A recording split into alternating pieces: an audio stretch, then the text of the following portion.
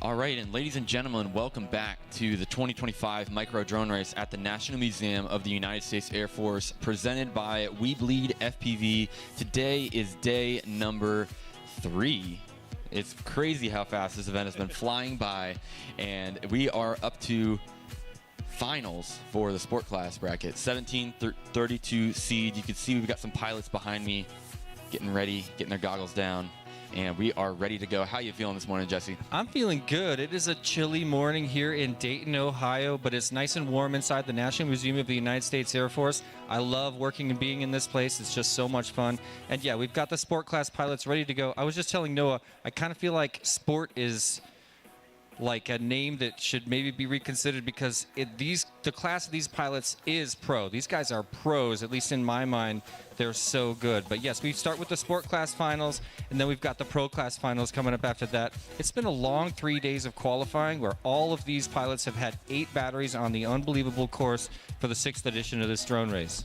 That's right, and we do have our sport class bracket to show as well, which is what we're going to be running through today here. As you can see, we have our first heat, which is actually a pilot sitting down at the blocks now. That's Pigeon, R3, Flying Sharks FPV, and Alien. You can also see the seed information on the left side of your screen there. If you're wondering how these pilots are feeling going into their race, that little number to the left might tell you a little bit more about that information. That's the seeds 1 through 16, and that's based off the qualifying leaderboard, of course. So keeping that in mind, we are going to be getting started with 1 practice battery, and then immediately after that getting into these first round of pilots race battery, which is really, really exciting.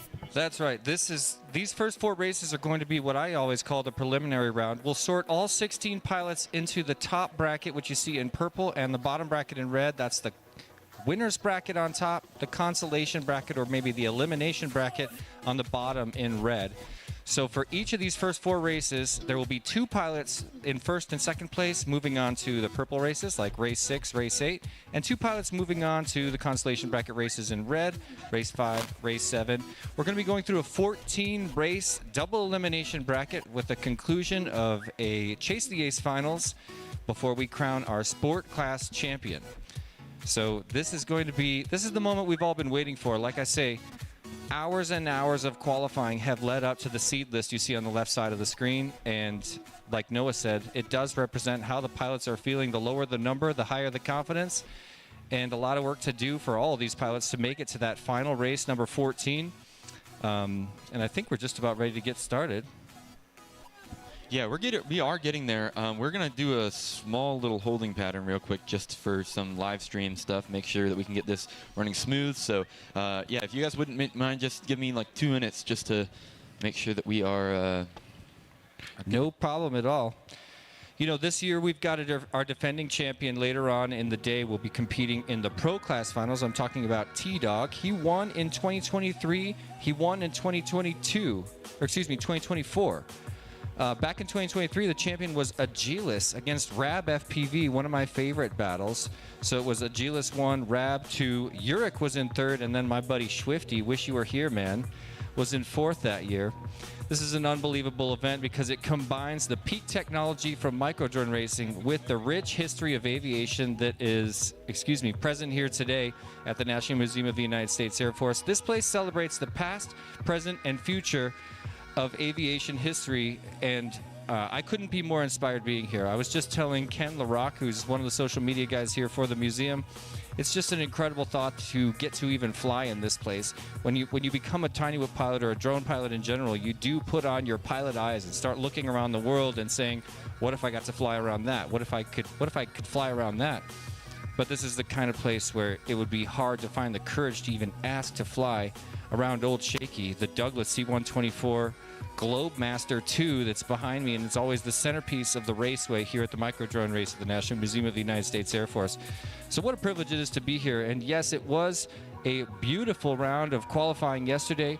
We had, let's see, when I started yesterday morning, the top seed was Screecher, and we watched a dramatic battle unfold for the TQ position here at the Micro Drone Race. Like I say, Screecher held it for a while. Maybe we can pull up the seed list really quick. Maybe not. These guys are working on the live stream. Anyway, Neon moved into the #1 spot early and was the first guy to really upset the list by not just getting to the top of the seed list, but then improving on his time over and over and putting the gap between him and second place more and more. Then Proximo came along and jumped all the way up to the top of that list late in the day and improved upon his time twice in a single battery, extending his TQ lead in front of the entire pack, this sea of giants and the unbelievable skill pool that's here today. Then T-Dog came along, worked his way up, and wound up in second place behind Proximo and in front of Neon, which was another big upset and an awesome accomplishment for him. And it was one of those races that I recommend anybody goes back to the qualifying and watch what goes on, because you can tell when T-Dog comes out and when there's different T-Dogs out there, and I'm lucky enough to have gotten to watch him race a lot over the past 5 years, and watching him come out and perform the way he did in that final qualifying round was a true pleasure. How we doing, Noah? Looks like we're doing better. Just had to kind of pull some stuff back on the stream, kind of make sure that it's running a little bit smoother for everybody today so that we can get the best possible quality of the racing action for everybody joining us on the interwebs. But we have 4 quads on the line, as you can see there on the launch camera, and this is just a practice round, so we got to remember that, Jesse. I know we are, you know, ready to go. It's always a common thing. All right, here we go, pilots. Arm your quads. Starting on the tone in less than 5.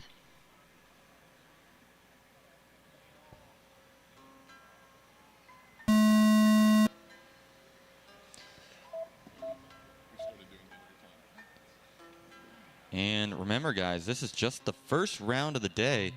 This is only a practice round. I'm riding along with Pigeon. He's the high seed in this one, Jesse. Yeah, 3rd seed here in the sport class bracket. And I was going to take a minute, if you don't mind, during practice round and just talk about a few of the stats we've got ready for today's main event. And I want to do a big shout out to our master statistician and mathematician working on the back end, none other than Cha-Cha, my buddy Cha-Cha FPV. You guys might know him if you've met him at Whooptopia.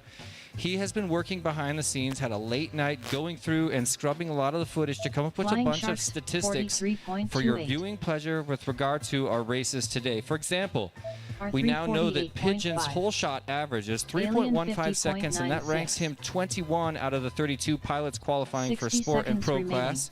On the consistency index, he ranks with a 14th out of 32 pilots. That's 91.3%, and that is a statistic that averages the percentage of their average lap time against half of their fastest 2-lap time, meaning it can tell you how consistent they were in their past 2 batteries, their last 2 batteries of qualifying versus their fastest qualifying time.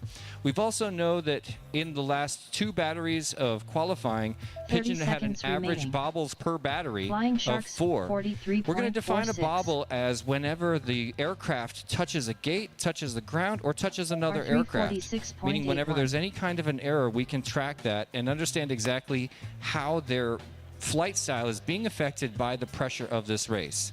Looks like 10 we're just finishing up seconds remaining. practice here. That's right, and this practice round is a 2-minute practice round, Alien so pilots 59.22. can finish their lap after 2 minutes. And there's the timer there. Time's So up. finish your laps, pilots. Finish your lap and then land. So yeah, all kinds of new stats that we'll be talking about throughout the day today. I'm pretty excited, and I would really love to hear feedback from the chat here in the Cincinnati Quad Racers YouTube channel. Shout out to all the people joining us in the chat, and thanks for being with us wherever you are across the world, joining us here in Dayton, Ohio at the National Museum of the United States Air Force. We're on a mission to hit 200 likes on the YouTube channel today, and I would really love to ask your help for that right now. I'm busting out my phone. I'm Race making over. new accounts. Just kidding. And yeah, I'm going to go ahead and like it right now, and I'm going to say what's up in the chat just to prove that I'm doing it. It's Championship Sunday, ladies and gentlemen. Thank you so much for being up early to join us with us, and thanks to the 16 of you, no 18, no 20, that have pushed us, let's say, liked the smash button. Thanks to everybody for being a part of helping us game the YouTube algorithm. You guys know, like I said yesterday, that helps push this race out to all of our friends around the world. Fans of FPV will find this in their feed, and they should, because we want them to see that this kind of thing even happens. We're at the National Museum of the United States Air Force. We got old Shaky behind me. You can see in that picture right there. That's a Douglas C-124 Globemaster II. Old Shaky, one of the great cargo planes from the Vietnam and Korean War era, now retired and, of course, stationed here in, are we in Hangar 2? We are in Hangar 2 of the USAF, of the National Museum of the USAF. What an incredible privilege it is to fly around such a rich history of human aviation present here today. And during our breaks, we also get to walk around and cruise through these 4 gigantic, unbelievably huge hangars. And you'll get another glimpse of this hangar from the other direction when we look at the pilots in their pilot seats. Yeah, so Jesse, this is a 2-lap race for our sport class pilots, and we are getting ready to go with the first round. This is an official round. Like I said, we're doing only 1 practice battery that's back-to-back with the real-life race here for our sport class championship. It is almost 10 a.m. right now. Museum is just waking up for the morning, and we're starting to see some spectators pass through the halls here. If you are just passing through, today we are crowning a champion in both our sport and pro classes, and it looks like we got 4 thumbs. Here we go with the first official heat of the day. 2 laps for these pilots. Arm your quads. Starting on the tone in less than 5. Very good. What a launch to race number 1. Yeah, and here we are. I'm looking at Pigeon. Pigeon is out just about a gate in the lead of R3, and Flying Sharks FPV following close behind. Pigeon flying nice and smooth now in the undercarriage section underneath Old Shaky. There's his corkscrew into the hyperdrive and looking nice and smooth. Not quite hitting the center of these gates, but early in the ratch here, he looks quite comfortable. There's his slalom dive, or slalom cork, which I think maybe we should lean towards the slalom cork. You make the call. No, it's your course. What do you I'm here like? for it. I'm here for it. Either way. And it looks like we're taking R3, Pigeon, and Flying Sharks FPV up through the wreck descender and down into that final corkscrew gate. Pigeon comes around first with a personal best lap of the day, 42.47. R3's in second, but he's got a bobble coming out of the plane, and that's going to leave some room for Flying Sharks FPV to take the lead, going up through the weeb lead wing over section. 60 seconds remaining. And into our beta FPV dive gate, but Flying Shark FPV makes a mistake, and that's going to be giving us a battle. We got Alien, Flying Sharks FPV, and R3 all battling out for that second spot as Pigeon is out in first on lap number 2.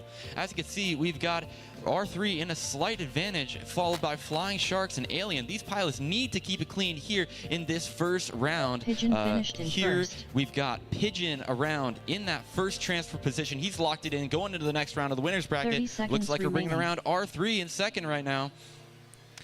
There it is. It's official. R3 just a couple seconds ahead of Flying Sharks, and there's Alien right behind him. The battle for second was real, and it mattered because that's going to make the difference between pilots going to the winner's bracket or the consolation bracket. Flying Sharks just seconds, and Alien just seconds behind the line, keeping it alive in the consolation bracket, but they're not out yet. We will see them in the consolation bracket, a.k.a. the elimination bracket, in just a few heats. Yeah, that was quite a finish there. Flying Sharks FPV only 0.53 seconds behind our second place finisher, R3. Very close, and they just came to town some last lap bobbles for Flying Sharks, I believe. Both him and R3 had some bobbles going on to that second lap.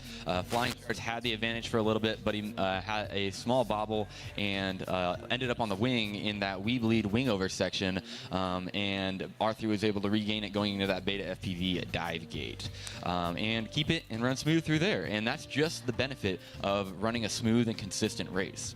So now we are going to go ahead and bring up our next group of pilots in the bracket. Let's go ahead and take a look at the bracket and where we're at. Well, we're about to bring in Cube, Footloose, Mez, and FPV Yeti, and these pilots are quite contrasted when you look at the states. On the one hand, Cube is the lowest bobbles per battery we've seen, only 1 on average coming out of his last 2 qualifying rounds. He also has one of the most consistent flight styles, ranking 3 out of 32, and that does include all the pro pilots. On the other hand, Cube does have one of the slowest hole shots, and we'll see how that affects him, meaning he's good in qualifying. At least in qualifying, his hole shot was quite slow. Maybe he'll turn it up right here in finals, but he's ranked 29th out of all the 32 qualifying pilots with an average hole shot time of 3.7 seconds. By contrast, FPV Yeti has a much faster hole shot, 2.5 seconds, but has 3 times the average bobbles per battery and is considerably less consistent with a consistency index rating of 79%, ranking him 26th out of the 32 pilots. So there's a big contrast there, and also a contrast in terms of their seeds, but we'll see how that actually plays out, because things do change when the pressure's on here on race day. It's all different when you're days away from it. Here's a look at our bracket so far, and you can see that we're moving pilots around. Pigeon and R3, who got first and second place, going to keep it alive in the winner's bracket, race number 6, and we'll revisit with Flying Sharks and Alien sooner than that in race number 5 in the second round of this double elimination bracket. Yeah, Jesse, and that first round went exactly to the seeding order in that case. It's very interesting how that goes. Like I said, I mean, the finish was very close, but the seeding order did still ring true in that result, and we will see that's not going to be the case for everybody here today. Absolutely. The seeding order does matter, and in an ideal race, you know, you kind of want things to follow the seeding order in the preliminary round so we don't lose any big names early and we don't keep any small names too long. Sorry, I don't know how to say that better. But what I'm saying is we want the best pilots, we want the best pilots to meet later in the bracket towards the finals, right where they belong when we set up for the perfect championship race. Yeah, and it looks like we've got 4 pilots on the line, so we're getting ready to go for our next round of practice. Remember, this is only practice, so pilots, Arm your quads. Starting on the tone in less than 5.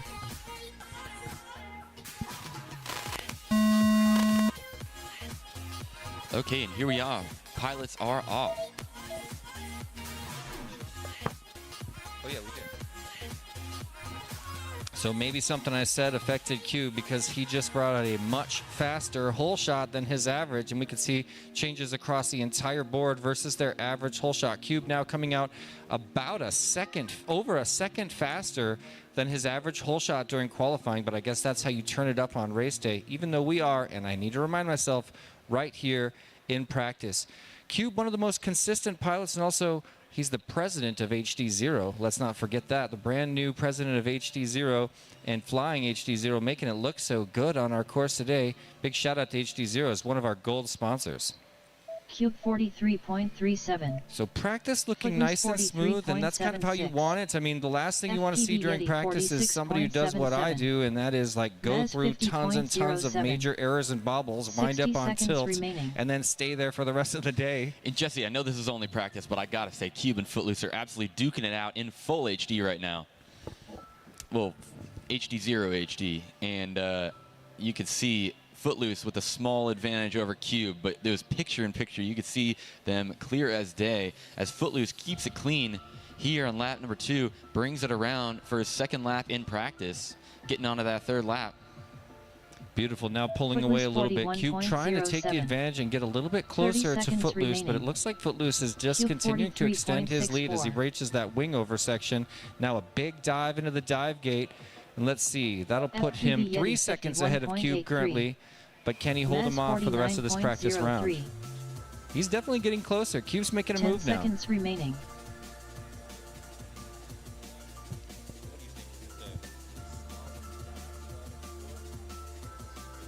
Time's up. Finish your lap and then land. Okay, pilots, that is time. Go ahead and bring him in once you finish your lap. Cube 38.31.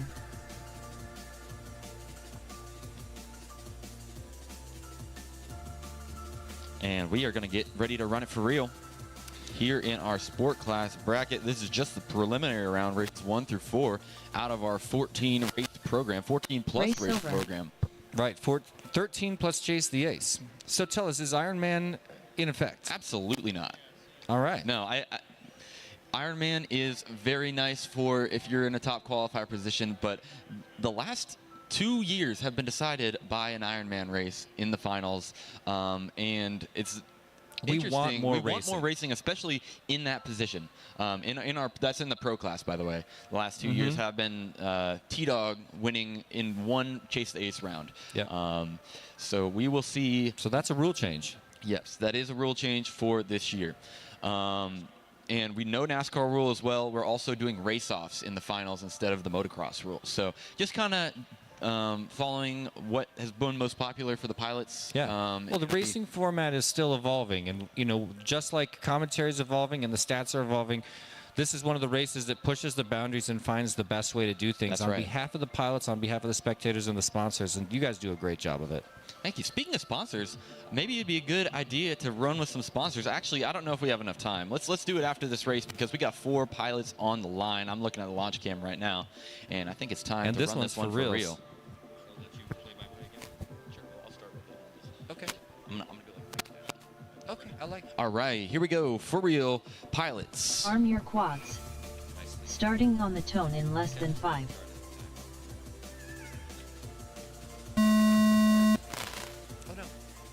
Oh no, looks like Cube had a little bit of a delay on the line getting off, and he is on his way now. So all 4, here we go. This one is for real. Looks like we've got Footloose and Mez duking it out, going up that We Bleed wingover section into the Beta FPV dive gate, around the slalom pole and into our double cork section. Looks like Mez has an error and he's underneath the C124. Oh no, Mez might be stuck. Video's bad for him. We're bringing around Footloose right now in a solid lead by just about a gate or 2 over FPV Yeti. Makes a small bobble in the dive gate. Ooh, Cube is right there too. He had that slow start, but he is right there battling with Footloose as we move into the end of lap number 1, getting on to lap number 2. Here comes Footloose. Wow, what a rough start Footloose for Cube. lap 1 in Footloose now in first. number 1, but Cube pushing Cube hard lap to 1 catch in up with him. second. We saw Yeti was right there. In fact, FPV Yeti Yeti lap running 1 in first place third. for the better half of the first lap, but then falling a little bit back as now we battle between Cube and Footloose in the front position. Look at these guys 60 side by seconds side. Footloose remaining. with a very short advantage right now. Cube trying to make a move. Cube has a faster seat and looks like he can't get ahead. Is it going to happen still? Side by side camera. There's Yeah, Cube making that the was the move into the pass. front. And I just saw Yeti go down in that We Bleed section, so he is the one that's pushing on the back of those 2 for the transfer position, and they are in a little bit of a gap right now. So we're bringing around Cube right now and Footloose to make it official. Cube finished in first. Bravo, Footloose pilots. That finished was in an second. awesome second race of the 30 day. A seconds huge remaining. battle between Cube and Footloose. Yeti was in it for a long time, too. FPV And an Yeti unfortunate finished in start for third. Mez, but we're not going to say goodbye to anybody this race. We'll see them in race number 7. Yeah, what an excellent race. And again, as we saw in that practice round, Cube and Footloose, we Race were over. neck and neck, and they were really pushing on each other. I have no doubt that they were easily able to see each other, and it looked like they were pushing for that first place, although they were both in a position where all they had to do was just make a clean lap and finish it out, and thankfully they were able to do so. The thing that's interesting about the stats on this one is Cube, notoriously, we mentioned it before practice, he has a slower hole shot time than everybody, and we all saw he was parked on the block when all 3 of the other pilots jumped off. Cube was chilling for a second. He's also got one of the highest ranks on the consistency index, meaning that he makes very few mistakes, and that's exactly what happened this round. He started in the back, crawled his way all the way up to the front without any errors, and then won it. Yeah, and let's go ahead and take a look at our bracket after race number 2. And it looks like we've got Cube and Footloose. Again, our high 2 Cs, just like the prior race. This one is a 1, 2, 3, 4 finish according to those results there. And you can see Cube and Footloose moving on to meet Pigeon and R3 in race 6 in our double elimination bracket. And race 5 is full now with Flying Sharks, Alien, Mez, and FPV Yeti. Always feels good to start to fill out the bracket in the preliminary round. You can see numbers being added live on the screen. Yeah, Jesse, I actually think this might be a great time to talk about some of our sponsors. And first and foremost, it's hard to really gloss over the presenting sponsor of this event, We Bleed FPV. The We Bleed FPV community has grown so much over the past few years due to the contributions of We Bleed and the way that they support micro drone racing at events like this, coming in at the highest level with the largest contribution and being that presenting sponsor. Huge shout out to We Bleed FPV, growing that community every single event. Absolutely. Like we have everybody here knows, We Bleed FPV is the title sponsor at, I want to say, almost all the big events. They come through and really want to pump money into the big events and make it something that everybody can have a blast doing and bring the community together, create more adhesion. So thank you so much for being the title sponsor, the presenting sponsor of the Microdrone Race at the National Museum of the United States Air Force. Visit WeBleedFPV.com. That's right. And if we could go ahead and move on to our platinum sponsors. I'm kind of moving on to our platinum sponsors.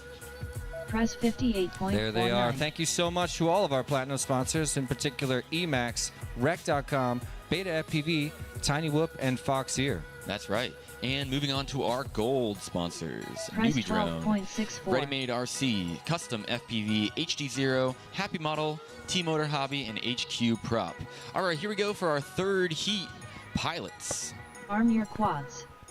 Starting on the tone in less than 5.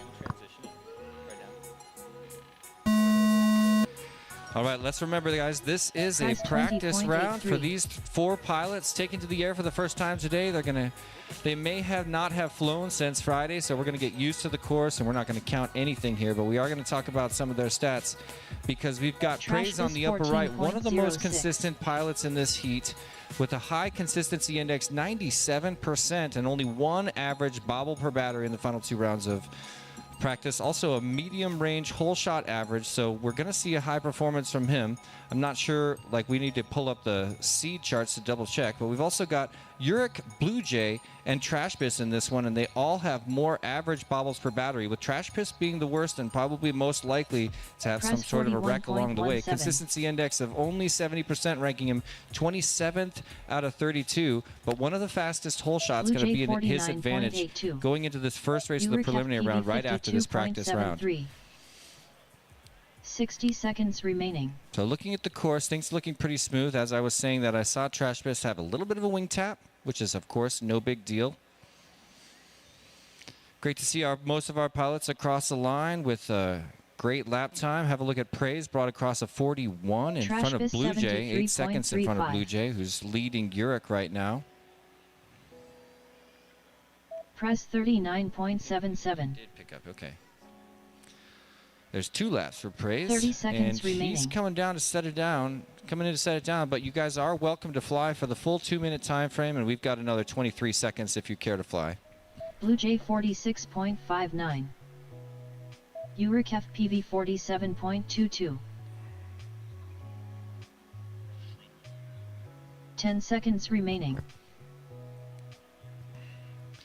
So as predicted, Trash Piss fastest one off the line, but a little bit more Time's up. errors than the other pilots, setting Finish him your back lap pretty and far then during land. practice. But none of that counts for realsies.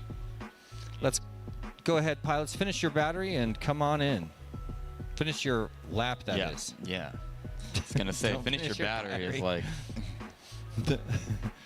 Hopefully nobody's flying those We Bleed FPV 465 milliamp hour batteries. The big ones, you could fly for a few minutes on those. Blue Jay And 47.22. Technically fly forever. Race over. Yeah, technically. And there is our practice round as we shift over back to our camera feeds. We're going to get ready to grid these guys up again and send it for real this time. We're going to see how this goes because we saw some pilots have a good round and other pilots have a bad round. Like Trash Piss had a few big crashes on his first lap in that practice round. How's that going to affect? Is that what he was looking for? How does he respond to that adversity?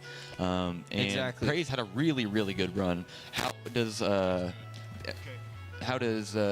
FPV and Blue Jay make that the most of that and be able to capitalize off any mistakes that the higher seeded pilots, or I guess lower seeded pilots, make? Absolutely. It's always a balance between consistent, controlled flight versus pushing the limits of what your skill is depending on the needs of that race in particular and the traffic around you. So I don't put it past any one of these guys. It is an important race. I'm going to swap batteries here. Okay, I'm doing it.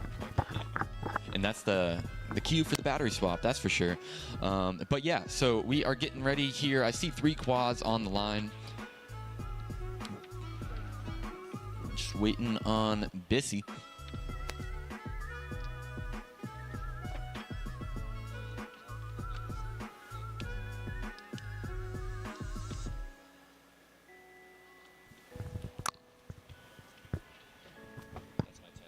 Yeah, that's your test right there.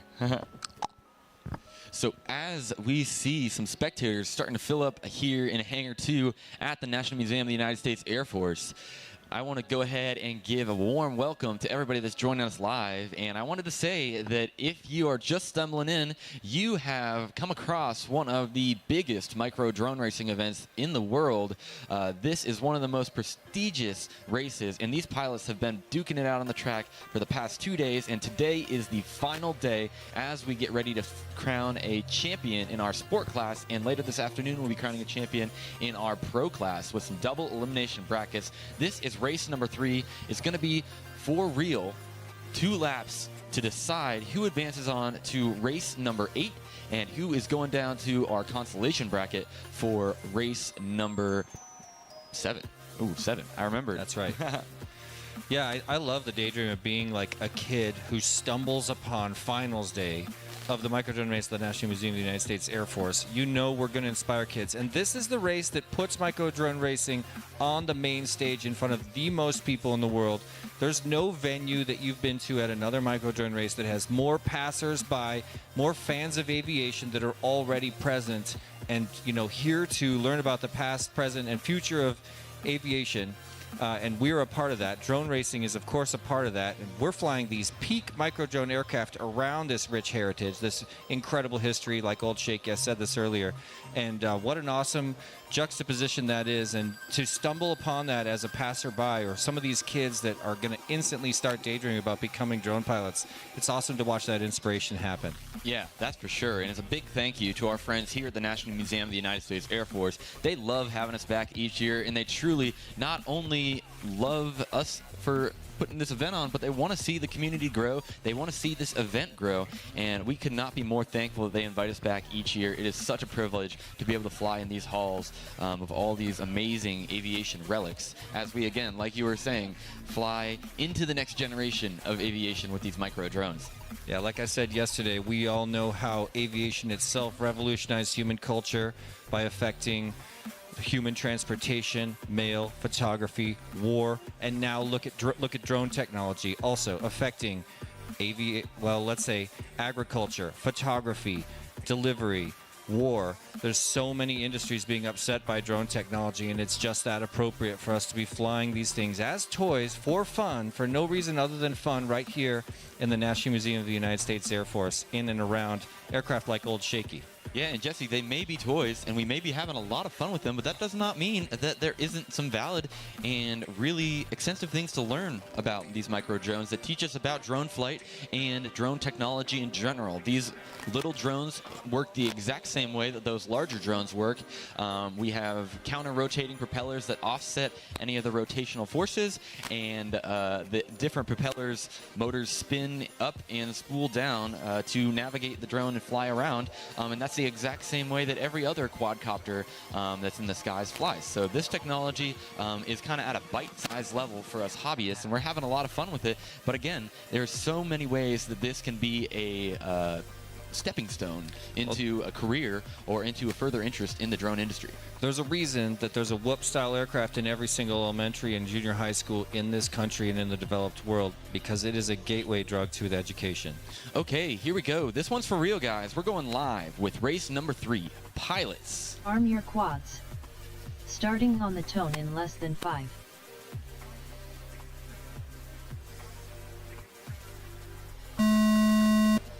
And there we are, 4 away. I just love that perspective of the launch cam. As you can see here, we've got Praise coming around first and Trashbis along in second. Looks like we've got, Yurik FPV out. He actually might be in first in front of Praise. Yurik FPV, he is the third highest seed in this race. And so to have him out front, he's definitely got his foot on the pedal right now. And going forward, looks like Praise may have just made the pass in front of Yurik FPV, but Yurik is right there. And it looks like Trashbis is about 2 gates behind from that transfer position. He is riding in 4th right now, so that is our lowest seed, most likely to win in the final in 4th position. So we'll see if Trashbis can make that comeback here on lap number 2. This is only a 2-lap race, so if it's going to happen, it's going to happen on this heat as Trashbiss makes the pass on Blue Jay, and we watch Yurik FPV and Praise send it into the double cork section. Such a close battle between Praise and Yurik, as now Yurik starting to pull a little bit closer to Praise, who moved in front of Yurik just a few course features ago. A lot of pressure on as we bring Praise over that wing for the last time. 2 more course features for Praise. There's his cork into the mouth of Old Shaky, making it official with first place for Praise here in the preliminary round. And there's Yurik FPV, who's finished up with second. An amazing run for Yurik. He was, again, the third highest seed, or the second highest seed, statistically not likely to advance, and he's able to make that advancement spot and get in front of Trashbiss, who looks like he might have had a rough run there, as he is rounding out the race in 4th. Let's also not forget that Yurik was actually 3rd place 2 years in a row in the pro class bracket of this very event, 2021 and 2022. Yurik's an old school pilot, and he has performed extremely well.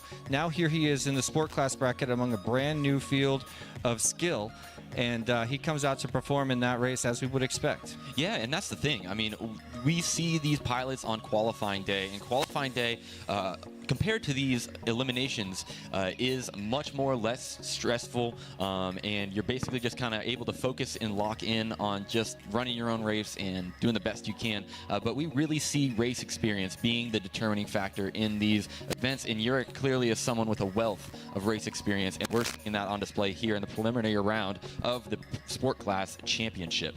As you can see, here is our bracket filled out after 3 races. Race number 3, Praise in 1st, Yurik in 2nd, Blue Jay in 3rd, and Trashbiss in 4th. Well, 3/4 of the way through the preliminary round, and we're going to know how everything's going to start to shake out throughout the rest of the development of this double elimination bracket. We're going to go into our final round of practice now.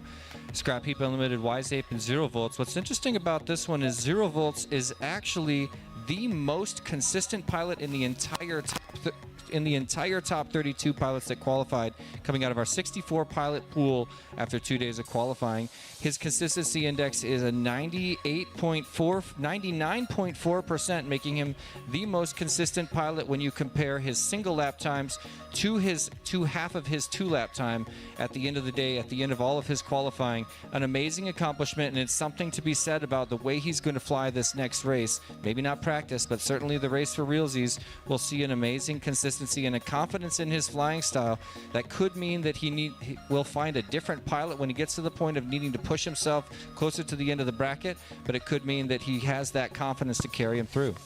Yeah, that's right. So our lineup for race number 4 is going to be Scrap Heap on R1, Unlimited on R2, Wise Ape on R6, and 0 volts on R8. It looks like all 4 of those pilots are here and on the line, and they're getting ready for that first practice battery. Let's go ahead and see if we can take a look at our launch camera as we are getting these quads ready to go for this launch. As you can see, we've got FPV gaps down there, plugging in, making sure everybody's situated with their preference. It's not required to use the launch stands, but many pilots opt to. But all you have to do is tell the wonderful FPV gaps where you'd like to be set down on the tray. And looks like 3 out of the 4 pilots are opting to try out the launch stands in this round of practice. Do you like the launch stands? I personally do. You know, these are the stands, obviously, that we use at our local races, and I really do like these stands in particular, at least with my whoops. They don't tend to, like, slide off or anything like that, and it seems like a safe angle. But launch stands are not for everyone, and sometimes it just adds a little bit of extra complexity to the launch, and sometimes it's easier just to be simple and know what's going to work for you instead of maybe risking sliding off the blocks and having a shaky start to your race. Exactly. There's a muscle memory to launch for a lot of these pilots, and you find the guys that have the fastest or the highest hole shot ranking on our scale is going to show pilots that have an extremely tight muscle memory when it comes to getting off the block. Okay, here we go for race number 4, or round number 4, but this is just for practice for these pilots. Arm your quads. Starting on the tone in less than 5. Ooh, looks like there was a bit of a flip off the line. That looks like Unlimited. 154.86. Don't know if he has a motor not spinning or a prop on wrong or something like that, but it seems like maybe that back right motor is causing him some issues right now. Not what you want to see in the Pro Class bracket, but thankfully this is just practice, so he will be able to troubleshoot that issue and see if he can get back up in the air for the next race, which will be good for him. Beautiful flying at the front of the plaque by our leader here in this practice round, Scrap Heap, leading in front of 0 Volts, who's had a few recent bobbles as Scrap Heap starts to scoot ahead, getting ready to round out lap number 1. Scrap Heap comes across with a 36.57. Not a bad lap for opening lap on practice day after a gap from your qualifying day. Yeah, and he looks like he gets a little turned around getting on to lap number 2, but he finds his way, and he's on to his Weebly wingover section as we look at Wiseape coming around to the mouth of the C124 to round out his first lap. 60 seconds That was remaining. 55.65. Wiseape 55.64. So Scrap Heap kind of carrying his characteristic 0 flight volts, style we've seen for the 62.94. entire qualifying day. He's got one of the lowest bobbles per battery in his qualifying rounds, less than 1. So about 0.5 bobbles per battery is very good. This is a pilot that flies within his comfort range but can still perform within that. I wanted to say, I saw your note, Dan, and we will also be doing bobbles per battery during these double elimination brackets. So it looks like Unlimited was able to get on the remaining. way, which is good news because sometimes having the practice battery is the difference between being able to advance in the next battery or not. You know, just being warm and kind of being able to shake some of the nerves out and feel out the track is a huge advantage. So if you have to sit out your practice battery, it may be more 0 difficult volts, to advance in your 42.89. actual heat following that. 10 seconds That's why remaining. it's awesome to see all 4 pilots did indeed get up, cover some ground. And there are some changes according to what we would have expected from the stats. I said a Time's second up. ago, there's time, finish your laps, lap and then pilots. land. I said a second ago, 0 Volts, the most consistent pilot on our index here today, even between the pros and the sport class pilots, but having a much less consistent round this time. That's what practice is all about. That's what it's supposed to do, and we're going to see how much it can help our buddy Steve. Looking at Unlimited on the upper right, we saw a very early bobble for him right off the block and then getting stuck after that. And as I'm speaking, another bobble once again. Looks like we've got a quad on the wing, Scrap Heap's quad. We don't know where it is. We'll find it in just a minute. But yeah, I was talking about Unlimited. One of the highest bobbles per battery average, meaning in his final 2 qualifying Wiseape rounds, he averaged 56.3. 4.5 bobbles. And again, we're going to define that as actual contact with a gate or with the ground or very rarely with another quad. So Unlimited high bobbles per battery. It turns out that 56.56. average is reigning true for at least the first lap for our friend Unlimited. Come on in, Matt. Bring it on in. Race over. Well, there it is here in this practice round, our final practice round of the Sport Class Championship here at the Microdrone Race at the National Museum of the United States Air Force. And it's going to end with a little bit of a rescue mission as we've got one whoop, ran out of battery on the way back from our buddy Scrap Heap. And he believes he's parked on the wing of Old Shaky. I'm going to guess the left wing. There it is. We got a view of it thanks to Unlimited. Unlimited is going to park it and maybe push Scrap Heap off and slide down the wing from the look of it. This is a serious rescue mission and it's a test. I mean, he's pilot. Oh, I think you touched him there. So close. I mean, the high camera angle is not helping. It's time to get the stick, guys. Okay, turn slowly. And now we got 2 stuck. Just kidding.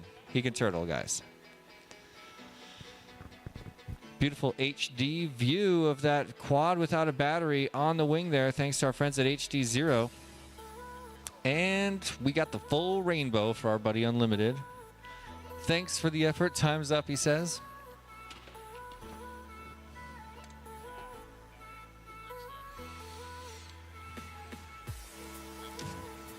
Well, I wish we had a camera over there to watch this rescue mission because it's one of my favorite parts of the Microdrone Race at the National Museum of the United States Air Force.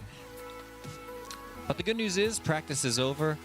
From here on out until we crown our sport class champion, it's nothing but racing for reals.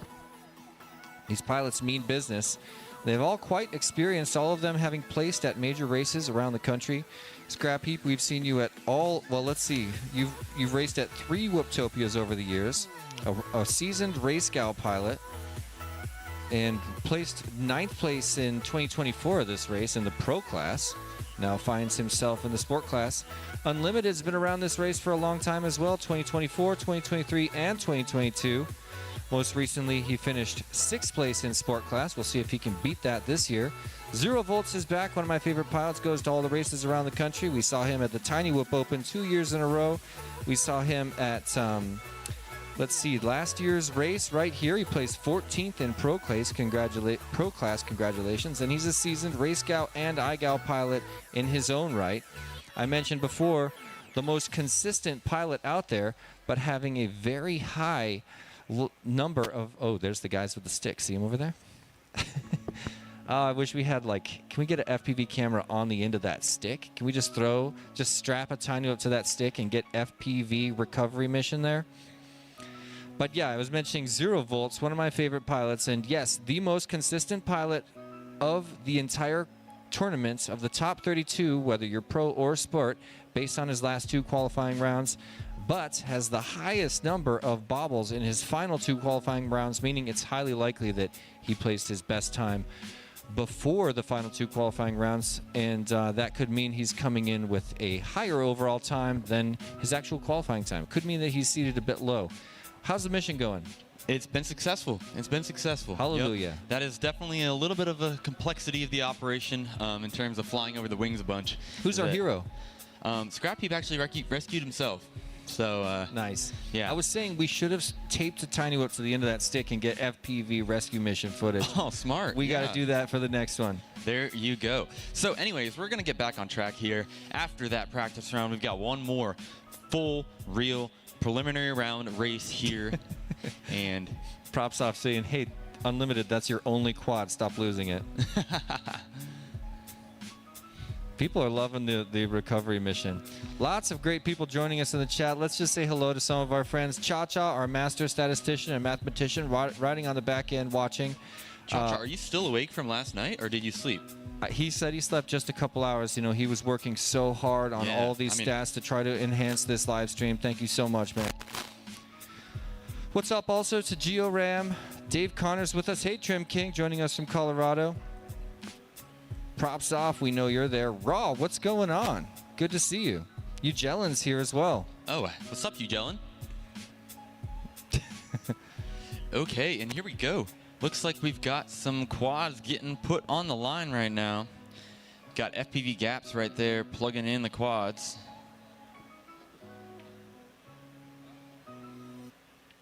And we are getting ready to go again. You can see there's Scrap Heap. That might have been the quad that was on the wing. If it was his only one, right. It has to be. Yeah, well, that was Unlimited. Oh, you're right.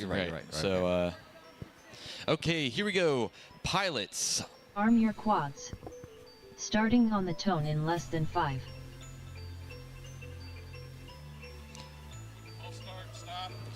Okay. Stand by, pilots. False start. All right, so we are going to try Race that over. one again. One pilot came off the blocks and actually hit some other pilots. And a lot of other false start situations where just one isolated pilot launches off the block, you know, we can run it and they just come back. But in this case, we're going to rerun it. Here we go, pilots. Arm your quads. Starting on the tone in less than 5.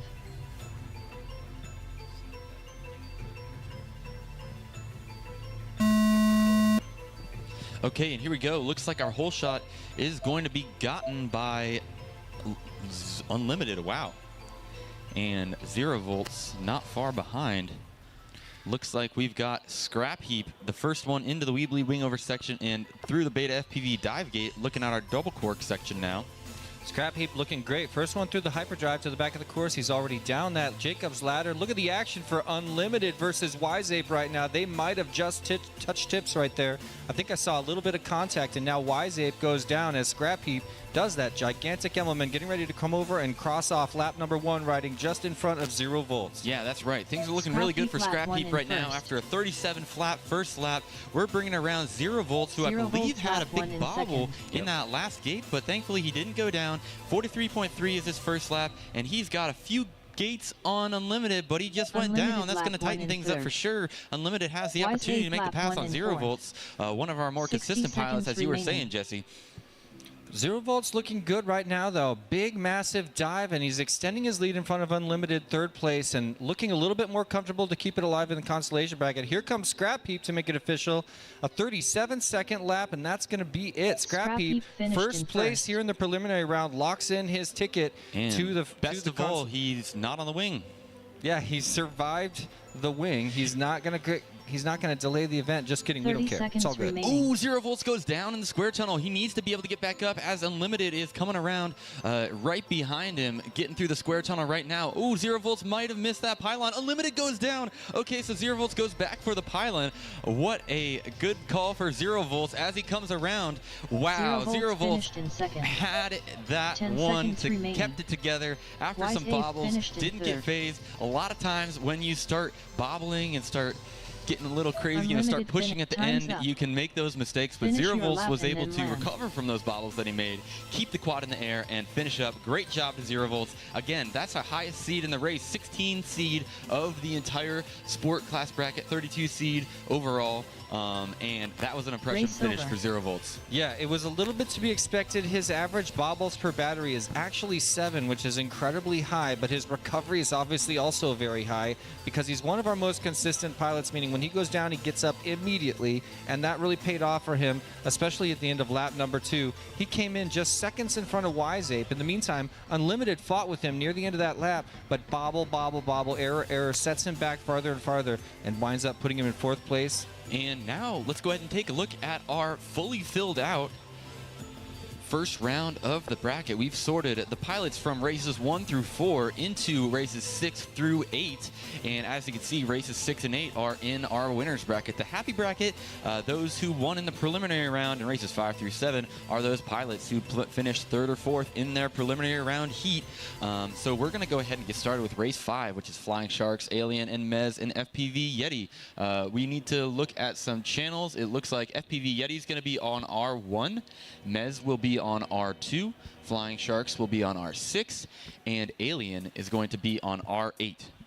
These are all pilots that have been champions, not all of them, but I want to say most of these guys have been on the sport class podium or higher at this event. Mez was there, Flying Sharks has been near the top, Yeti and Alien, we know you guys have skills as well. And now look at this. We've already at the point in this double elimination bracket where we're going to have to say goodbye to 2 of our friends today.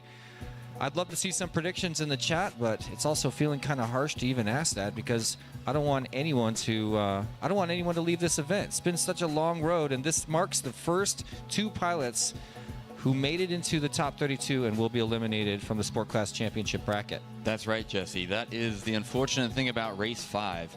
Now, as it comes to making a prediction for the final 4, what did we learn from the first 4 races in our bracket? And the first thing I want to say is that Scrap Heap is looking really good. He's the TQ for the sport class, and he was able to put down a really clean run and won that last round by a pretty wide margin. I'm also looking at 0 volts in that race. I honestly think that with that consistency, it could be the key to finishing a lot better than he placed. Well, going into race number 5, this elimination bracket is the first race where we've got some stats about the number of bobbles each pilot has had in the preliminary round right here outside of qualifying and within the actual race, and they're all pretty equal. I'm looking at Flying Sharks, Alien, and Mez all only had 1 bobble in their first heat on this race course. On the other hand, FPV Yeti faces 3 bobbles in his first pack on the course. That doesn't mean anything. It could be just a little bit of that extra practice getting the shakes out of your thumbs, but we'll see how much that comes into account here today. For sure, Jesse. And we are just getting these pilots all situated and comfortable, and then we're going to get them on and plugging in to get started with race number 5. If you are just passing through the halls here at the National Museum of the United States Air Force, you have stumbled upon one of the largest and most prestigious micro drone racing events in the entire world. This is the 6th edition of the micro drone race at the National Museum of the United States Air Force, and is by far our most stacked event yet, with pilots flying in from all over the country and even internationally. to come and compete here today. We're in the middle of our sport class bracket right now this morning, and later we're going to be doing our pro class, which is the top 16 pilots. So if you're going to be around later today, I'd highly recommend checking it out, because that is going to be some insane flying from some of the top pilots in the entire world. Well, we're here at the National Museum of the United States Air Force. You can see these unbelievable pieces of aviation heritage surrounding you as a spectator of this entire event, or as this museum. Why not watch some of the greatest minds in micro drone history flying against each other later today? And of course, coming up near the end of the sport class championship bracket in just a few minutes as we work our way through this bracket. Now going into our elimination round, I can see the pilots being plugged in by our pal FPV Gaps. And for two of these pilots, this will be their final battery on this beautiful raceway. Yeah, that's right. It's an unfortunate thing. You know, we say it every race, but if we didn't have to do this, we wouldn't. But unfortunately, we do have to crown a champion, and in order to do that, we do have to eliminate pilots. These are all some of our best friends, and we hate to see them go. But here we go. Looks like we've got 4 thumbs. So pilots, arm your quads. Arm your quads. Starting on the tone in less than 5. Wow, it's a quick launch. All these pilots know what's on the line. This could be the first battery if they don't make it across the line, or their last battery on the track if they don't make it across the line first or second in this heat. I'm riding on board with FPV Yeti right now as he makes a big correction and hits that engine nacelle as he is headed towards the Beta FPV dive gate. Thankfully, he doesn't have to use his crash flip at all, and so he is in good shape and able to, looks like, maintain the lead. And looks like Alien went down. He was riding in second place coming out of that hyperdrive tunnel. Looks like Mez is in second now, followed by Flying Sharks. Alien, who is recovering from that bobble in the tunnel and getting on his way in that left ladder down. So here comes FPV Yeti around the front there, followed by our friend Mez. Mez looking nice and strong. We had some major errors by Alien and Flying Sharks, who were considering making a pass on FPV Yeti, but now Yeti flying farther and farther away in first class. He's already through the dive on lap number 2 after the wing over, going to the undercarriage section, and the closest action he's got is Mez. So we'll see how hard Mez needs to push to keep in front of Alien and Flying Sharks, who are continuing to find errors at the back of the course. Looks like our video for Mez looks a little bit rough. His is probably better than that. He's trying right now to stay in front of Alien, pushing harder and harder to try to catch up. Yes, that's right. And if Alien's going to make a move, this is a lap he needs to do it on, as he makes a small bobble going FPV into Yeti our slalom and dive section. And Yeti comes around, locking it in with a 42.36. We're bringing around Mez in second place right now. He's looking pretty good, and he is coming around and going to go ahead and finish this one up. Congrats to Mez. So that means that our friends Alien and Flying Sharks FPV, unfortunately, are going to be dismissed from the event, although it's been a great time having them on the course here at the micro drone race of the National Museum of the United States Air Force. Unfortunately, looks like Flying Sharks FPV got stuck in some sort of banner and was unable to get out. We really like to see our pilots finish those races. Very unfortunate for Flying Sharks FPV as he is eliminated from the event alongside Alien. Well, Alien was only 3 seconds from keeping it alive in the winner's bracket, and it looks like it was a pretty big upset versus their previous stats in the current heat, or in the previous heat while they were in the preliminary round. All of these pilots sort of swapped their bobbles per battery average. We watched Yeti go from having the most bobbles to the least, and that paid off so well for him. In the meantime, you saw what happened to Flying Sharks and Alien. Bobbles were their death and set them back far enough, and a bobble can make the difference between 3 seconds, and that certainly would have kept Alien alive. But unfortunately, he is dismissed from the event. We're going to say goodbye to Alien as well as Flying Sharks. So for our next group of pilots, we got Pigeon on R1, R3 on R2, Cube on R6, and Footloose on R8. So as you can see there with our Sport Class Championship bracket, we've got FPV Yeti and Mez, who advanced out of race 5, now seated in race number 9 in our Consolation bracket as they try to keep it alive, moving on to our next round. And we're moving up to race number 6. Again, as I just announced, Pigeon, R3, Cube, and Footloose.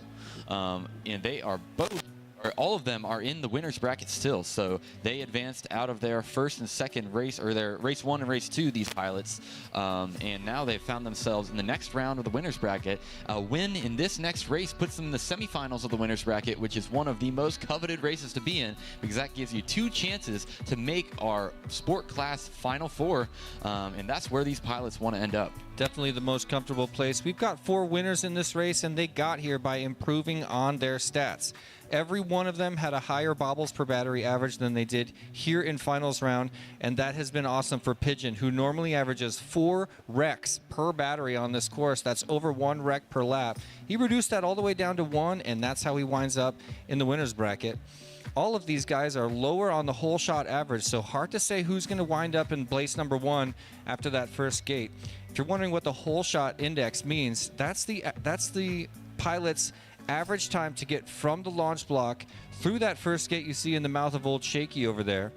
And it's different for every pilot. A lot of people have a different strategy, and sometimes you see the same guy who will always be the first one to punch it and get off the block, get through that first gate first, and try to take the early lead, which of course gets in the heads of all the other pilots and starts to add a little bit of stress to their life.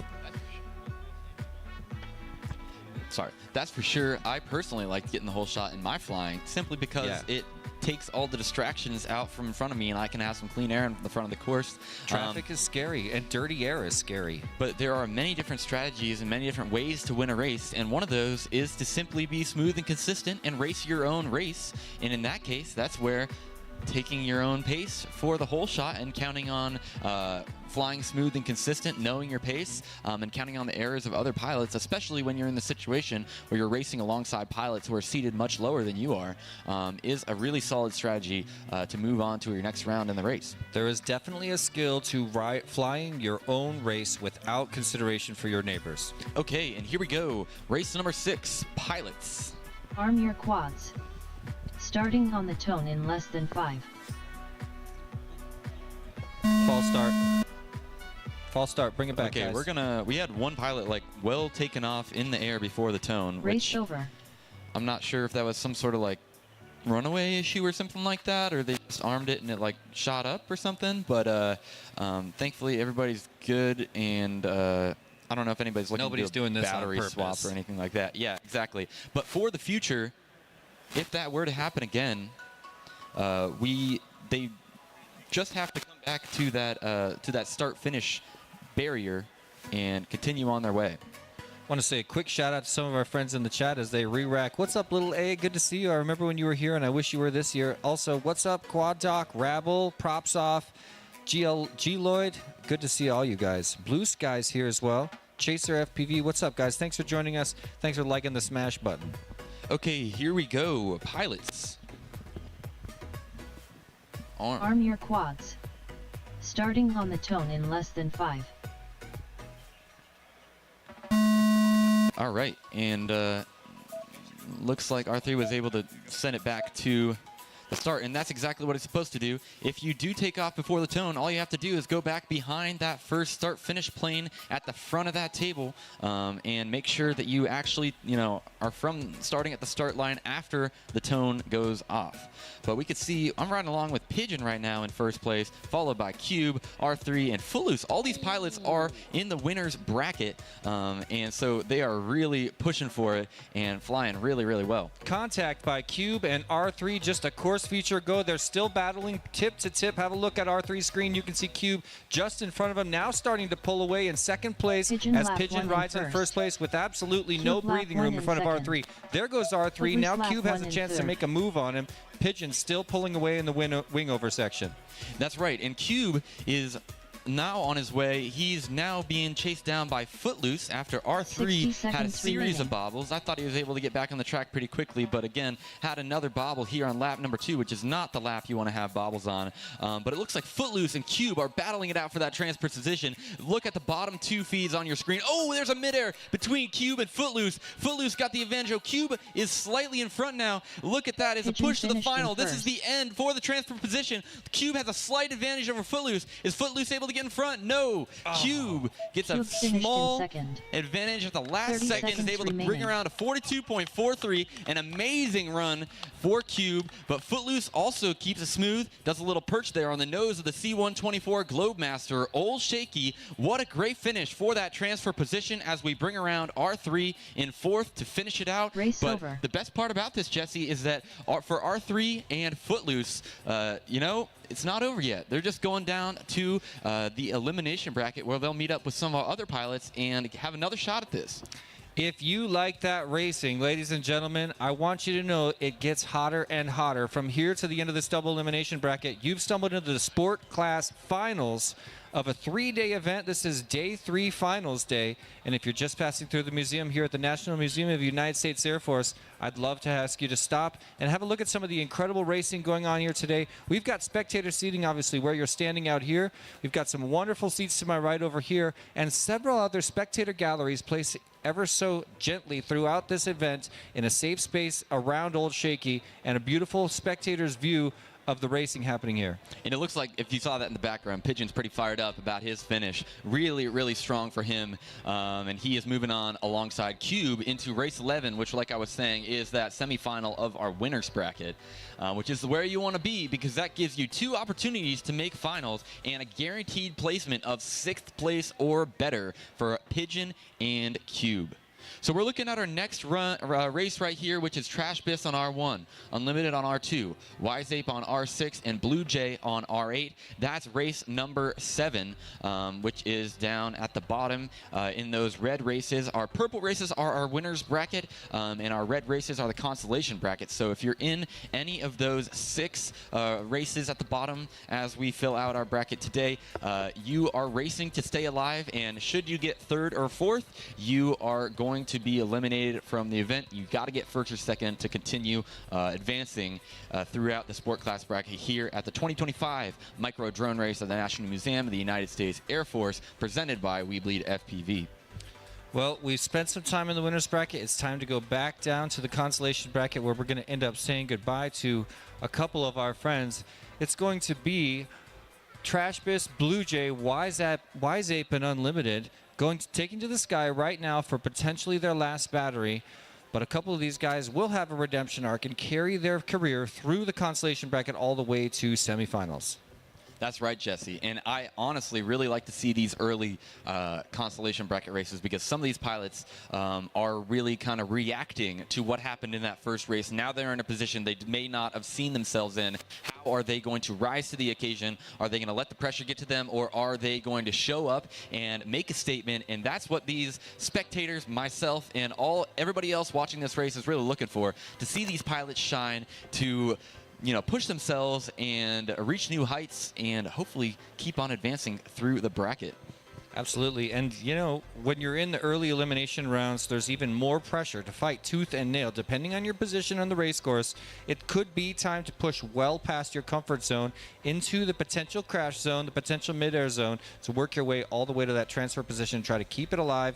We see a lot of that in the consolation bracket racing. That's why, That's why one of my favorite races is these early consolation bracket races. Obviously, race number 11 right around the corner, that's going to be an absolute heater with the fastest pilots in the sports class bracket. But when pilots are up against the wall and fighting to stay alive, they want one more pack flying around Old Shaky and flying around these incredible heritage aircraft in the National Museum of the United States Aircraft. They don't want to say goodbye to this awesome opportunity. And we're going to see that desperation come out in this next heat. That's right. As we see these pilots getting on the line, I've got 3 whoops down. There's props off. Putting them all down, and looks like they're good to go. Let's get some thumbs for good video. Okay, here we go, pilots. Arm your quads. Starting on the tone in less than 5. And they're off like a shot. As you can see, all these pilots making their way down the belly of the C-124 and out into the split S and ladder up section. This is a race to stay alive. 2 laps to determine if you're staying in the race or you're going home here at the 2025 Micro Drone Race of the National Museum of the United States Air Force. Looks like we had a midair early there in lap number 1. Unlimited was riding in first place. He's got some action, so it's hard to see exactly. There it is. Trash Bits moves into the 1 spot, and he's also accompanied by Blue Jay right there with him. Now, Blue Jay trying so hard to catch up. Have a look at the screen on the lower right. You can see Trash Bits flying just ahead. Now Trash Bits pulling away over the wing and getting ready to round out lap number 1 in front of Unlimited, who's now being chased by Blue Jay in third place, and Wise Ape is no slacker either. Right there in fourth place, chasing him down, and a true competitor in this event. Let's see if Trash Bits can keep it alive as he goes over this wingover section, just a moment ahead of Unlimited. Blue Jay right there with him as well. This is a tight elimination bracket race right now, and I'm seeing Trash Bits keeping an uncharacteristically smooth flight with less bobbles than normal as he heads for that rear section of the slalom dive. A little bit shaky, but he makes it through no problem. One more gate, and he's got action. Blue Jay sets it down, but Unlimited is there, and we're bringing around Wise Ape as well. Trash Bits has 2 more course features to keep this alive. Yeah, and Trash Bits again 30 had seconds that remaining. uncharacteristical Trash Bits finished in first. run as a high seed, or Unlimited as a favored second. seed in that first round. Blue He's Jay able to keep it finished in smooth. third. Unlimited brings it around in second. He is done. And Trash Bits Unlimited will Wise be Ape advancing, and finished in Blue Jay and Wise Ape will be unfortunately eliminated from the event. 10 seconds Congratulations to Wise Ape and Blue Jay. That's Race going to over. fill out our first round of eliminations from races 5 and 7 as we continue on with our sport class program. What a battle, and Trash Bits really cleaned it up. He had 4 bobbles in his previous race right here in the brackets, in his preliminary round brackets. He cleaned it up and it paid off. He's now moving on in the consolation bracket and keeps it alive. It's difficult to say goodbye to our friend Blue Jay. He's got a long track record flying at this event. He's been to every single one. He's the 3rd place pro champion of 2020, the 2nd place pro champion of 2021, and then he got 6th in 2022, 12th in 23, 11th in 2024, all in the pro class bracket, and that is a testament to the level of skill that has shown up at this event today. That's so true. So true, Jesse. And we are moving back to race number 8 now, which is going to be Scrap Heap on R1, Praise on R2, Uric on R6, and 0 Volts on R8. I'm really excited for this one, again, because it is a winner's bracket race. These pilots all are coming off a triumph in the first round. We're going to see who can keep that energy and run smooth and advance into that race 11 semifinal of the winner's bracket race, and who is going to be bumped down to race number 10 to meet Trash Bits and Unlimited in the consolation bracket. But this is a happy bracket, Jesse, so we're going to see some great racing. We're going to see some pilots pushing it really, really hard, and they know that worst comes to worst, they still have another opportunity in that lower bracket. And they've earned it. These guys had an awesome preliminary round with very few bobbles. I mean, let's see, 3 of our 4 pilots had no errors at all in the preliminary round. That's how you get all the way to this place. Praise, Uric, and Scrap Heap all with clean runs going through their first preliminary round race. 0 Volts here, but made it with 4 considerable errors in his first race, which is nothing to shake a stick at. Praise with by far the fastest hole shot, and expected to get in front of these guys early in this heat. Yeah, I'm really excited to watch this, Jesse, as we see our pilots getting seated at the pilot stands there in the background of this feed. There they are. Yeah, I do love this angle.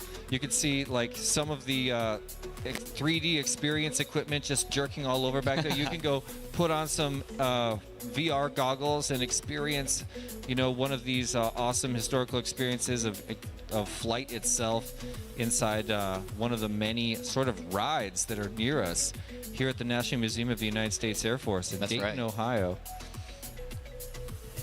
And we can see our good pal Propsoft back there getting to work, plugging some quads in here on the line, talking to our pilots. This is the most epic launch cam of any race ever. You know, that was the one thing. This was very similar to the launch cam that we did at the 2022 race, and I thought it was super cool.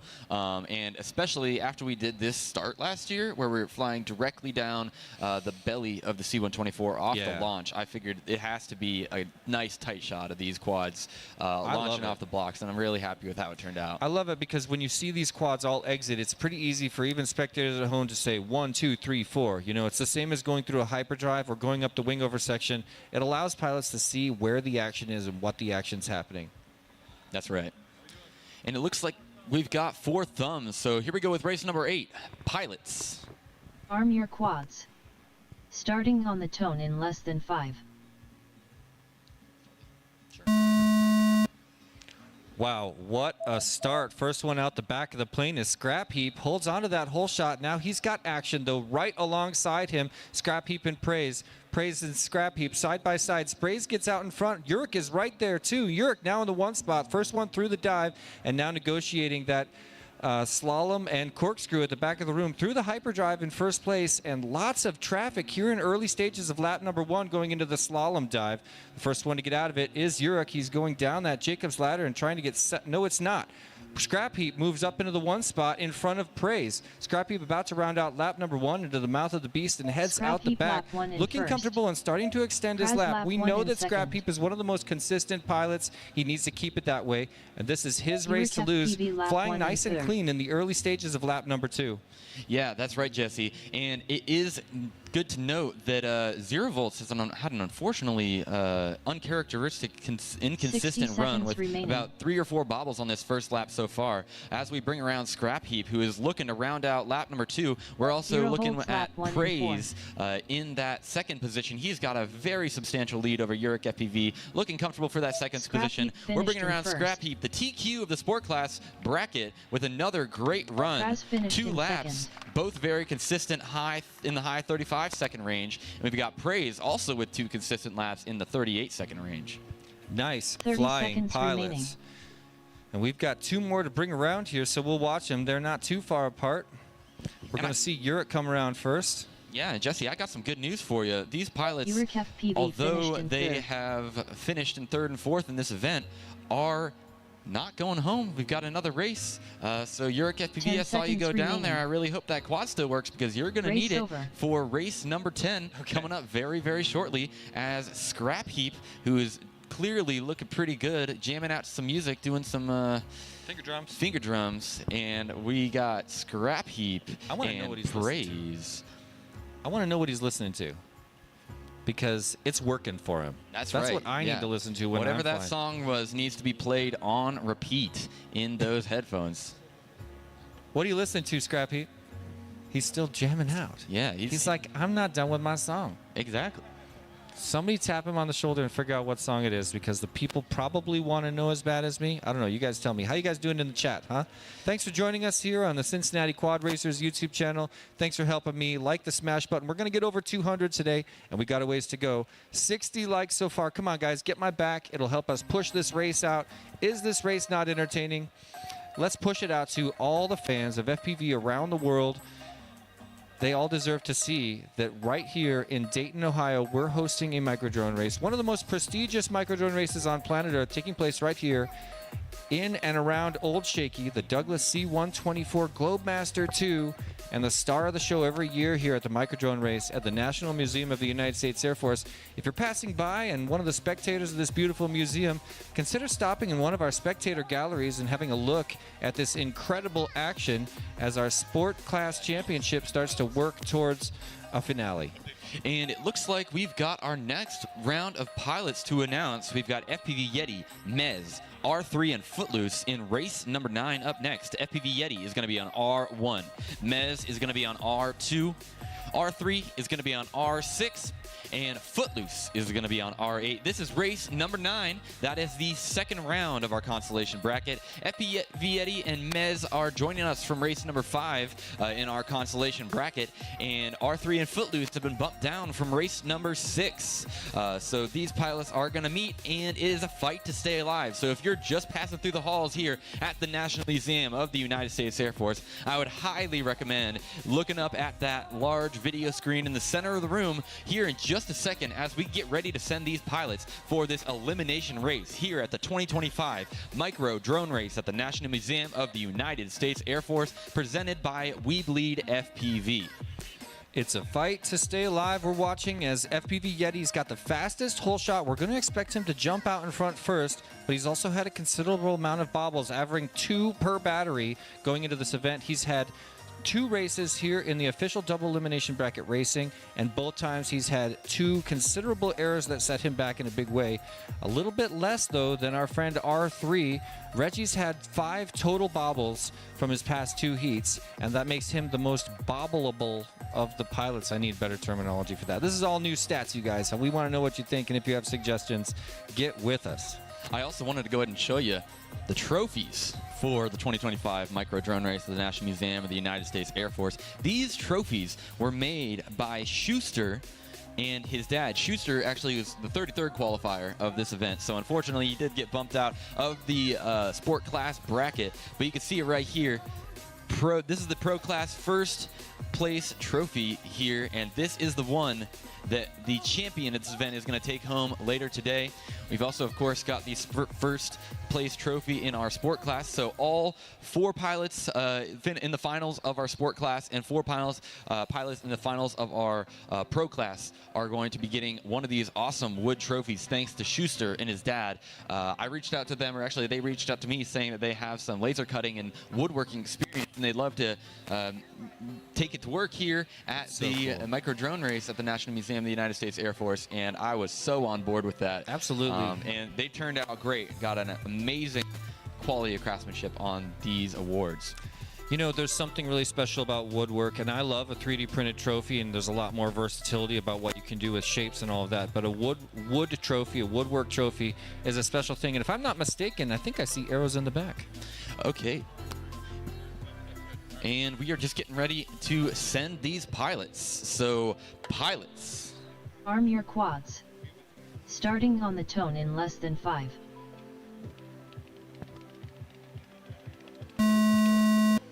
And 4 pilots are away. Nice and clean start, although all those 4 pilots were clearly trying their best to get the whole shot. R3 got it, first one out, but 2 incredible bobbles early in lap number 1 set him all the way back to 4th place instantly. Now looking at Footloose and riding in first place in front of Mez. FPV Yeti and R3 desperately trying to catch up right now, get back on it, but a little bit of a gap now starting to separate these guys. Yeah, and it looks like Footloose is out in the lead right now. He's in that lower right-hand feed there, making his way through over the Foxier hurdle into the square tunnel, up the wrecked ascender, and above that right wing of the C-124 Globemaster. Old Shaky around for lap number 1. We're bringing Footloose. This is exactly where Footloose wants to be. He's got the highest score out of all 4 of these pilots on the consistency index, which means he just needs to do what he always does, fly within his comfort zone, and he can hold on to this win, taking it all the way to the end and try to keep his career alive here at the National Museum of the United States Air Force. We got rough video from Mez, but it looks like he is in 2nd place right now, making his way up and over the left wing of the C-124 through that We Bleed wing over section and into the Beta FPV dive gate, making it around through that elevated gate up into the double cork section, getting ready for our Emax hyperdrive tunnel. Thanks to Circle City FPV for bringing that tunnel for us. And he is in 2nd place right now, riding pretty smooth with a nice 3-gate margin over R3, who just had another bobble. Here's Footloose making it official. He's bringing it around, finishing his round with a 43.12 second lap. Nice and consistent, as you were saying, Jesse. And we are looking at Mez, who just went down. Thankfully, is not a situation where he's getting stuck, but he needs to hit the gas because R3 is not far behind him. And here comes Mez. Right, ooh! We're going to need to see a replay of that one. R3 and Mez. Oh, wow. I was not expecting that late comeback from R3. I saw Mez right in front of him. Mez was keeping it smooth and consistent, but R3 was on the gas. And I think we need a replay of that one, Jesse. I would love to see that. So we're getting ready to bring up an instant replay. I was in the middle of an attempted face punch, which, by the way, I think we can all agree the back of the head doesn't count as a face punch, but I'm honored, Footloose. Thank you so much. Let's check out an instant replay of the very end of that race. This is a battle between Mez and R3. And there's Footloose who came around. And we are looking at Mez right now. So if you want to back it up just a little bit so we can kind of see the battle develop. Yeah. You can see Mez coming out of the top right there. R3 is still a little bit further behind him, but Mez is pushing with all he has as we slow it down. And you can see Mez is coming around that corkscrew right there. R3 is also around the corkscrew, but Mez goes through the gate. I guess this isn't real time, so I can't count the seconds. 1,000. But There we go. Wait for it. Wait for it. We're watching it. He's upper getting right. closer. He's punching it right now. Oh my gosh. We're going to need it. There was a I think that was a midair. after the gate. Oh my So we're gosh. looking- Inside the start-finish gate, they hit each other. R3 pushing way too hard. Watch how fast. Look. Oh my goodness. Mez did That it. is Mez crazy. did it. You can That see is him crazy. on watch R3's screen, and you can see Mez just in front, up to upper left, gets through Ooh. just ahead of him. R3, what an awesome finish. You were so close to taking that. Wow, and that late race push from R3 was absolutely crazy. He's getting a round of applause from our spectators here at the museum. What an amazing race that was. And unfortunately for R3, it just was not quite enough in that situation. Super, super unfortunate because that was an amazing late race push. That's going to be it for R3 and FPV Yeti's careers at this event today. So sad to see him go, but that's just how things have to go down here in our double elimination bracket for the Sport Class Championship here at the National Museum of the United States Air Force, presented Micro Drone Race of the National Museum of the United States Air Force, presented by We Bleed FPV. Man, R3 knew exactly what he needed to do, and he did everything he needed to do. He was just a tiny millisecond too late. And like you said, I was wrong. The crash was just after the start-finish gate. R3 punched it so hard, obviously had way more speed than Mez. And if you remember, Mez and who was it that also had a very close finish last year? Mez and Stream Bean FPV in a very, very similar position. May have been like the same kind of portion. Except Mez won that one. Yeah. This time Mez loses. Nope. Mez Oh, took Mez that won. one. Yeah. Mez won. Of course. Mez, you're crushing these tight finishes, dude. That's your gift. He is, and so we are going to go ahead and look at race number 10 now, which is Trash Bis Unlimited, Uric FPV, and 0 volts. We're going to have Trash Bis on R1, Unlimited on R2, Uric FPV on R6, and 0 volts on R8. This is another elimination bracket race here in the second round of our elimination bracket, as you can see on the screen right now. So these pilots will be fighting to stay alive, and an opportunity to meet Footloose and Mez in race 12 to keep it alive in that elimination bracket. Let's say what's up to some of our sponsors real quick. We definitely need to. All right, so starting with, let's say, our title sponsor, WeBleedFPV.com, coming in on the highest level of contribution and understanding the significance of this unbelievable premier micro drone racing event. A gigantic thank you to WeBleedFPV.com. If you are as grateful as I am for all of this support, the way to say thank you is to leave a little note in the checkout section at WeBleedFPV.com. But we've got all these other platinum sponsors as well that are worth mentioning. Yeah, we've got Emax, we've got Rect, which is a local business and is one of our good friends and amazing supporters of this event. We've got Beta FPV, and we've got Tiny Whoop, Mr. Jesse Perkins himself, as well as Foxeer. Thanks to our platinum sponsors for their contributions to this event. But that's not old. We've also got a giant family of gold sponsors, thanks in particular to Newbie Drone, Ready Made RC, Custom FPV, HD0, Happy Model, T-Motor, and HQ Prop. It takes a family of sponsors to make an incredible event like this, and it's one of the reasons that every single pilot attending this event gets an awesome prize to take home, probably worth more than the cost of the ticket to be here. Yes, definitely. And it is a true testament to the sponsors' dedication to our community. They know what it takes to put one of these events on and how their contributions benefit our community. As you can see on the right side of your screen there, it looks like we got 4 quads on the launch block, getting started with race number 10. Looking for video checks now. Let's check in. Here we go. Unlimited, Trash Bis, Uric, and 0 volts taken to the skies right now. All right, pilots. Arm your quads. Starting on the tone in less than 5.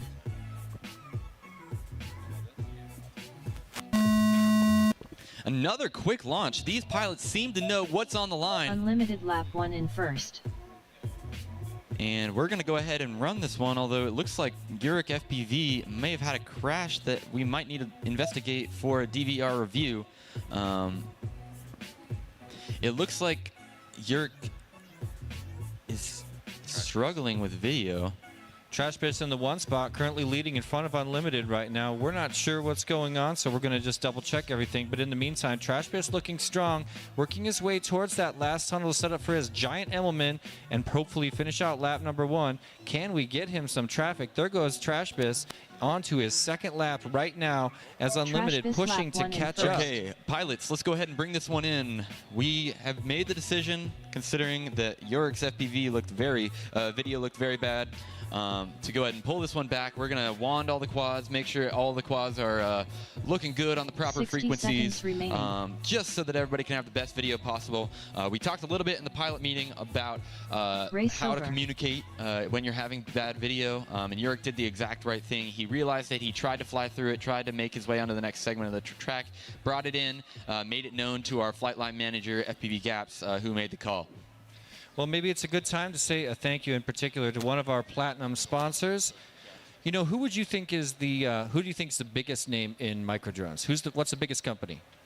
You know, I know the answer to the question, so Okay. I'm going to say it's Beta FPV. It's true. And it makes a lot of sense because they really have been pushing it really hard with their product line. That's exactly true. And in fact, in this year in particular, they've had plenty of cutting-edge new systems come out, including the G4 processor that they've incorporated into their airbrushless flight controller and their airbrushless bind and fly aircraft, making some of the best technology available to all the pilots. There's plenty of those flight controllers flying here today. Beta FPV was born just about a year after the Tiny Whip movement started, making them one of the oldest neighbors, and I'm so proud to be your neighbor, Beta FPV. Thank you so much for recognizing the importance of this race and for coming through as a platinum level sponsor of the microdrone race of the National Museum of the United States Air Force, the 6th edition. Well, glancing back at the pilots happening here, we are going through a stage right now where we double check everyone's video. We know how important this race is just as well as our platinum sponsors do, and we want these pilots to have the perfect experience. We don't want any weird equipment to be the cause of the end of someone's career. Obviously, these pilots have traveled from around the world to be here, mostly within this country, but several pilots international travel just to be a part of this incredible event and fly around Old Shaky like we've said before. How's it going over there, Noah? Looks like we're just getting everybody plugged in. I think Yurik might have switched the quad that he was running. We Nice. did a quick little wand check on the flight line there, and it looks like we are ready to give this one another go. Here we go, pilots. Arm your quads. Starting on the tone in less than 5. Oh, there's a midair. Contact. Yeah. Contact. Unlimited Yeah. and Trash Biz touching their wings, and we're going to have a pre-hole shot collision is a re-race. So second re-race of these 4 heats. Let's hope that doesn't get in their heads. Yeah, and that's the thing. At some other races, we do a single rerun rule. Where no matter what, there's a single rerun, a second one, but still, we have only 2 brackets to run today. We have quite a bit of time. We want to make sure we have the best opportunity for these pilots to put down the best performance for the spectators, for everybody tuning in online for the race. And after, like, that might have been a 2 or 3 quad midair in that one, and that just wouldn't, you know, wasn't the clean result that we were looking for, so we decided to go ahead and pull that one back. Trash Biz and Unlimited have almost the exact same hole shot time. They would be 2 of the pilots that are most susceptible to having a midair before the hole shot, and that's exactly what happened. Trash Biz has an average hole shot time 2.73 seconds. And let's see, Unlimited just below 2.9 seconds, so they're going to wind up side by side when they jump off the block just out of muscle memory, and they have that extra challenge of watching out for each other, having wound up in the same heat. This is their third official race, 4th battery on this course today, and both of them have had extremely successful runs so far with, let's see, average 1 bobble per battery for Unlimited is a very strong consistency. He's also on the consistency index ranked 11th out of 32 pilots, putting him just above average, and we can expect to see an awesome race from him because of those stats.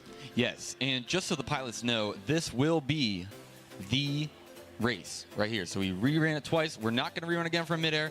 I think we got our video issues sorted out. So this is going to be the race.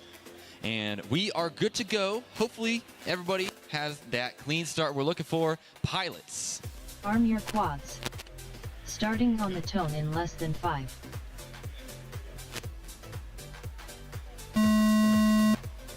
Very close, but nice and clean. Almost not clean. I'm going to say it is clean. Have a look at Trash Biz side by side with Unlimited. There's a battle with 0 volts as well, trying to fight to the top of that wing first. First one over the wing is Trash Biz, and he's got lots of company. we're looking at Yurik, whose video looks to be much better than that last round. So he got his gear switched around, and looks like things are going better for his setup right now as we follow Trashbiss into that dive or slalom dive around over the Foxier hurdle and through the square channel up above the recta center over that right wing of the C124 into the corkscrew gate and around for lap number 1. We're bringing across Trashbiss. Battle for second right now between 0 volts and Yurik. Yurik leading him by about 1 course feature right now. Not comfortable enough to make a mistake, but flying nice and smooth. Yurik on the bubble right now of this event and trying to keep it in the top 2. That's right. We're really going to be looking at Yurik as he finishes up his second lap through these next few rounds. Ooh, 0 volts makes a mistake. Uncharacteristic for him. The consistency king here in the sport class bracket. So that gives Yurik a little bit more breathing room as we are following along with Trashbiss in the upper left. He's in the lead right now, and it looks like he's comfortable in first place. Going to go ahead and bring it around here to move on to race number 12. Finished in first. No real pressure for Yurik right now. He's earned himself the breathing room here in second place. Crosses over comfortably, and there it is. Ooh, an epic. Oh, I'm told we're pending a review. Remaining. There's a little bit of a review going on for this heat. So at this time, results are unofficial. But let's bring around Unlimited, making it official in third place, and 0 volts with his wing over into his slalom cork section.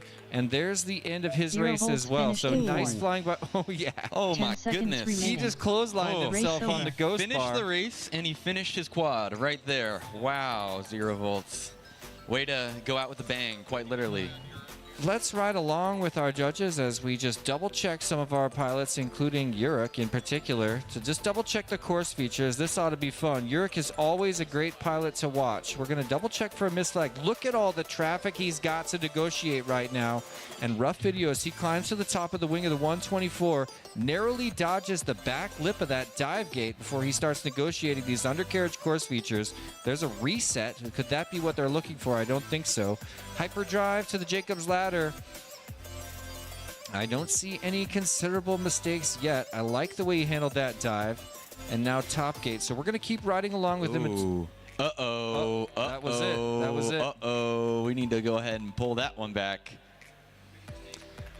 So we're looking right here as we slow it down. Yurik FPV. See the Foxier banner right there. You need to go around the right side. Yurik FPV wraps it around the other side and that way, and did not go around the left side of the pole. So if there was a little string attached to the back of Yurik's quad, and let's say he was, lacing his way through the course, if you saw how he did it, he went around the back side of the pylon and then went forward. That's not the same thing as around the right side of the pylon as intended, and unfortunately that's going to disqualify Yurik from the event, and it looks like Unlimited is going to be the benefactor of that one. Let's go ahead and get another last look at that one if you don't mind there, Tom. I just want to make sure that everybody can kind of see. For anybody that has yet to fly, this is what not to do when you miss a pylon. Unfortunate for Yurik FPV. You can see the pylon he needs to go on the right side of that one at the Foxier banner. He goes to the left of it, and he's like, oh no, I missed it. I got to go around this way. He wraps it around the wrong way to the right instead of the left, and then decides that he's good right there, and then he's go. Unfortunately, as I discussed in the track walk during qualifying the other day, the correct way to go around a pole is to do one full rotation after you've missed it in the correct direction, because you cannot wrap a pole the wrong way like Yurik did. So very unfortunate for him. That's going to be the end of his event, and it looks like Unlimited will be the benefactor as he moves along into that next round, race number 12. The confusion is, if that pylon had not been a part of that course section, it wouldn't have mattered. If he had gone like some weird direction around a pylon that was not a part of his race in that part of the course, it wouldn't have mattered, because he actually was on the right side. But Noah's right. He needed to unwrap that pylon to be on the right side of it. Yeah, that's correct. We also had a pretty high-profile case of this back in 2022 with a pilot named Black Horse on one of our pylons, and this was a very similar situation. Almost the same exact spot. Yes, almost the same exact spot here under the C124 3 years ago with Black Horse. A very similar, unfortunate elimination for him after he made the exact same mistake that Yurik did. If you wouldn't mind, Tom. Hey, Tom, switch back to the full screen. Yeah, just as it's right now on the preview. Just hit transition. So just in case anybody's not sure what we're talking about here, if this was the pylon right here, you have to, in this case, you have to go around the right side of the pylon. You have to go around the right side of the pylon to the next gate. In this case, Yurik went around the left side of the pylon, back to the right, and around. So pretend like my finger has a little string attached to it. If there was this normal way, and we went around the pylon, the string would go like tight to the pylon as you kind of like lace it through the course.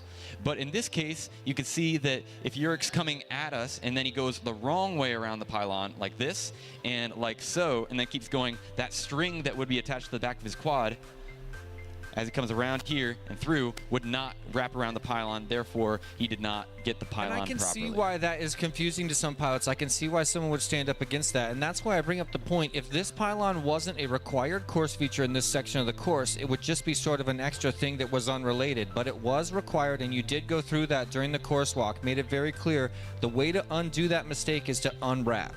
Yes, and so that is a costly mistake for Yurik FPV, and definitely something that Unlimited is quite happy about at this time as we look into our next round of racing. And Jesse, do you know what race is next?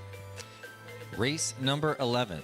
Race number 11, if we would get a look at our bracket, that would be amazing. As you can see, we've got Pigeon, Cube, Praise, and Scrap Heap in race number 11. And if you did not know, race number 11 is our semifinal of the winner's bracket. That means that none of these pilots have taken a strike yet.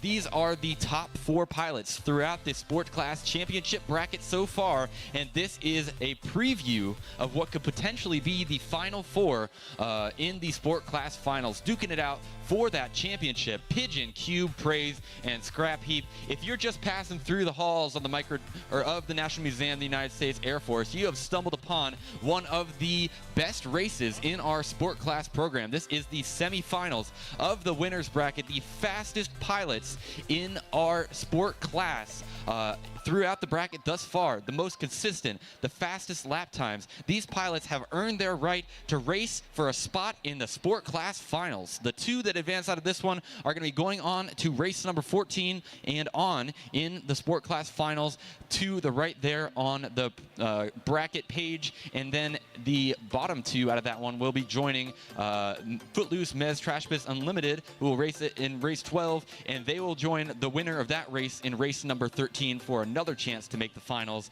as we get to the end of our Sport Class program. That's right, Noah. These players all got here by their own way, but they both won.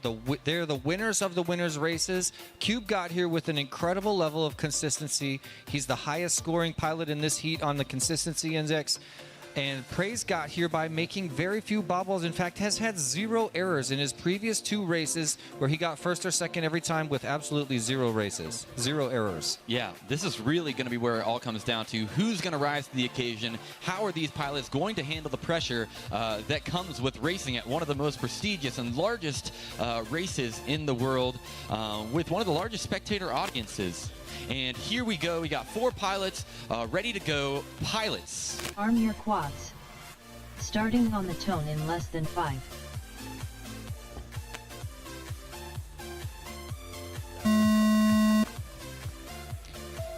There we go. And now we want to jump on board with these guys. Hold on. Stand by, ladies and gentlemen. Here we are.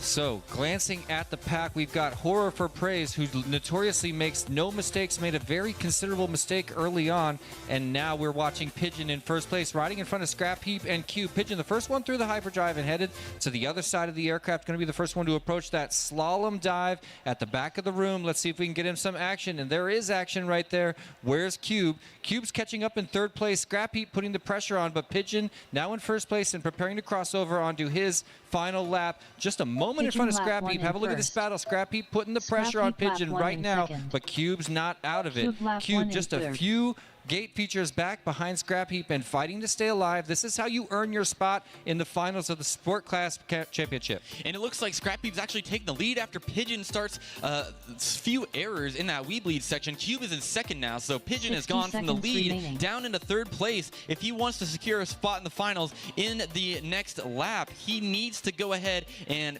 make some big moves, but unfortunately, it looks like there's just a lot of space between him and that transfer position right now, as Scrap Heap makes it official with a 34.12. And here comes Cube to round it out. That's going to secure these pilots a spot in our sport class finals. Cube and Scrap Heap moving on to race number 11. And utter horror for Praise, who has made no bobbles in this entire career, but then winds up making a bobble before we can even switch the cameras. Okay, and we are going to investigate a pre-race potential midair for Praise. Just going to go ahead and check the replay real quick just to make sure there wasn't any form of contact before the start-finish gate. Unfortunately, if for Praise, if that contact was after the start-finish gate, then it was Praise. It felt like it was like right during the gate, but I can't, obviously, I didn't want to. Yeah, it's hot in there. You can't turn up pull up the replay scene. Okay. So a question about a potential midair before the hole shot gate. And we're going to have a look at it alongside our judges, the guys out in the truck investigating this. It is an uncharacteristic crash for Praise. We know that this is Praise's third race in his career as a sport class champion, and he's never crashed before, but now we've got a considerable one. So have a look at Praise right now. He's through the gate. Yeah, he's through the gate, and there's the midair with Scrap Heap. Scrap Heap and Praise touching ducks, making contact, and Praise goes down and never gets back up after 0 bobbles in the entire career, 0 errors, 0 crashes in his first 2 heats today in the preliminary round. And after winning, Praise sets it down and never gets back up. That is not how you want to lose, but he hasn't out of this event so far. He's got another chance to make his way back to the semifinals of this event. Yeah, and you can see it right here. Praise goes through the gate right there on the bottom right. Then there's the impact with Scrap Heap, and he is sent into the chairs, unfortunately. That is just nothing but bad luck from Praise. The worst point to have in midair, again, is not 2 feet past the hole shot gate where he could have gotten a rerun for that. Yeah, so. and look at how Scrap Heap tipped his left duct up and throws him into a knife edge that tossed him at least 10 feet down the fuselage of the 124. What an epic final crash, but an awful way to get knocked out of the finals by Praise. Yeah, but thankfully in this situation, that was our last race in the winner's bracket. So those pilots will be still with us for one more chance to make the finals in race number 13. And there's a look at the updated bracket. Our finishing order after race number 11. We've got Pigeon, Scrap Heap, Cube, and Praise. Or Scrap Heap in first, Cube in second, Pigeon in third, and Praise in fourth. So Praise and Pigeon going down to race number 13. We'll see them in just a second after race number 12 with Footloose, Mez, Trashbiz, and Unlimited. Those two are looking for those 4 are looking to advance into race 13 to beat those 2 and potentially keep their sport class finals hopes alive. We all remember just a minute ago how Mez came through in the clutch for the 2nd year in a row and got ahead of a very close finish. Let's see if he can do it again. We're in race number 12. He's 2 steps away from finals. This is the quarterfinals of the entire sport class championship, and it's on him. He's one of the least error-friendly pilots, meaning that he's had less errors here in his championship career than anyone else in this heat with him. Trashbiz has had 5 in the past 3 heats. Footloose has only had 1 per heat, but look at, Trashbiz has had 2 per heat so far, 6 total, and Unlimited has had 5 over the past 3 heats. So Trashbiz not looking very consistent. Mez in the highest level, the least errors. Oh, sorry. Go ahead. Yeah, I was just going to announce channels for our pilots here in race number 12. We got Trashbiz R1, Mez R2, Unlimited R6, and Footloose R8. Continue, please. I was just noticing that there's a whole Team Mez cheerleading section over here, and I kind of want one of those shirts. Are they for sale somewhere? Come on. That is so awesome. When a family comes out to support the pilot, I mean, we've seen it every year here. Blue Jays famously got the entire Burson entourage showing up to support him, but you love to see it when the family comes out to support the pilots, and Mez is worthy. I mean, watch how he flies this heat. It'll be the way he did his other ones, with grace, with power, with prowess. That's right. And once again, this is race number 12 we're getting started with in our consolation bracket. So these pilots have already taken a strike, meaning they've already finished third or fourth in one of their earlier heats, and that knocked them down to this lower bracket. These pilots need to get first or second in this next race to stay alive. If you get third or fourth at this point, you will be eliminated from the event. As we continue to narrow things down and get closer and closer to our sport class finals as we start to crown a champion of the sport class here at the 2025 Micro Drone Race at the National Museum of the United States Air Force, presented by We Bleed FPV. Quick shout out to all the passers-by. You've stumbled into the finale of the Sport Class Championships. From here on out, every race is an elimination. Every pilot will be fighting to stay alive with all the desperation that you want to see on the big screen. We're going to see some unbelievable racing as we approach the finale of the Sport Class Championship. If you're just passing by, please stop and have a watch one of these next couple races. It's going to be a heater, and you just might be inspired to take up the art of the gift of flight yourself. You've been watching for a second. I'd like to tell you it is more fun than it even looks and easier to pick up. All of these pilots are here for you, and we'd be more than happy to talk you through the process of getting involved in micro drone flight. It's easy to do. You can do it with just a gamepad and a computer. Start flying on a simulator, maybe get a cheap transmitter. There's not a big investment to get into learning how to fly in the first place, and it is an incredible family activity. Well, Jesse, looks like, as you can see on the right side of your screen there, we're looking at our launch cam. Looks like we're getting a quad power cycled, but 4 quads on launch means that we're just about ready to go. So if you are walking through the halls of the museum right now and we are about to launch this group of pilots, please direct your attention up to the video board and pilots. Arm your quads. Starting on the tone in less than 5. Let's hold that. Hold. Standby pilots. Had a video issue Race over. for one of our pilots. Made an objection. And we got time. We want to make sure that all of our pilots in this sport class bracket have the opportunity to have the best performing heat where they don't have any issues whatsoever. We have the time to do so. We're nearing the end of our program and it's not even noon yet. So let's take a moment to say hello to and thank you to one of our platinum sponsors, if that's all right. Go for it. Foxier has been a supporter of drone events around the country and around the world for 10 years. Thank you so much to Foxier for being one of our platinum sponsors. You see their logo on the screen there. Foxier, I first learned about when I started flying their action camera as an alternative to the GoPro. Back in 2016, they were one of the pioneers of the ultralight action camera that lets you bring in HD footage for about 17 grams. Foxier has been supporting events like multi-GP championships. They've had a hardcore presence, and they do care about your competition-worthy gear. They've done their own research and development for years. Thank you so much to Foxier for being a platinum sponsor. okay, so we're ready to send race number 12 here. Pilots. Arm your quads. Starting on the tone in less than 5. Looked pretty clean Trash to Biz me. lap First one one to in get that whole first. shot was Unlimited, but he's not the first out the door. Trash Biz now in the number 1 spot with lots of action. Mez is looking to get there too, but the first one to the top of the wing over is Trash Biz number 1, Unlimited number 2, Footloose number 3, and a rough video for number 3, for Mez riding in 4th, trying to catch up. Trash Biz now, first one through the hyperdrive. Lots of action. Footloose goes down, Unlimited with the bobble. Now Trash Biz will start to pull away just a little bit after his slalom dive. It's time for him to get set up for his giant Emmelman to round out lap number 1. And it looks like I'm following Mez riding in second place right now as he is rolling through that square tunnel section Trash into the Biz wreck lap descender. one in first. Trash Biz comes across with a 38.8 first lap. He's got a comfortable lead as we bring around Mez in second now. He's coming around in lap that one in transfer second. position. Mez is looking good. He needs to keep it right where he's at, keep it smooth and consistent, and finish out this race strong. Footloose lap 1 in Pressure from third. Footloose, who has a little bit of a 60 bobble. Now seconds Mez remaining. starting to run away with second place. The cheerleading section's about to get stoked. Mez through the dive gate for the second time, and he's got a little bit more work to do here. here in his final lap, chasing down Trashbiss, who's now comfortably ahead, setting up for his giant Emmelman to finish this event. Unlimited Man, I really lap hope 1 and 4. Mez's video is much better than this. He is using the analog ground station system, and this is from the HD0 Trashbiss Event finished VRX in Pro. first.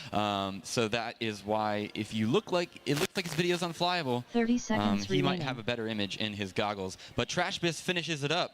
And Mez is bringing it around right now in second. Those are your two advancements from race number Mez 12. finished in Trashbiss and Mez moving on to race number 13 to was work with finished in Praise and third. Pigeon for a spot.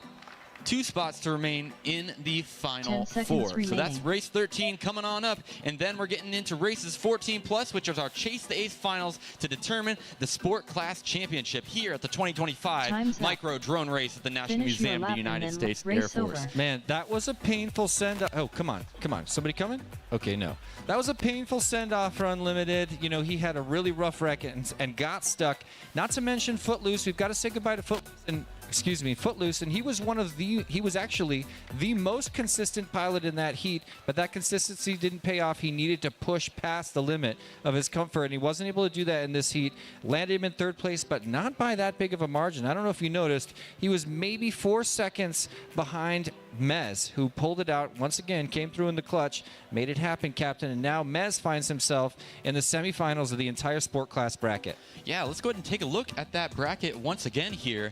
As you can see, all of our races are filled out now besides the finals, and we need a result for race number 13, which is up next. That's the one on the bottom right of that bracket diagram. The two first and second place finishers from race 13 will join Scrap Heap and Cube into the Sport Class Finals to play Chase the Ace for our Sport Class Championship here at the Micro Drone Race in the National Museum of the United States Air Force, presented by Weebleed FPV. So they're getting ready for that now. Pigeon's going to be on R1. Mez is going to be on R2. Trashbiss will be on R6. And Praise will be on R8. Praise with that incredibly unfortunate post hole shot midair. We saw that happen. That's how Praise wound up here. Otherwise, Praise could have easily been a contender that already holds a place in the finals. Praise also one of our most consistent pilots, scoring very high on the consistency index and very low on the bobble index. So Praise looking very strong here after getting knocked out so strangely and sort of unluckily in the semifinals coming out of race number 11. That's right. That was nothing but an unfortunate midair. He was really consistent in his heats, but again, you can't, that stuff is really hard to control. It's honestly impossible to predict. Dodging traffic is next level, and Scrap Heap didn't make it easy. Scrap Heap gave him a big toss. Yeah, and just to once again, pilots for race number 13, Pigeon, Mez, Trashbiss, and Praise. Pigeon R1, Mez R2, Trashbiss R6, Praise R8. In that order, these are some back-to-back heats for our two pilots that just raced, so we are going to give them a second just to make sure that everything is good. Once again, we do have a little bit of time in our schedule today built in to make sure that we have these pilots and are able to afford them the best possible run, possible video, make sure they got all of the gear they want to, fresh props, anything like that for these back-to-back batteries. I can't wait for this one.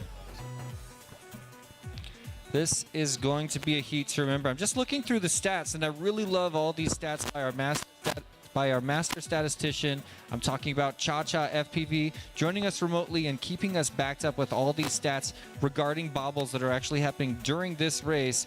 And it's awesome to look ahead here and see that Praise has only had that one bobble, the bobble that threw him down, the midair from Scrap Heap that happened last heat. Other than that, has had a perfectly consistent race and is also scoring the highest out of all four of these pilots in terms of the consistency index and the hole shot index. Praise is a major contender in this race. Yeah, that's for sure. And as we look into this, it's really going to be interesting to see what's going through these pilots' minds right now.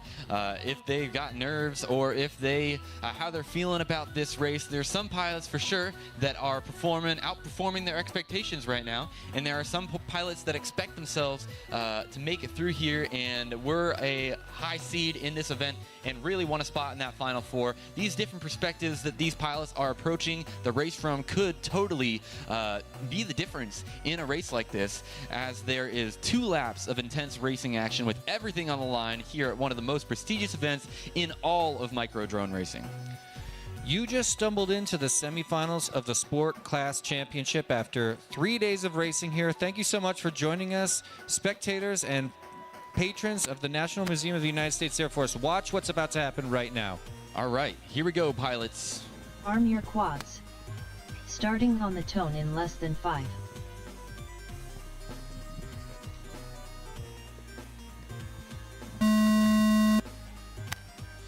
Okay, and looks like a clean start for our pilots. Here, looks like I am following Praise, who is taking Pigeon on up through the Weebleed ring section. Weebleed wing over. Ooh, Pigeon hits that nacelle, makes a mistake. That allows Trash Bits to get ahead. Praise has the lead right now, but Trash Bits and Mez are battling it out with Pigeon not far behind.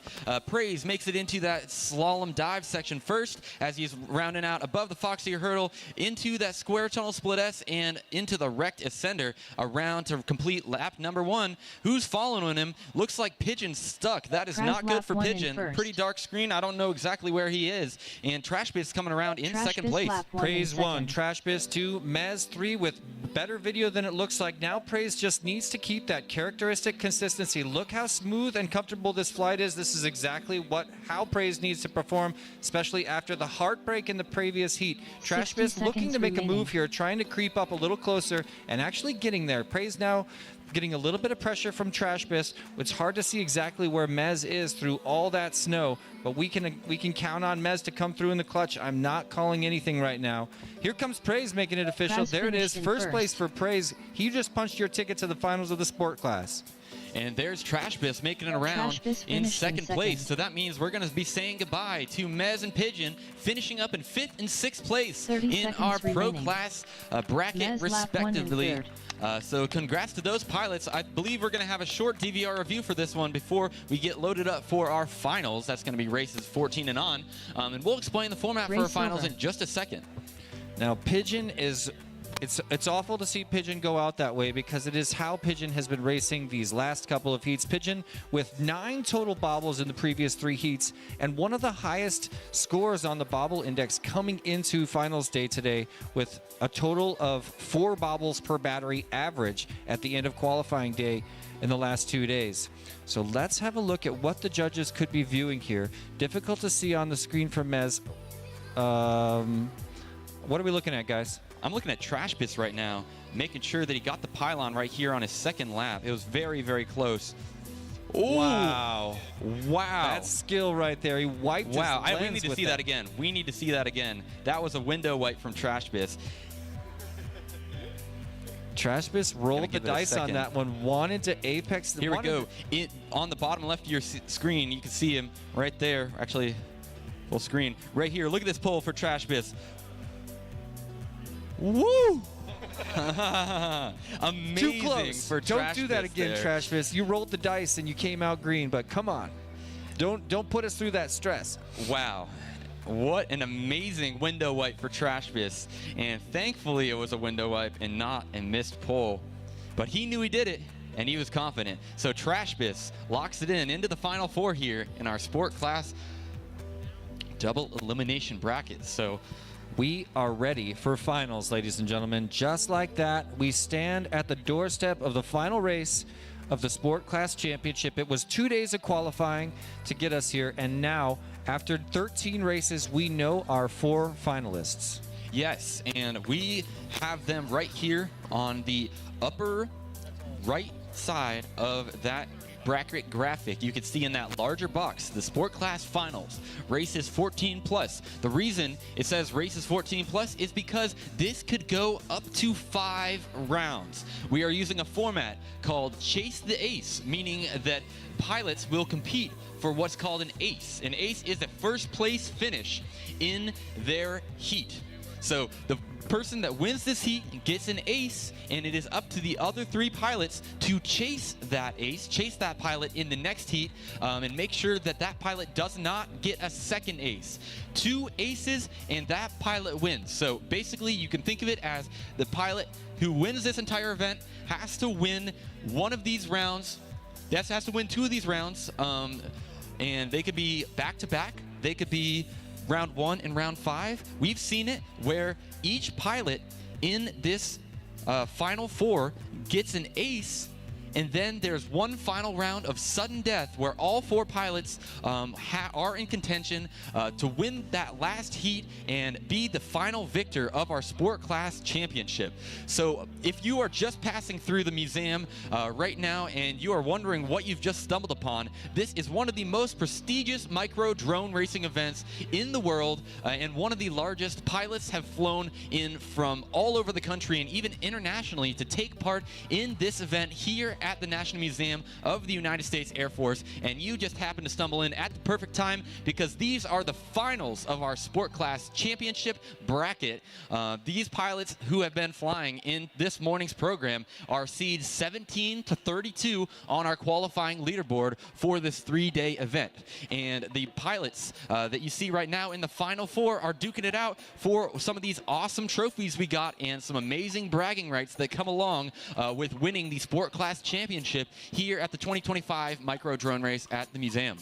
Wisconsin versus Michigan versus Colorado versus Washington. We've got pilots from around the nation to meet here in the finals of the Sport Class Championship. It's two different stories. We've got Trash Bis, Scrap Heap, Cube, and Praise. Cube and Praise both fly a very similar flight style. They've showed that they have incredible consistency and they fly within their comfort zone. On the other hand, Trash Bis and Scrap Heap have a higher number of errors and a lower score on the consistency index, but also a much faster hole shot. They're reckless. They want to win. They're going to push hard. Can the consistency of Cube and Praise pay off in the long run? Sometimes it can. It's going to probably depend on errors by Trash Bis and Scrap Heap. Yeah, and speaking of errors by Trash Bis and Scrap Heap, Trash Bis had a little bit of a slower start, got bumped down to the Consolation bracket early, but ever since then, he has been on an absolute tear and winning almost every single race, if not every single race that he has been a part of here in the Sport Class bracket programming today. And Scrap Heap has also been lightning fast and very consistent. He is the TQ of the Sport Class. He was qualifier number 17 on our qualifying leaderboard for the weekend. That is, again, the highest or lowest seed, I guess, in the Sport Class bracket. So it's no surprise that he's found himself here in the Final Four, but it's going to be interesting to see if he can lock it down and take the championship here in just a few moments. And let's not forget what happened the last time Scrap Heap and Praise met here on the raceway. A epic collision that pounded Praise into the ground, and the only error that Praise has made throughout his entire career here in finals. This is redemption for Praise. Praise got hit by Scrap Heap, tossed down into the bowels of the C-124 Globemaster 2 behind me, and that was what knocked Praise out of the winner's bracket, down into the consolation bracket, where he's been fighting tooth and nail to earn his spot here in the finals of the sports class, to meet Corbin, to meet Scrap Heap one more time on the raceway. Yeah, and it'd be great if we could get our pilot cam so we could see some of these pilots, if you don't mind there, T-Dub. Thank you. We got Cube right there looking good on the right side of your screen. That's Scrap Heap in the center. Looks like he is jamming out, and we have seen Scrap Heap jamming and flying amazingly, and so he better not turn that music off. Hopefully that's a fresh song, because he's going to need that energy to fly all the way through both laps here in the finals of our Sport Class Championship. Also, slightly off screen, we do have Praise, who is not pictured in that scene there. A look at the champion's aircraft, now plugging in and checking goggles. This is it, the onset of our Chase the Ace finals. Okay, and we've got 4 good video checks. Here we go, pilots, for the Sport Class Finals, round number 1. Arm your quads. Starting on the tone in less than 5.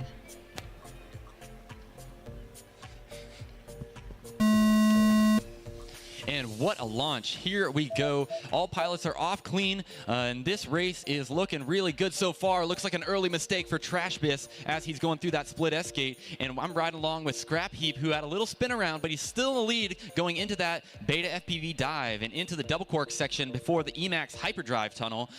Following along from that, we've got Cube, followed by Trash Bis, and then Praise, bringing up the rear at the moment. Scrap Heap 1, Cube 2, Praise and Trash Bis in the 3 and 4 position. The first one going to be creeping over the wing of the 124 at Scrap Heap. Get ready to bring him around as he sets up to enter onto his final lap here in Chase the Ace Finals. Cube is right there with him, knows he needs to do exactly what he's been doing, play his consistent game all the way to the end. Is it enough to catch Scrap Heap?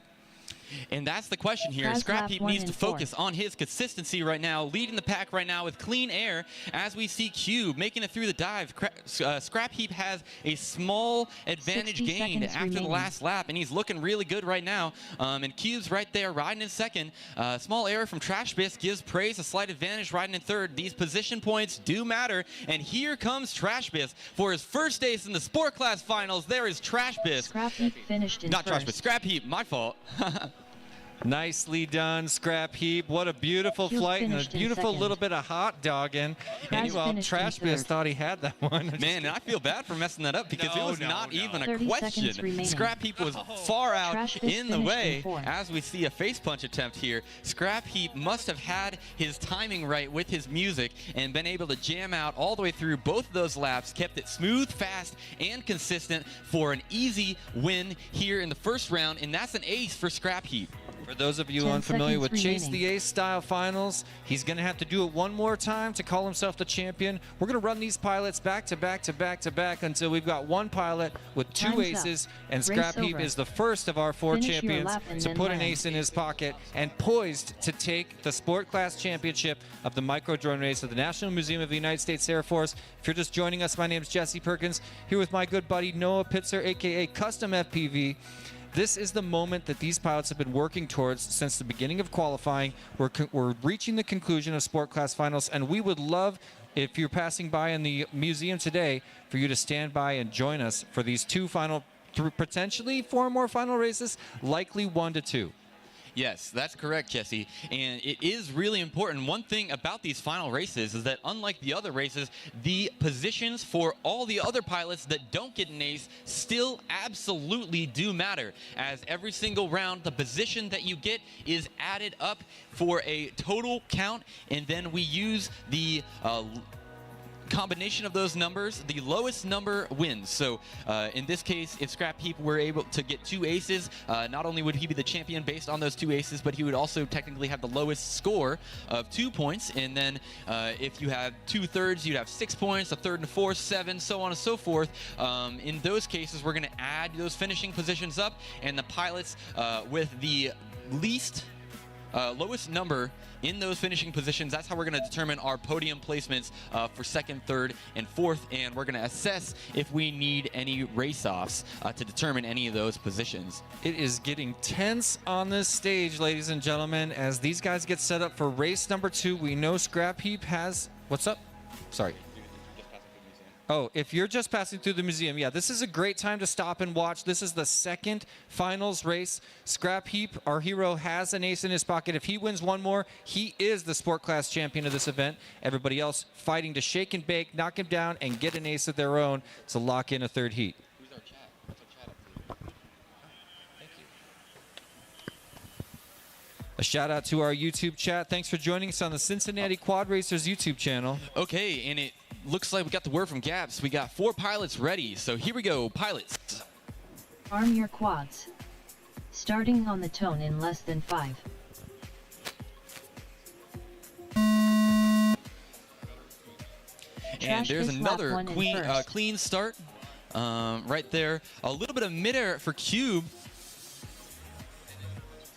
Not sure who he connected with there, but Trash Bisc goes down on the wing. That's going to be a costly error for him. As I'm following along with Praise right now, who has a considerable advantage over our ace holder, Scrap Heap, right now. Oh, Scrap Heap and Cube with a huge midair. That's going to give Praise even more breathing room. Hopefully, Praise can capitalize on some of that consistency he's had all day long and ride it clean as he's coming through some clean air at the front of the pack. But we're following Cube, leading Scrap Heap now in 3rd place. Lap Scrap one in Heap's now in second. 4th place as Trash Bisc is now rounding out his first lap as well.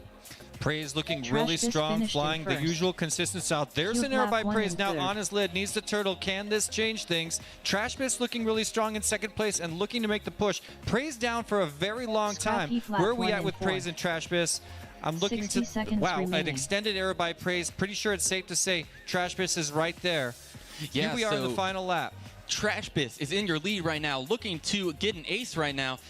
Scrap Heap's still riding in your 4th place position, so it looks like we are going to have a new ace for this round, and that means another round of racing. Here comes Trash Biz, looking to secure his first ace, bringing around Trash Biz. Trash Biz finished in first. Hits the That heart. was a close call. That was a close call. That was Cube. That's a replay because 30 Cube seconds got remaining. there. Cube may have gotten there, and our Trash timing is finished in showing third. Cube did get there. So Cube crept up so hard on Trash Piss in the final stages of that final lap. We're going to bring in a full slow motion review for all the viewers here in the Race museum over. and joining us on the Cincinnati Quad Wow. Racers YouTube channel. Watch what happens here. Trash Piss had an epic run, but Cube's consistency kept him creeping back for more and may have paid off in those last few seconds. Wow. I did at not Cube. even see Cube sees him go through first, and Cube is hooking hard around the nose of that 124. Cuts it a little bit punching lower. so hard. Oh, look at that. Oh my gosh, he got Cube it. got it. He got it with the Wow. underpass. Listen, Oh, wow. Cube with an ace. Cube went for the dangerous underpass. In the Tiny Whoop world, the underpass is not a wise move because you're flying through incredibly dirty air, especially when you're behind a pilot like Trash Biss. But he pulls it off with the underpass, and there may have even been contact immediately after. Trash Biss hits the gate. So we need to review to make sure that Trash Biss made it through, and if that affects any of our placements by the time I think he flipped through. Yeah, we'll double check. We but will double check that. Yeah. Finish after I Yeah, that's what I'm saying. So which side of the gate is he on right now? Yeah. finished before I got back up. Okay, so it may not be a factor in this case, but either way, we're gonna check and just double confirm. But wow, Cube snuck in there. Bissy had an amazing run going for him as well. I live for that race.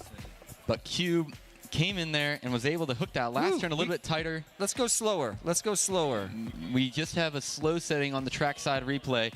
It looked like trackside. Can we do pause, play style slow-mo?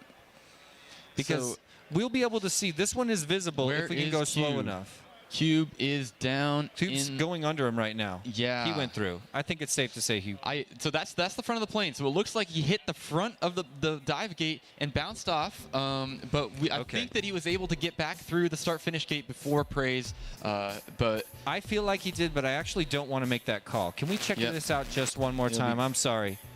you can probably right-click and say "Show all pilots." Tom, we gotta compare it to praise. We don't. You make the call. You're the guy. We just gotta make sure that praise doesn't make Trash Biss made it again. Oh, I see. Praise. Just an edge has to go through. You have to go fully through the gate. Full through? Yep. Man, did not. He hit it. He hit Not looking good for Trash Biss's journey through that start-finish gate. There's some discussion that he may have bounced out and back. Looks like he did indeed bounce back towards the mouth of Yes. the Douglas C-124 Globemaster 2. So there he hits the gate. Now he seems to be moving backwards towards the spectators here and out of the mouth of the beast. And let's watch when Praise can make it in. Does Yeah. Trash Biss Okay. get back through that gate before Praise makes the turn around? It doesn't matter for the ace at this point, ladies and gentlemen, but it could easily come up in the points later when we finally tally. The results of the first place are clear. We have a 2-ace finals in the Sport Class Championship at the Microdrone Race of the National Museum of the United States Air Force. Cube with an ace, Scrap Heap with an ace. Trash Biss looking very strong and honestly is a potential third ace, and let's not count out Praise. And we are going to go ahead and get these pilots all ready to go for their next heat to chase the ace. Looks like Trash Biss lost his quad, so we're going to need to do a quad recovery. But thankfully, Trash Biss was able to make it back through the start-finish gate after that impact before Praise got through.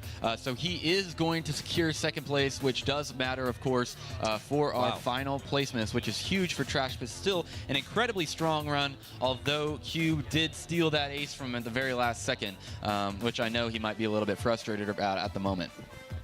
Well, we're in a tiny bit of a holding pattern as we get our pilots set up for a third round of Chase the Ace Finals, and I'd love to take this moment to just say a very special thank you to the title sponsor and the presenting sponsor of this event, WeBleedFPV.com. Since arriving on the Whoop scene in 2019, WeBleedFPV.com has been dedicated to growing the micro drone segment with a strong focus on quality and community. Jeff Grabowski, owner and CEO of WeBleedFPV.com, has been dedicated. Sorry, everybody. Has been dedicated to supporting events more than anyone I've ever seen in the entire industry, whether it's Mini Quad, X-Class, or Tiny Whoop. There's just so much financial contribution to the events around the country and, in fact, around the world. A very special thank you to our presenting sponsor, WeBleedFPV.com. So a tense moment here as we are in between Chase the Ace final rounds. It's been a long road. I mentioned it before. 2 days of qualifying to get here. A long and difficult double elimination bracket round with its own drama and flavor of drama, unlike we've seen here at the Micro Drone Race of the National Museum of the United States Air Force. 2 of our pilots with aces, and whenever you get 2 pilots with aces, that's when I start to think about all my dreams coming true, and in my case, that is the quadruple ace. Is it possible? I think it is. The 2 pilots that don't have an ace right now are more than capable of getting there. Trashbiss was so close, in fact, Custom called him as a champion of that last event. And Praise has proved it over and over with literally 0 bobbles before the previous heats, his only bobble being that wreck when Scrap Heap pounded him right after the start-finish gate 3 heats ago, sent him into that long toss knife edge and wedged him down into the belly of the C-124 Globemaster II that is the centerpiece of our raceway here at the National Museum of the United States Air Force. I see lots of spectators passing through the hangar right now, and if you just stumbled on this event, you're here at a very lucky time. We are in the heat of finals of the Sport Class Double Elimination Bracket, and there's 1, 2, maybe if we're lucky, 3 more races in the finals before we crown our Sport Class champion. So pilots in a little bit of a holding pattern right now. As they get set to fly again, the nerves are high. They've already flown 2 Chase the Ace finals, and the last one was a nail-biter where a couple of these pilots weren't even sure who got that final. Trashbiss went from sitting in first place and had a comfortable ace, and now all of a sudden is in third. When we called the race, we thought he had a first-place ace in his pocket, but then Cube snuck in with the dangerous underpass through dirty air, through the start-finish gate, and made it happen, put an ace in his pocket. But then Trashbiss, in his panic, pounds the gate, tumbles backwards, and ends up in third place.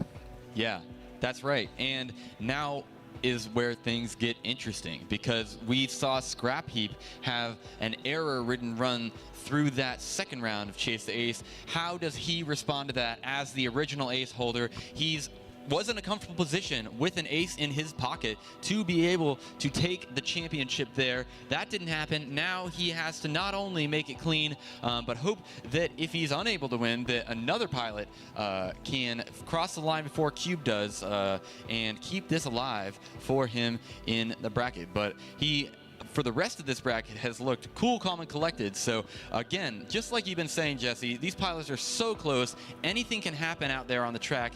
2 laps to decide it all. We're going to see if we have a champion crowned here in just a moment or 2 as we get ready to send these pilots. One more thing of note, I do want to point out that Scrap Heap had an awful round that last round. He put an ace in his pocket in the first heat and then nosedived so hard he had an uncharacteristic 5 bobbles in a single round. He wanted that second ace. He wanted to do 2 up, 2 down, but had a ton of errors, including 5 in that last heat, knocked him way back. That's uncharacteristic, and that makes him slightly more likely to work his way to a second ace in this next heat. That's right, and as you can see, we got 4 quads on the line, so we are just gonna, looks like we're power cycling real quick, going to go ahead and get some thumbs up for good video. Okay, here we go for round 3. Chase the Ace in our Sport Class Championship Finals. All right, pilots. Arm your quads. Starting on the tone in less than 5.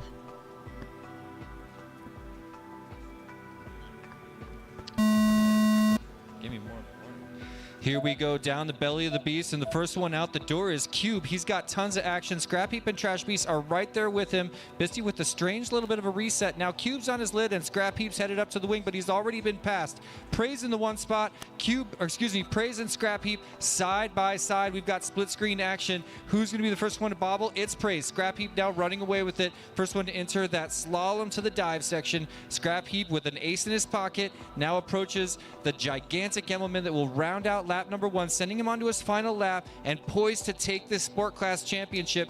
Praise is there, but he's a bit farther back and has some ground to make up. Trash Biss pushing super hard. Notice the desperation in the shakiness of his flight. He wants to make a move right now. Scrap Heap now with that big dive out of the top as Praise starts to approach the end of the wing over section. Scrap Heap now pushing farther ahead. It's Scrap Heap's race to lose. Anything can happen in the last section of the last lap, but Scrap Heap is looking stronger and stronger coming out of this heat. Yeah, and there it is for Scrap Heap going over the Foxier hurdle. We've got the square tunnel, small reset there for Scrap Heap, but he maintains the lead. Here comes your leader, Scrap Heap, with an ace in his pocket. Your sport class champion. Scrap Heap finished in first. Bravo, but we're still racing. Praise brings across a second. There's third for Cube. Cube finished in third. And we're going to bring Trash Biss across in fourth. So remember, guys, after 3 thrilling rounds of Chase the Ace, Trash Biss is your sport class champion here at the 2025 Micro Drone Race at the National Museum of the United States Air Force. But there is still some placements to be calculated. That's right. A lot going on. And it's Scrap Heap. Oh, I'm so sorry. Am I Scrap Heap and Trash Biss? Yeah, you got it. Yeah, it's okay. No, there's something very similar about their names. We all know what you meant. Everybody gets it. But yeah, like Noah started to say, there's a bunch of math and science that the boys in the truck are about to do to tell us who takes second, third, and fourth. And don't go anywhere, ladies and gentlemen, because don't forget, the moment sport class is over, we turn our eyes ahead to pro class, where we're going to crown a champion of the Micro Drone Race at the National Museum of the United States Air Force, 6th edition, right around the corner. Don't go anywhere. That's right, and I am getting some giggles from the pits after my little confusion there. Brush it off. I am planning to brush it off. But again, an amazing run by Scrap Heap. That was the run we knew that he had in him, and that was the way that he needed to respond after that frustrating second round of errors after initially securing that race. So I do have word that we have some final placements, and we will go ahead and announce those in our trophy ceremony coming up very, very shortly. Yeah, sure. We'll show them now, and then we will have our trophy ceremony very shortly. But here we go, and first place, of course, is going to be Scrap Heap. Cube comes in second, and that's with 6 points. Praise has a 3, and a 2 for 8 points. And Trash Biss is rounding out fourth with a 4, 2, and a 4. 10 points overall. What a no finish. race-offs needed. Bravo, that was an incredible finish. And look at Trash Biss, winds up, he's on the podium, so congratulations, what an accomplishment. You were flying frenzied. You were crazy on the course, man. Okay, sorry. Well, put on your headphones. Okay, well, I'm sorry, I'm not trying to get in your head while you're piloting. You were so much fun to watch, Trash Biss. You've got an unbelievable skill, and we could feel the frenzied, energy in your flight style as you push so hard, and we're so close to an ace in that second round, but bounced back, took a 3, and then winds up in the 4th place podium position. That's right. So congrats to Scrap Heap for his championship victory. Took us 3 rounds, some really interesting racing. Again, no race-offs necessary. The podium placements are final, thanks to our boys in the truck, and we are going to go ahead and get started with a trophy ceremony very momentarily. Yeah, stand by. I mean, maybe it's a good time to have a look at all of our sponsors, if it's all right. Just to say a quick thanks, because these are the family of sponsors that come together and make an epic finals like that even possible. Thanks first and foremost to our presenting sponsor, WeBleedFPV.com. But look at this additional family of sponsors that comes back through a lower level of support. Thank you so much to Emax, Rect, Beta FPV, Tiny Whoop, and Foxier, but also to our gold sponsors. Thank you, Newbie Drone, Ready Made RC, Custom FPV, HD Zero, Happy Model, T-Motor, and HQ Prop. Thank you for supporting not just the sport, but also the Pro Class Finals that are just around the corner and will be the finale of this entire 3-day event here at the National Museum of the United States Air Force. What a beautiful and long ride it's been, and what a wonderful level of support we've had from our family of supporting companies and organizations around the world. Thank you so much to our sponsors. We're in this little bit of a standby position as we get set up for a trophy ceremony to crown our champions of the Sport Class Championship. That's going on in just a moment.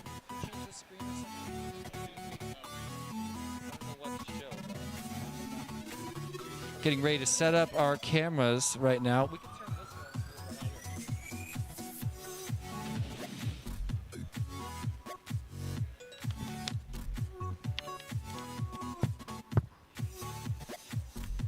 Just move aside, do it right here.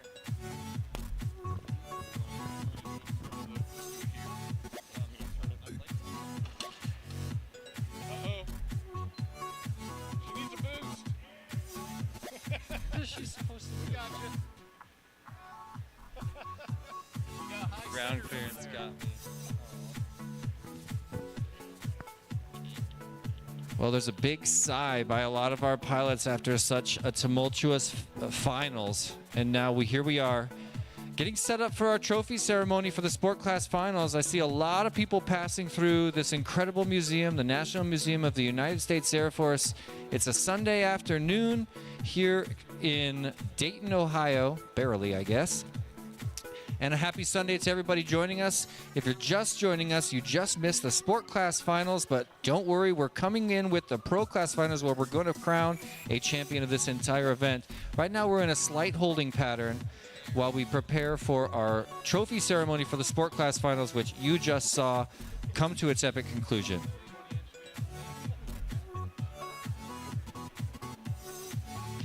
And a view of our pilot pits and our family of pilots joining us underneath the looming aircraft. That is, if I'm not mistaken, a B-52 Stratofortress. And what an incredible aircraft it is. I think it's the only aircraft in this room that can't actually be wheeled in here unless it's at an angle. This thing has such an unbelievable wingspan. They had to cock it sideways to even get it inside this hangar. The tail in the back nearly touching the ceiling. This is about as big of an aircraft as can be indoors anywhere on the planet. We also see somebody out there freestyling over the pilot pits. You love to see that. We'll call it a hot dog celebration.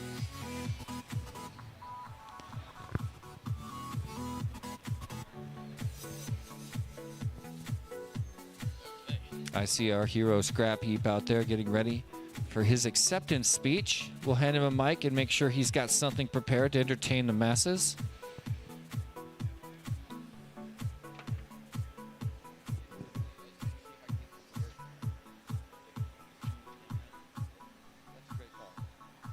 Do you want to clear away any chairs or anything on the table? We can move that thing. Oh, we're good. They're going to be. Are you going to have them right here facing the camera? Like backs to the crowd? Oh, cool, cool. They're just going to look out on the museum because we're just trying to bring the stream along with us, I guess. Love it. Okay, now the question is, do I have enough power bed length?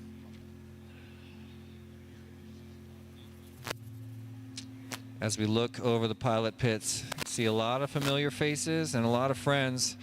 The Pro Class pilots trickling in to prepare for their turn on the double elimination bracket and on the world stage. Here on the Cincinnati Quad Racers YouTube channel, I want to say what's up to all of us, all of our friends joining in the chat. Thanks for sticking with us, and thanks for liking the smash button. You guys, we're going to get to 200 likes by the end of the day, but I can't do it without your help. If you're watching right now, do me a favor, smash the like button, get behind us, and support not only this event, but also the hosting Cincinnati Quad Racers YouTube channel. Would love your like and your subscription.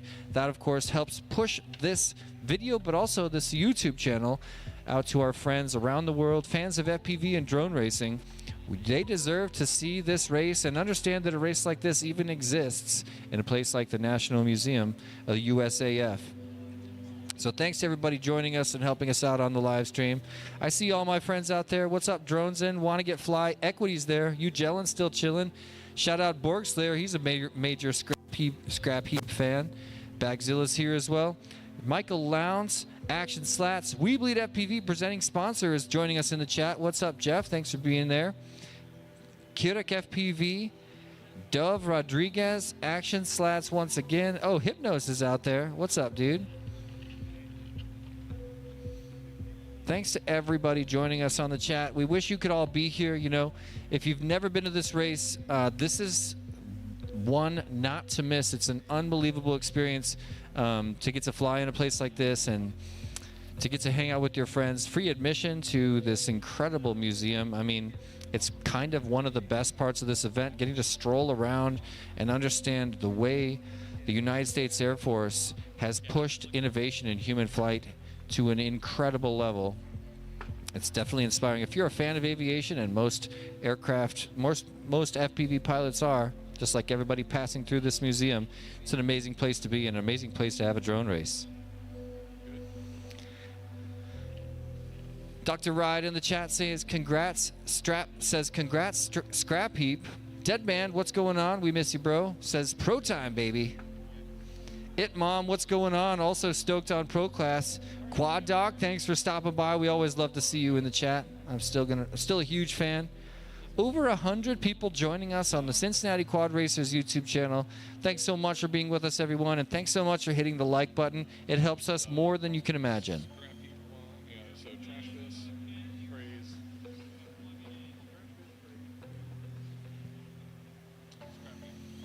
There is our finished double elimination bracket. It tells the story of the 6th edition of the Sport Class Championship here at the Micro Drone Race at the National Museum of the United States Air Force.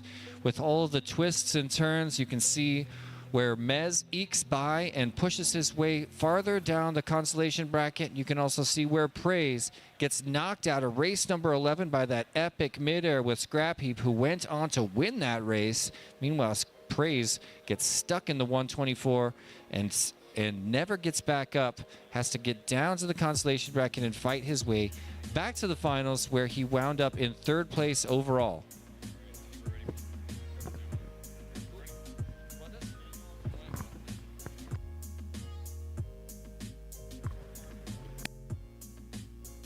Okay, and here we are for the trophy presentation for our sport class pilots. Wanted to congratulate all of our sport class pilots for their achievements today. An amazing race, very entertaining for all spectators, pilots. Everybody looked like they're having a fantastic time. Some epic racing, some drama out there on the track. Crazy close finishes, epic midairs, unfortunate knockouts, and that's what makes this race so thrilling, and that's why we love micro drone racing so much. So I'm up here and we are going to get started with the trophy presentations for our sport class pilots. And up first, finishing in 4th place, nearly got himself an ace, and I confused his name with our champion Scrap Heap all day. Please bring to the stage our 4th place finisher, Trash Biz.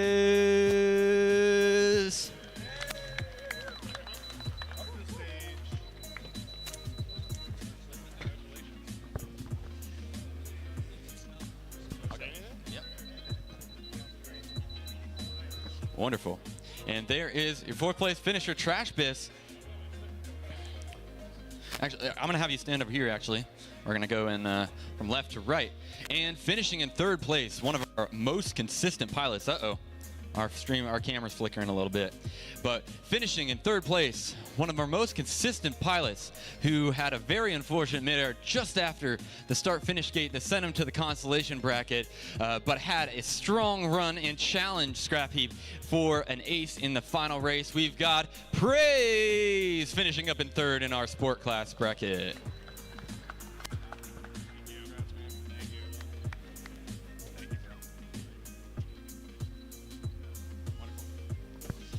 And our runner-up with an amazing finish in round 2, finishing in front of Trash Biz by less than a half a second, and totally confusing me because he came out of absolute nowhere. We have Mr. HD0, Cube with an ace in the finals. Ooh.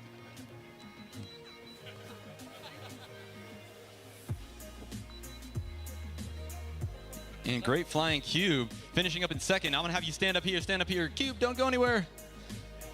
We gotta have the podium photo.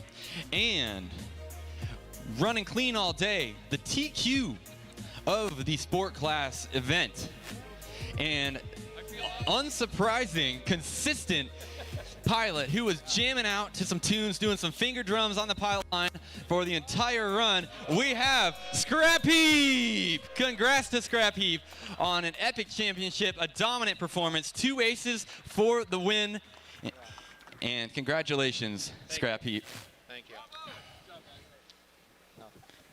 Wonderful. All right, let's get a podium photo for our pilots here. Again, big thank you to Schuster and his dad for creating these awesome trophies. They've got some amazing talents in woodworking and laser etching.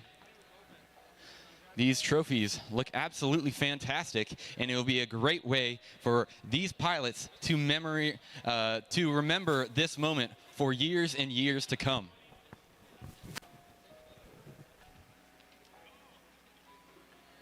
Okay, one for me, guys, right here. Just to get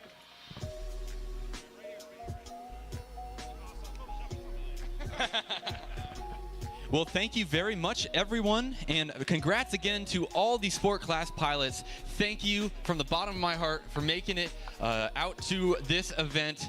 We truly couldn't do it without you, and the amazing flying that you guys did today here this morning on the track at the Micro Drone Race in the National Museum of the United States Air Force was awesome to watch. It had everything we look for in a drone race: the drama, the unfortunate mid-airs, the close finishes. That's what we're looking for. And the good news is that this event isn't over yet. Stay tuned, because around 1 p.m. Eastern, we are going to be getting on with the pro class of the National Museum, the Micro Drone Race in the National Museum of the United States Air Force, presented by We Bleed FPV. That's pilots number 1 through 16, and they're going to be flying, duking it out, and we're going to get into the money here. This is going to be the final top 16 bracket, starting again around 1 p.m. Eastern time here at the National Museum of the United States Air Force Korean War Gallery here in Hangar 2. If you haven't been here before, you definitely will want to make it out. There is hours and hours worth of things to explore here. I bet you couldn't spend a whole day here and go through everything. It is a 3-day museum, says EG1. This is a 3-day race, so if you want to come out to the race, you'll need to budget 3 days for the race, and then you'll need to budget 3 more days after that to stay and check out the museum for sure. So thanks again to all pilots, and congratulations on your placements. Also, thanks again to our friends at the National Museum of the United States Air Force for supporting micro drone racing and really coming in year after year, letting us hold this event and put on amazing races like this one. We'll be back in just about an hour or 45 minutes with the pro class race.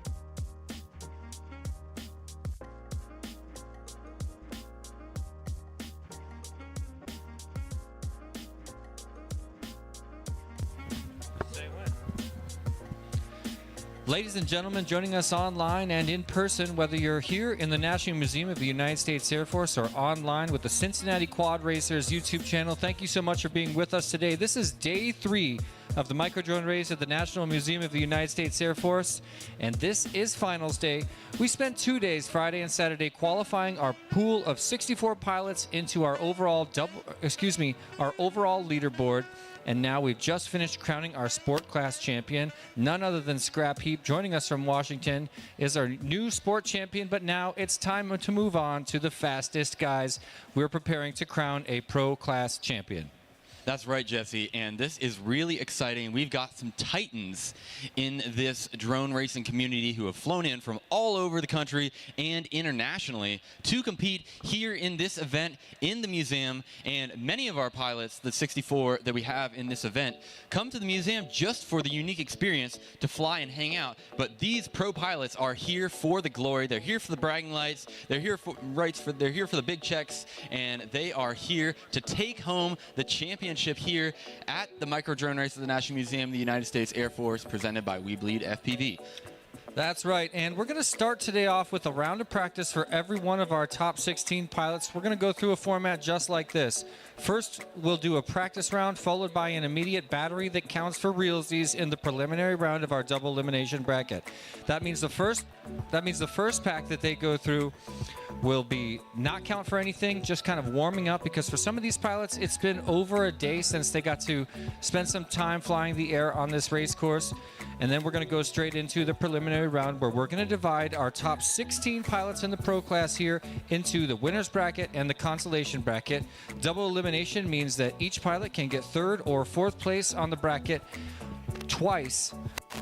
once for free, twice. Second time, you're kicked out and you're done with your career at the microdrone race of the National Museum of the United States Air Force 2025. This is our 6th edition, and I'd like to personally say a giant thank you to the museum for allowing us to have all this fun here. It is just such a privilege to be able to fly in these hallowed halls and mix our incredible technology with these microdrone races alongside the incredible and rich history of aviation present in these halls.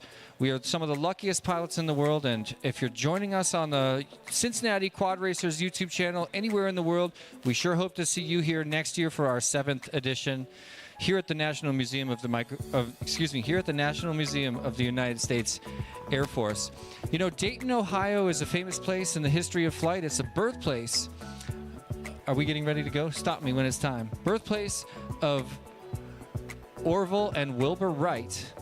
Just about 3 miles from here. Looks like we're going, though. There we go. We're getting ready for our first round of practice with Neon, Porkchop, and a few other pilots.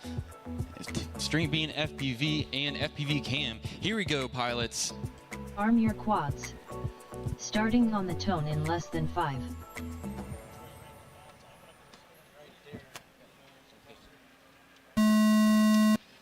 There they go here in practice round number 1. It's for a lot of you viewers out there in the audience right now stopping here in hangar number 2. Thanks for stopping to have a look at what it looks like to be on board one of these microdrones touring the amazing raceway here at the microdrone race of the National Museum of the United States Air Force. What you're seeing on the big screen looming over you right now is the exact feed that our pilots see if they're flying HD0, and very similar if they're flying an analog system. It's what it looks like to be on board a microdrone. And if this is your first time seeing an FPV feed, I'm here to tell you it is much more fun, even more fun than it looks like. There's Neon crossing over after his first lap on the upper left of your screen. He is your third to the top qualifier. How should we say that, Noah? 3rd qualifier here on the overall leaderboard after 2 entire days of negotiating this race course with our top 64 pilots on the leaderboard. That's right. And these pilots are just in a practice round right now, 2-minute heat, where they get to just kind of get their thumbs warm, get thinking about how they're going to implement their race strategy, and see if they can turn some clean laps, boost their confidence, and get ready for the 3-lap race that immediately follows this one with these same exact pilots. And that one is going to be for real and count. Have a look at String Neon, VFPV just brought in a sub 30-second lap. 37.57. Upper left of your screen, this is an unbelievably 30 skilled seconds pilot, remaining. already showing off his skill just in practice round when it doesn't even count. He's going to be the highest seeded pilot in this race. And if it's all right, I'd like to also Neon introduce spectators of this race to a 28.49. few new stats that we're Pork chop debuting here, 46.99. including the whole shot index, which ranks every pilot's speed to the first gate, which can 10 help seconds determine how remaining. fast pilots get off the line and start to work themselves into a finishing order. FPV We've Chem also got a 56.34. consistency index, which compares their fastest lap time. Time's up. Oh, time pilots, please finish your laps and land. and then land. A consistency index which compares their average lap time to a division String of their VFPV fastest 2-lap time, 40.55. telling us about how consistent that pilot is. And I'd also like to talk to you about the bobbles per battery statistic that we've collected from a lot of our data over the past couple of days. We've got a description of about how many average bobbles, errors, or crashes each pilot has per battery on this race course, which is going to help us determine the story of how things shake out, whether they're flying consistent with their practice or not. So just like that, all 4 pilots on the ground and prepared to race for realsies after a warm-up pack. Race over. That's right, and this is a 3-lap race. So if you are following along in our sport class bracket, this bracket is 3 laps instead of 2. Our pro class pilots can turn faster laps, so in that amount of time, they have 3 laps to complete here at the micro drone race at the National Museum of the United States Air Force, presented by We Bleed FPV. And speaking of our sponsors, I think now is a perfect time to look at some sponsors. I can go ahead and take care of that. Yeah, we have an incredible family of sponsors, starting with our gold level sponsors, and I'd like to say a very special thank you to Newbie Drone, Ready Made RC, Custom FPV, HD Zero, Happy Model, T-Motor, and HQ Prop. Thank you so much for being our gold sponsors today, but that's not all. Let's swap over to our platinum sponsors real quick and also say a quick thank you to Pork the chop sponsors lap that came in at a first. slightly higher level. Thank you very much to Emax, Rect, Beta FPV, Tiny Whoop, and of course Foxeer. But let's not leave out the presenting and Pork title chop sponsor lap of this one in event, first. who came through at the highest level of contribution and understanding of how important this event is. Thank you so much to our presenting sponsor, WeBleedFPV.com, which has been an unbelievable sponsor of this event for many years now. It's not their first year being a title sponsor. It likely won't be their last. This is a company worth supporting because of how hardcore they support the racing scene here and also around the world. Yep, that's for sure, Jesse. And we are just about getting ready to get these pilots plugged on in for real flying here in the preliminary round of the pro class bracket. There's a look at our launch cam. As you can see, we got 3 quads going down. There's the quad number 4. And we are gonna be looking for thumbs for good video and getting ready to send these pilots.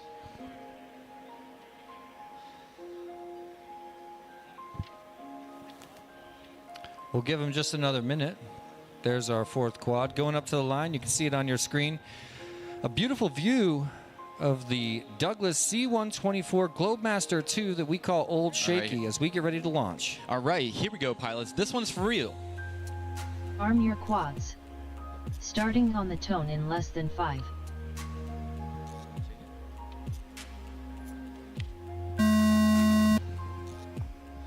And they are off like a shot through that start-finish gate. I'm looking at Neon, who is riding just in front of Porkchop. However, Neon makes a big mistake, opening up the door for Porkchop to maintain the lead there. And looks like Tweech is coming across too in that 4th place position. So Porkchop is coming down and through into the slalom dive section and around over the Foxy hurdle, over the square tunnel and down, up through the wreck descender and around to complete lap number 1. It's in his bag. Pork Looks chop like we lap just 1 had in contact first. between Stringbean and Neon in that black tunnel before they Neon round out lap lap 1 number in 2. second. Neon made the pass and now Tweech tries to lap 1 push in up third. on Porkchop, who's currently Stringbean riding for FPV lap 1st 1 in place. fourth. A little bit of a ground to make up, but Neon knows he can do it within the next half of a lap. Let's watch him make this attempt. Meanwhile, Porkchop back at the front of the pack, already at the slalom dive section and getting set up for his last run through that little black tunnel. It's going to send him on a giant element in 60 front. seconds There, remaining. oh, thank you. There is a big error by Porkchop, sets it down, and he has action. Neon is right on him right now. Get ready for Porkchop Neon to lap try 2 for in that pass. first. Porkchop pushing Neon harder lap and 2 harder, in trying to second. keep it alive. We're losing a little bit of video for Porkchop. There may have been a Tweech pass. lap 2 Neon's in already on the third. wing right section and String diving Bean down to that FPV big lap 2 dive. in fourth. Looks like Porkchop still holding the lead going through that hyperdrive at the back of the room. Now headed for the slalom dive. This could be where Neon tries to make a move. I'm watching so closely to 30 see what's seconds happening, but remaining. I'm losing a little bit of video from Porkchop. He's still holding it as he gets prepared to enter his final lap. Well, that's Neon it. is Finished right. in That's it. third. That was Pork it. Chop is Neon finished done. in second. And Pork Chop and Neon are advancing. What a race by Porkchop and Neon. Neon with some early bobbles. He had a double bobble on the wing section 10 early in seconds lap remaining. number 1. Spent the entire rest of 2.5 laps trying to catch up to Porkchop. Didn't quite make it, but keeps it alive in the winner's bracket despite of it. Time's up. Sorry, I screwed this number. Finish your lap and then land. Wow, String Bean that was a FPV close finish for finished in third and third. fourth between Tweech and String Tweech Bean. They're finished both in going to be fourth. headed to the elimination bracket. So the finish isn't going to matter for advancement, but still great racing between String Bean FPV and Tweech. As Okay. we look to bring up our next group of pilots.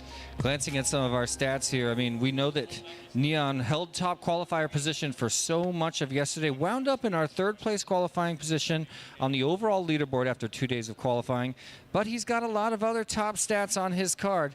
He is the fastest hole shot pilot of the entire event. He's the second most consistent pilot on our Race over. consistency index and a very low average rate of bobbles or errors per battery, riding down at 1.5. That's about a half, I mean, let's just say a half of an error per lap. On average, looking at his qualifying rounds yesterday, he just had 2 bobbles in his most recent event, or excuse me, in his most recent heat that we just finished. Both of them took place in the first lap. We saw also a major bobble by Porkchop in that, which consisted of him striking either a gate or the ground, but a very fast recovery. And String Bean with 3 major errors is what's set him back and made it a little bit difficult for him to catch up. And now it's time for everybody to take a little bit of a deep breath, because we're going to calm down and swap from the real racing back to a practice round as we bring in our next group of 4 pilots. We're going to warm up their thumbs and their minds and get ready for their preliminary round race in just 1 heat. That's right. That's right. And on that last race, I do want to note a small mistake on the race directing end. That was FPV Cam and not Tweech flying in that heat. And it was correct in the practice round, but not in the final bracket round. So down in the green was FPV Cam and not Tweech. Our apologies from that. Sorry about that, Cam.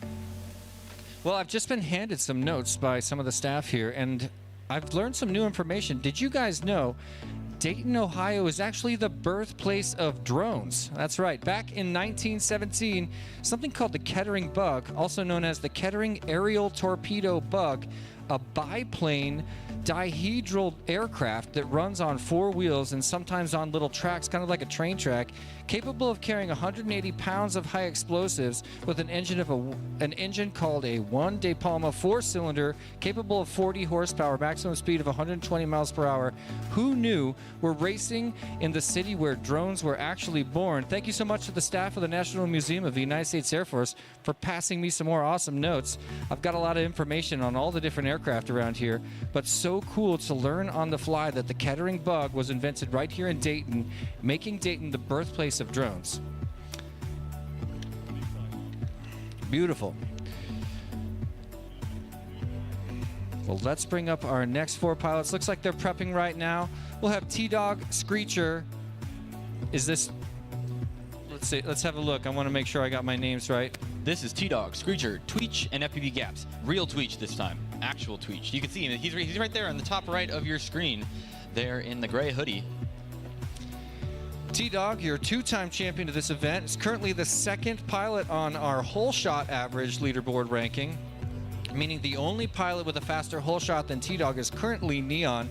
He's also one of the more consistent pilots, riding just above average with a qualifying, in his past 2 qualifying rounds, had an average of about 1.5 bobbles per flight, which again averages out, if you take it down lap by lap, he's getting an average of half of an error per lap. So a fairly consistent pilot in his own right. Screecher's joining us as well. Screecher is a little bit less quick on the hole shot, but incredibly consistent, ranking 10th out of the top 32 pilots at this event. Also keeping an average of exactly the same 1.5 bobbles per battery. We asked Screecher how he got into FPV. He said his grandfather introduced him to drones when he was 9 years old. Found out about the FPV community when he moved to Ohio in 2019 through a Flight Test YouTube channel. That's awesome. Flight Test is one of those YouTube channels that has inspired so many people, including myself. You know. Yes, 100%. I'm definitely right along with you, as it looks like we are getting some quads plugged in on the line for this next heat, which is practice for T-Dog, Screecher Tweech, and FPV Gaps. So we are going to get these quads in the air. I believe we've got 4 good-looking feeds now. Now we're just waiting for some thumbs.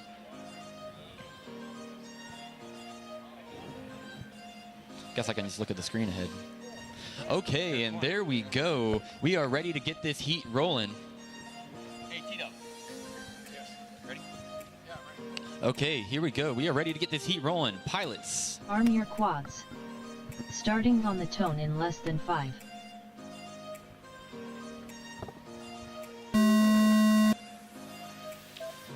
Well, beautiful launch, a little bit late for Tweech, but let's not forget this is a practice round, so how fast you get off the line and how fast you complete the course doesn't really matter. We're just trying to warm up our thumbs and minds just like we were in the previous group. Lots of people getting used to the course as well.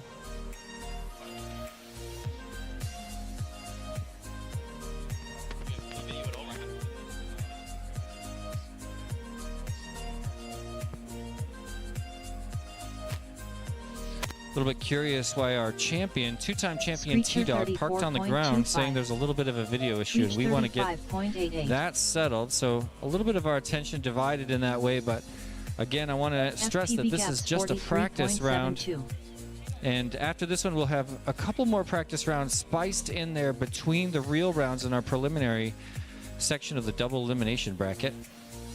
For those of you that don't know, we'll take this double elimination bracket all the way to the end. Well, we'll have a Chase the Ace finals where the first person to win 2 times in a row, not in a row, but 2 times at all, will become the champion of the 6th edition of the micro drone race at the National Museum of the United States Air Force.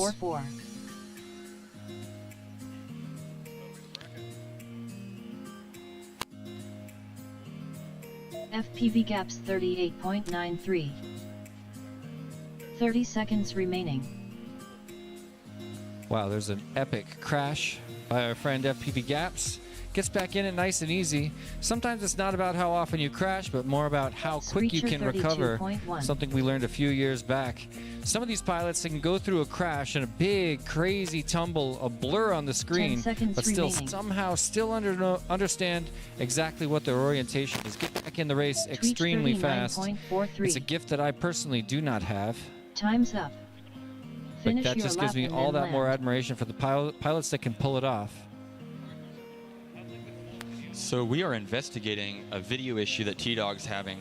Looks like his we have his video on the stream, but on our ground station system, he's getting some really rough video. So we are going to investigate that and make sure that he gets his practice battery. So we're going to be in a small holding pattern for just a second. Race over. T-Dog 144.44.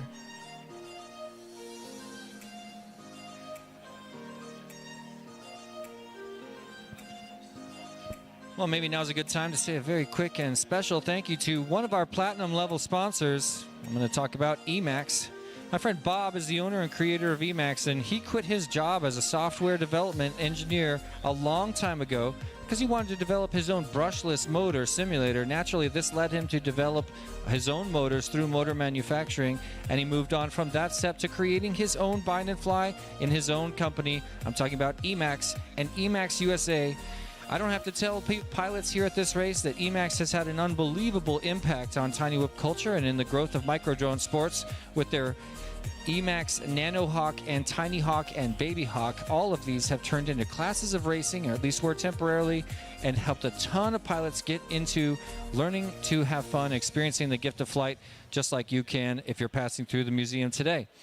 Emacs would like to thank the entire community of FPV pilots for all your support, and they've asked me to urge viewers of this stream and people here in the museum to share FPV with your friends and family. Emacs, I couldn't be more proud to be your commercial neighbor, and thank you so much for being a platinum sponsor of the micro drone race at the National Museum of the United States Air Force.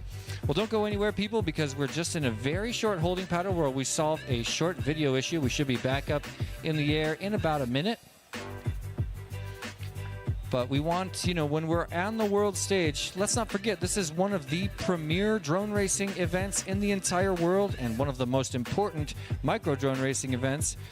We're lucky enough to fly here at the National Museum of the United States Air Force, and when a pilot goes through 2 days of qualifying, works their way to the world stage, and makes it to Pro Class Finals, we don't want the reason that they lose out or take any sort of a disadvantage to be something that we could have fixed ahead of time.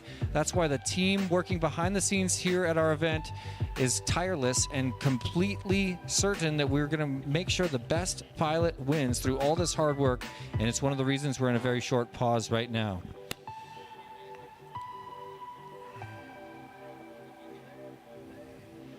The aircraft you see behind us right there, I've been calling her Old Shaky all day today. It's a Douglas C-124 Globemaster II, and normally is open to the public to walk in and out of. Of course, we've got her closed off for the race today. C-124s provide heavy airlifting duty during the Korean War and the Southeast Asian War. Other important airlifts conducted by the C-124s include a resupply mission to Antarctica, refugee evacuation in the Congo, and mercy flights from Morocco, Chile, and elsewhere throughout the world following floods and other natural disasters. C-124 evolved from the earlier Douglas C-74, and the first flights of the 124 took place in November 27th, 1949. This aircraft has been retired for some time, but back in the day, it used to have a range of around 2,000 miles, the wingspan 174 feet, and the tail reaches all the way up to 130. Wait, have I got that right? Double check my stats here. I do. 130 feet tall in height. That cannot be right. Looks like we're getting ready. So we had a video issue for T-Dog last round. So with that, we were able to determine that it was due to some sort of issue that may have been with our system. So I went ahead and completely rebooted the system. All the other pilots that were using the system on the other channels said it was fine. But we're going to go ahead and give T-Dog that opportunity because he didn't get to fly any laps. Of course. It's only fair. Yep. So, well, let's hope that doesn't add any extra pressure, but it'll be an absolute delight to have a full-screen version of what we in the industry call T-Dog time. That's right. This is one of the most skilled tiny whoop pilots on the planet. And here we go. He is ready. All right, here we go, T-Dog. Arm your quads. Starting on the tone in less than 5.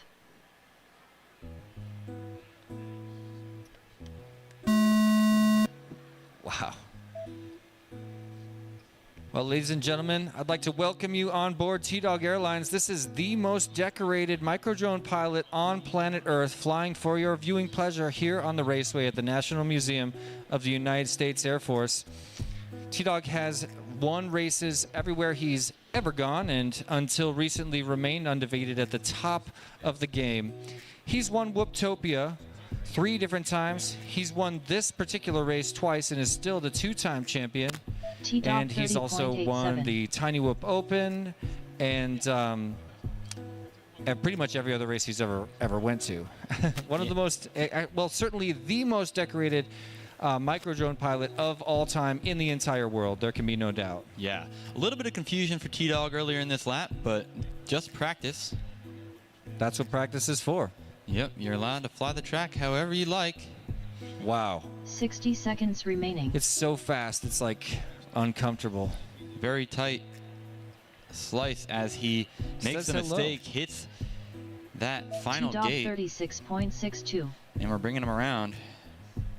There we go. This is just a practice round, of course. It's not really racing against anybody. It's not really much to race. 30 seconds remaining.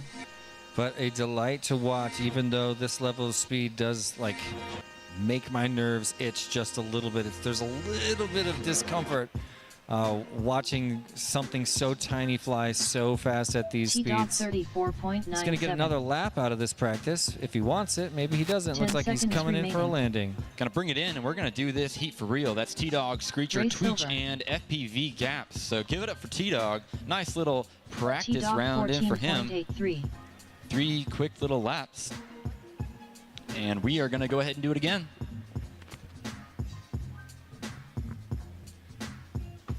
Tweech lap 1 in first. Our heroes making their way back to the stage here in Hangar 2 of the National Museum of the United States Air Force in Dayton, Ohio. Special thank you to everybody joining us there in YouTube land on the Cincinnati Quad Racers YouTube channel. Thanks for being with us. We're on a mission to bump that likes count up over 200. And I'd like to say thank you to everybody who's already liked this live stream. And if you haven't, do me a favor, jump on there, click the like button, and help push this incredible race out to all the fans of FPV and drone racing around the world.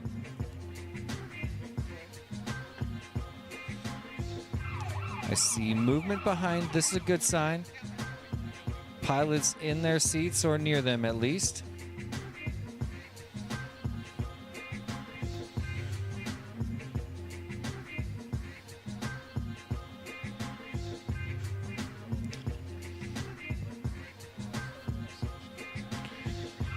So T-Dog, second seed on the overall leaderboard after 2 days of qualifying, is your highest seed in this heat and fastest pilot. He's also got the fastest hole shot with a consistency index of 89.97%, very strong. And as I mentioned a little bit earlier, has been averaging about 1.5 errors, bobbles, or crashes per battery on this racetrack, which is uncharacteristically high for T-Dog if you don't know the guy. He's generally a crash-free pilot, but we know that there are certain challenges that this raceway has that are certainly uncommon. It's just a completely different, unique racetrack, as you can probably tell.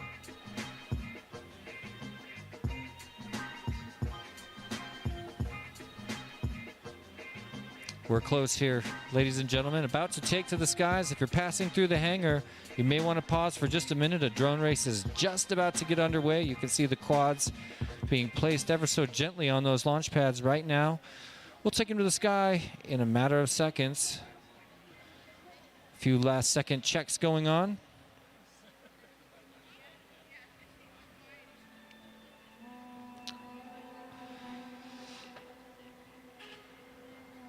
Well, as the quads come off the line, I'm tempted to say a quick hello and thank you to another one of our wonderful sponsors here at the National Museum of the United States Air Force. As a platinum sponsor, I'd like to thank Wrecked.com. Like my friend Josh Bixler always says, the family that plays together stays together. When the Roundtree family discovered FPV, it ignited a passion that wove their family together in an adventure they say they never could have imagined, just like many of the families and pilots here today at the National Museum of the USAF. Rec.com knows the world of FPV drones can be daunting to newcomers, and their mission is twofold: to support the aspiring and current FPV pilots of all ages. If you're loving this event and you might need any help at all, please reach out to Rec.com or peruse their store right now in another browser tab while enjoying the show.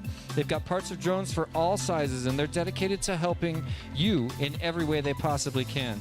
They're on a mission also to help pilots, creators, and small businesses grow the small business community within FPV. We're so very proud to have you as a platinum sponsor. Thank you so much, Rec.com. And I'm told we are close to launching now, ladies and gentlemen. Yes, we are. We are ready to go now. So, pilots. Arm your quads.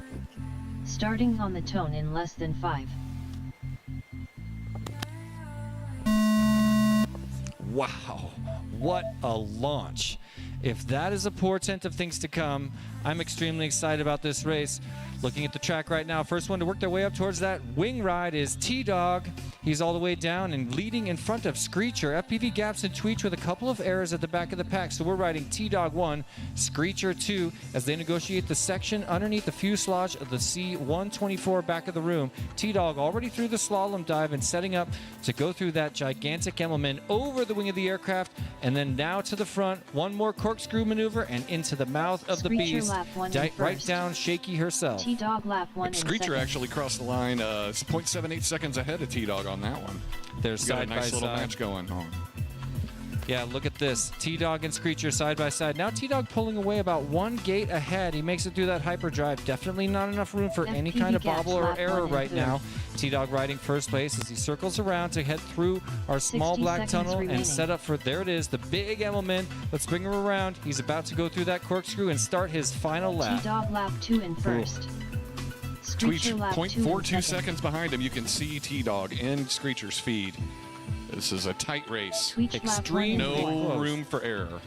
Screecher is right on him. No room to breathe at all for T-Dog riding first place after 2.5 laps and getting ready to lock this down. There's his slalom dive. We'll bring him around now through the small black 30 tunnel. seconds remaining. Nice and clean, and he's still about 1 second ahead of Screecher, FPV starting to Gaps skate a lap bit 2 further in away, third. but now make it official. That's it. T-Dog T-Dog first finished place, in first. and here comes Screecher in Screecher for second second. Screecher place. finished in second. Bravo, pilots. 2.65 behind T-Dog. That was a heck of a race, guys. Great job. T-Dog fastest lap Still- that round, 10 seconds 29.51, remaining. incredibly fast. We're waiting for Tweech and FPV Gaps to finish up there. Here comes final Tweech laps. right now. I believe this is just Time's Tweech's up. second lap. Finish Yeah, your lap huge and then errors, land. though. Some pretty big errors early in the race there.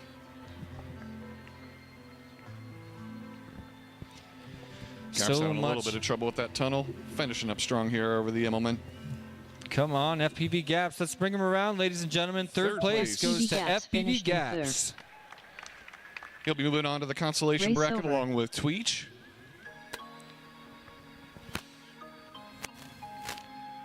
Beautiful flying pilots, congratulations. And now we're going to, like I said before, take a deep breath and move on to another practice round. We're going to bring in 4 more pilots to warm up their thumbs back and to our minds practice. on the official raceway of the microdrone race at the National Museum of the United States Air Force. Get ready to experience the exciting flights of Wordna, Custom FPV, Tasty, and Chetmac.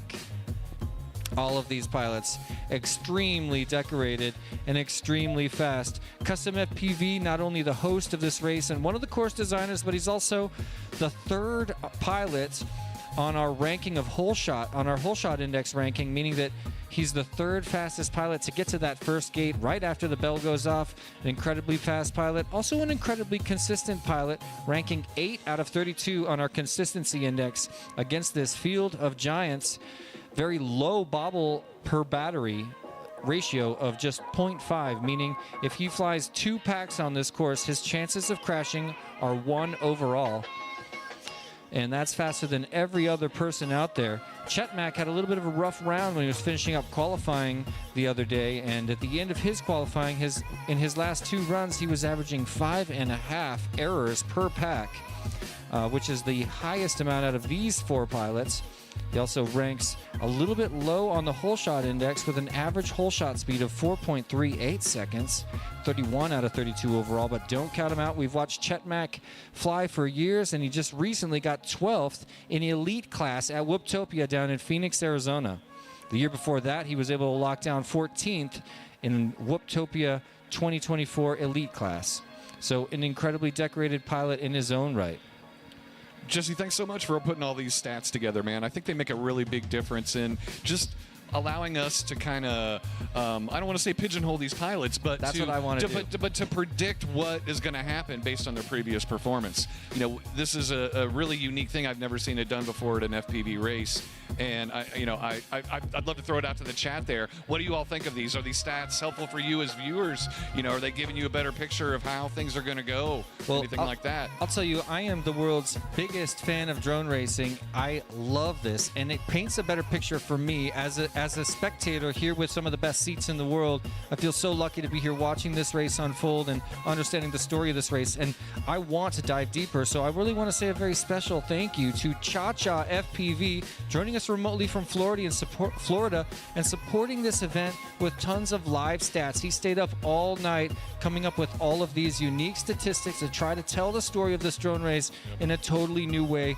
and I think he's done a terrific job. He's also updating us live, meaning when these pilots have errors, every single crash that you see happening, he's marking down, reporting to me and T-Dub everything that happens here at this event today, so we can tell the story better to you folks passing through the museum and to you folks on the Cincinnati Quad Racers YouTube channel. Yep, awesome. And I'm super glad to be back here with Jesse today. They let me out of the truck for a little bit while Custom's flying to hop back on the mic here. So shout out to everybody in YouTube land watching us and elsewhere in the museum. And by the way, if you are walking by in the museum right now, you have stumbled into one of the biggest drone race, micro drone races in the world. Right now we are in our finals for our championship class. Our pro class pilots are flying right now. We have 16 of them left, and we are going to whittle that down to one champion here before the end of this day is through. So if you want to, we've got seats on either side of the stage here. Please have a seat, join us, and you can watch these awesome pilots up close and personal. And if you're interested in taking up FPV as a hobby, or you have any questions for any of our pilots here, please grab them. They would love to talk to you about what we do, how much fun this hobby is, and and how you can get involved as well. So that's right. We love flying this. It's such a privilege to fly in this arena. There can be no doubt. But I want everyone passing by to know that we really are here for you. And if it's something you think you might want to do with your kids, with your parents, it's such a fun activity. I've said this all day, but it's even more fun than it looks. You really do lose sense of your human body and just will your way through the air, just like the dreams you had when you were little, the dreams of flying. That's really what it's like. And to turn that into a competition on this raceway, it's obviously really special to my heart, but also to all of these pilots. Experiencing the gift of flight is something we want to share with you. You're here at the National Museum of the United States Air Force admiring the history, the present, and the future of the aviation industry. There's no way to walk through these halls without daydreaming about being a pilot in some of these unbelievable aircraft. If you want to experience the gift of flight, the easiest and closest way to do it is with the micro drone, and all of these pilots would love to help you, myself included.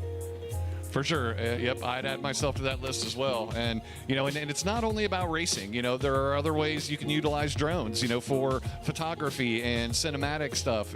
You could get a job as a drone pilot shooting videos for real estate agents, for inspection companies, for the government, inspecting bridges and buildings. And, there's a lot of career opportunities, and there's a strong STEM component to this as well as an artistic component too. If you don't want to race, if you don't want to build, but you want to just fly like a bird, you can absolutely do that. Show off your tricks, and just do it at your own pace. There's no pressure on you to just go out and fly a pack in your yard. It's a lot of fun.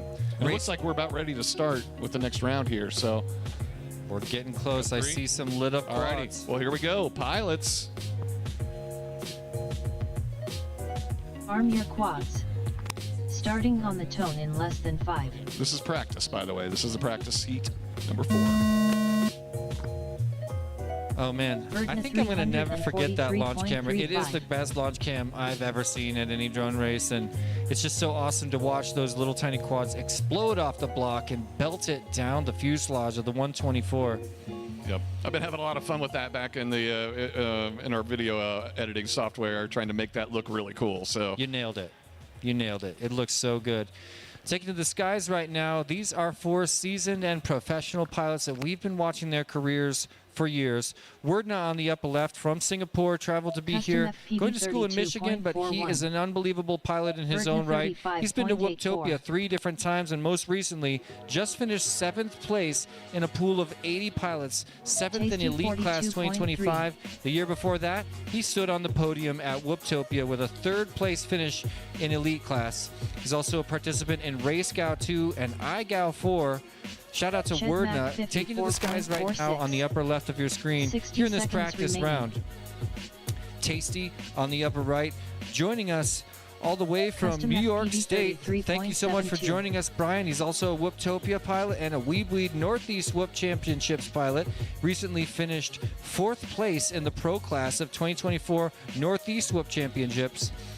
And let's see, he was also Tasty at 38.66. Whooptopia and took advanced class 8th place in 2025, advanced class 1st place in 30 2024. seconds remaining.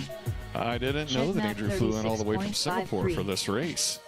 I thought he he's was going- still up in Michigan. He's going to school in Michigan, originally from Oh, Singapore. he's originally from Custom Singapore. Okay, so that's FPV right. 33.22. A few hours. I count him as an international pilot Yeah, as much as I count. absolutely, Yeah, yeah. come on. As much as we 10 count the seconds Canadians. remaining.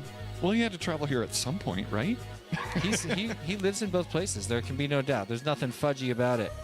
Amazing, and not only a great pilot, Time's but a great up. guy. He's been Finish a huge your lap contributor to and the then land. community, you know, with his designs and tunes and Yeah. everything else. You know, Tasty just like so many other 42.6. people in this community, you know, we all give back. We all help. 38.25. You know, we were all beginners once, and we all know how it feels to not know what the heck you're doing.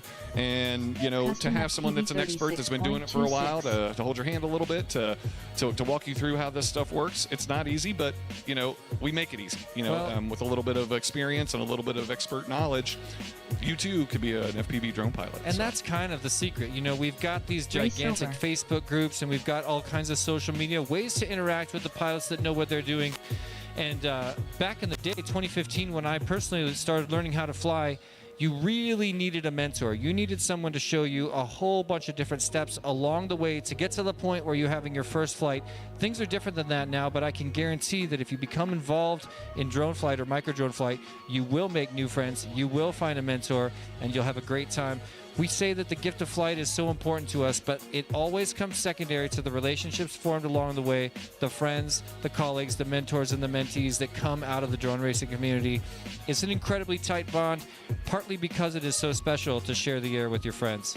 well, and it's also fun to watch this next generation of pilots coming up. You know, as somebody who's been in this hobby for about 6 years, I used to be one of the fast guys, and I'm not a fast guy anymore. Let me tell you something. These up-and-coming guys, these younger guys are coming up, and they are fearless. And, you know, they've grown up on video games. They've grown up with a controller in their hand, and they take to this like ducks to water, like fish to water, really, not even ducks. So Yeah, it is an amazing thing to see, and we're going to witness that together very shortly.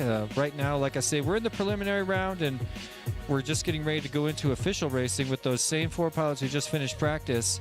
But yeah, it's just an unbelievable thing to witness. And you're right, the new generation is on a new level of speed, and it's the same story over and over. The pilots that are winning are getting younger.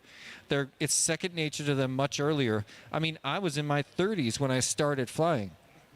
I was in my 40s when I started. Imagine and, yeah. if we could have had it as part of our childhood, like you could give to your children, like I will give to mine. I got a 2-year-old, so he's not quite there yet.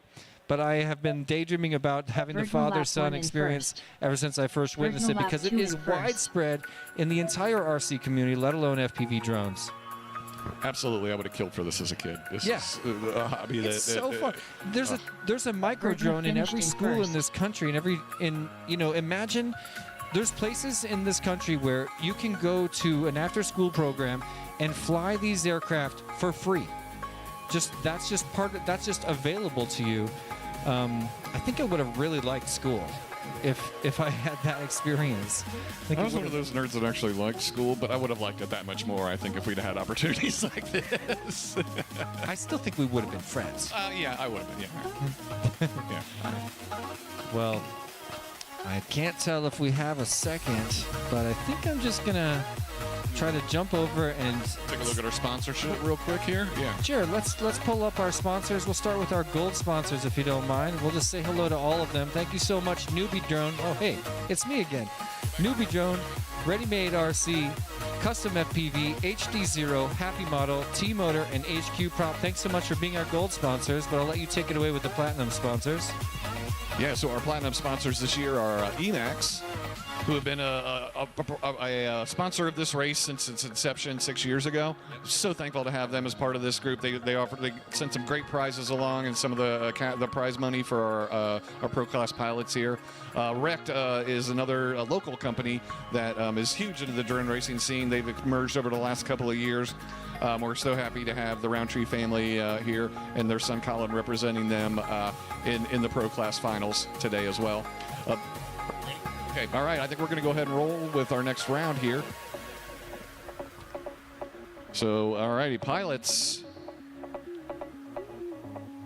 Arm your quads. Starting on the tone in less than 5.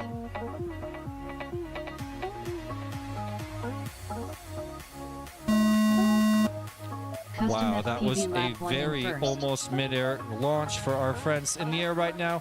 I see Custom FPV getting out front. He's got so much action as he rides up to the top of that wing. Now goes down. Wordna trying to make the move. It looks like he made it official, but Custom's right back in it and right there with him. Custom and Wordna side by side. Custom's first through that hyperdrive underneath the belly of the beast, and the first one to get to that slalom dive will bring around Custom as he heads for our tunnel into the Emmelman. Big Emmelman, and taps the wing of the 124 on his way over the top. Here he goes through his first lap and onto a second, about Wordna lap 1/2 1 of a in second first. in front of Wordna. Looking smooth for Custom FPV, your leader, riding over the wing of the 124 Tasty lap on the 1 upper right second. of your screen. Keeping it nice and smooth. He has no room for errors because look at Wordna right behind him as the other pilots start to gap a little bit further Check back right mark now. lap 1 and Custom third. Knight making it look pretty easy. Sets up for his big Emmelman. There it 60 is over the seconds right remaining. wing of the 124 and gets set up to cross over onto his final lap. Now an Custom even FPV shorter lap distance 1 in between fourth. Custom FPV and Wordna lap Wordna 2 riding in on the upper first. left of your screen. Wow, some Check good racing. Mac You can lap see 2 in Custom right in second. Wordna's feed. Yeah, have a look at that screen on There. the upper left. You can see the other drone in front of him, and Wordna wants to make that pass and Tasty bring lap in 2 that and one. third. Pushing, he is pushing. So now Custom through that slalom dive cuts it way too close for my comfort, buddy. Now side by 30 side with seconds Wordna remaining. coming Oh, to the both finish coming over that line, wing at the getting same closer and time. closer What's gonna to the happen? front of the gun. Oh my gosh! Custom Whoa! FPV lap 2 in fourth. About a tenth of Barely. a second. Oh my. So close to that Custom finish. FPV Custom finished and in Wordna second. almost inside the start-finish gate at the exact same time, but we saw it here in the judges' booth. Custom took him by a 10 fraction seconds of a remaining. second. Yeah, we're going to need to go a quick Check Mac replay finished or in a third. review to fix Custom's timing. So stay by. Would love to watch that finish in slow-mo if we've Time's got the up. ability. And Finish we your may lap be and caught then up doing a land. little bit of timing research to do it, but if possible, it would be so good to see it. A strong finish for Tasty, bringing it across. Tasty finished in fourth. And finishing in fourth. He'll keep it alive. We're not sending anybody home yet. This is the preliminary round. So we're just sorting our pilots into the winner's bracket and, of course, our consolation Race bracket. over. What an awesome flight. Those two pilots side by side for 3 straight laps and took it together all the way to the end. Neither one of them had considerable crashes. Nobody had to put it down. Nobody had to turtle. Nobody had to reset. They all both Wordna and Custom side by side for so long. These two old friends have flown together before. We've seen them competing on the world stage side by side in the past, but that was one of their finest performances as two competitors. And bravo to you two pilots. As we get set to go back to a practice round, this will be, I believe, our final practice round of the day. I'm going to pull it up right here.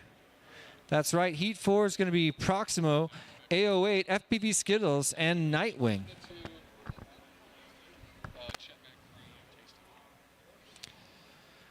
So 4 extremely accomplished pilots. We saw AO8 yesterday, son of my buddy Aviator I've been hanging out with at these events for years, and now his son just destroyed him during qualifying yesterday. Winds up among these giants. Have a look. We've got Proximo, the current Whooptopia champion and your top seed at this event. He's got the 5th fastest hole shot of the entire event and a very strong consistency index of 94%, meaning he's in the top 6 most consistent pilots, averaging 1.5 bobbles per battery. He's also going up against Nightwing and FPV Skittles, the godfather of the international game of Whoop, which most recently had 1,700 pilots competing in an online freestyle micro drone competition. Awesome. Well, next up, we have Proximo on R1, AO8 on R2, Nightwing on R6 and FPV Skittles on R8. They're going to be doing a practice pack, and then they're going to be racing for real. So, guys, come on up, get ready to fly. Make sure you got a couple extra packs with you, and at least 2 drones. Now, looking at these pilots, we see that Proximo, we know he's the fastest, the highest seed out of these pilots, and we just watched him win Whooptopia down in Phoenix a couple months ago. So we know he's got the skill, but look, he's also got much less average bobbles or errors or crashes per battery, showing only 1.5 crashes per battery as opposed to our other competitors, which are showing 5, 3, and 3 overall. So we're looking at him as much faster to get to the first gate and also less likely to have crashes going into this first heat. Well, and that just proves the adage that smooth is fast. And, and it's funny how that works. You're going to notice that these pilots who are winning these races and the pilots that are advancing through this bracket are the ones with that don't have they don't have errors. Exactly. That do not bobble, that are able to recover quickly if they do bobble. But you're going to notice a trend. We're riding the fine line between where the speed you're comfortable at, the speed where you can keep it in the air, and the speed you need to fly at against this competitive sea of giants. If you want to be in the first or second place, as you must to keep it alive in the winner's bracket of this race, you may have to push past your comfort zone and past the area where the speed of flying where you can keep your skill in check and keep your quad off the ground and out of the gates. And finding that line is really what it's all about. Pushing that envelope as far as you can without losing control.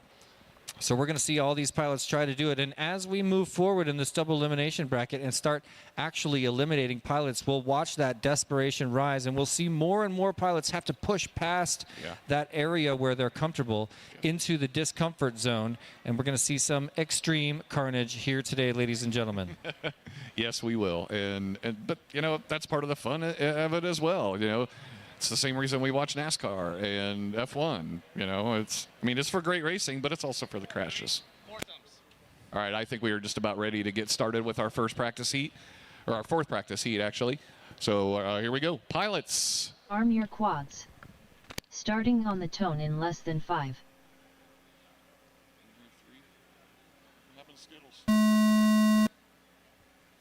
Proxima 181.0. Well, 3 quads in the air. Looks like we may have lost Skittles for the practice round. We're going to get the word on that in just a second. Troubles for A08 here in this practice round on his lid and trying to turtle out of this. I'm seeing RX loss on your screen. That's not a good sign, but makes me happy that we have these practice round to sort out issues like that. Look to the left, and we'll see Proximo and Nightwing flying through our course here at the National Museum Proximo the National Museum of the United States Air Force, as Proximo goes through a big error inside the aircraft. Meanwhile, Nightwing setting up for his giant element and working his way to the front of the course, keeping it nice and chill for his practice round, looking for a 0 error trip down the 42.16 barrel of the 124, making it look nice and easy. Beautiful, smooth flight. A08 was able to get back in it and now flying in a frenzy here in this practice round. Wants to practice at speed more than he practiced being on the ground. A08 through the tunnel. Proximo There's his giant element and a wing ride over the left wing of the 124, down the mouth and down the entire fuselage out the back door. I love the way this flight looks. A08, the newest competitor in this heat. I mentioned him a second ago. My buddy Mike's son, and now just an incredibly fast pilot. I guess he's had skills for a lot of years, but I haven't seen a performance like this from him yet. It's now winding up flying in the pro class here at the 6th edition of our micro drone race at the National Museum of the USAF. We asked A08 how he got into FPV. He said, through the guidance of my dad and flying IRC planes from a very young age.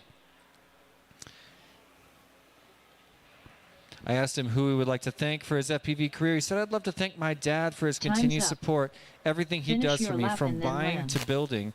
I'd like to thank Screecher for the endless support, always pushing me to my racing limit. Finally, I'd like to thank my friend Sam for pushing me to continue in FPV. Alrighty, and that's time for everybody. A08, please finish your lap.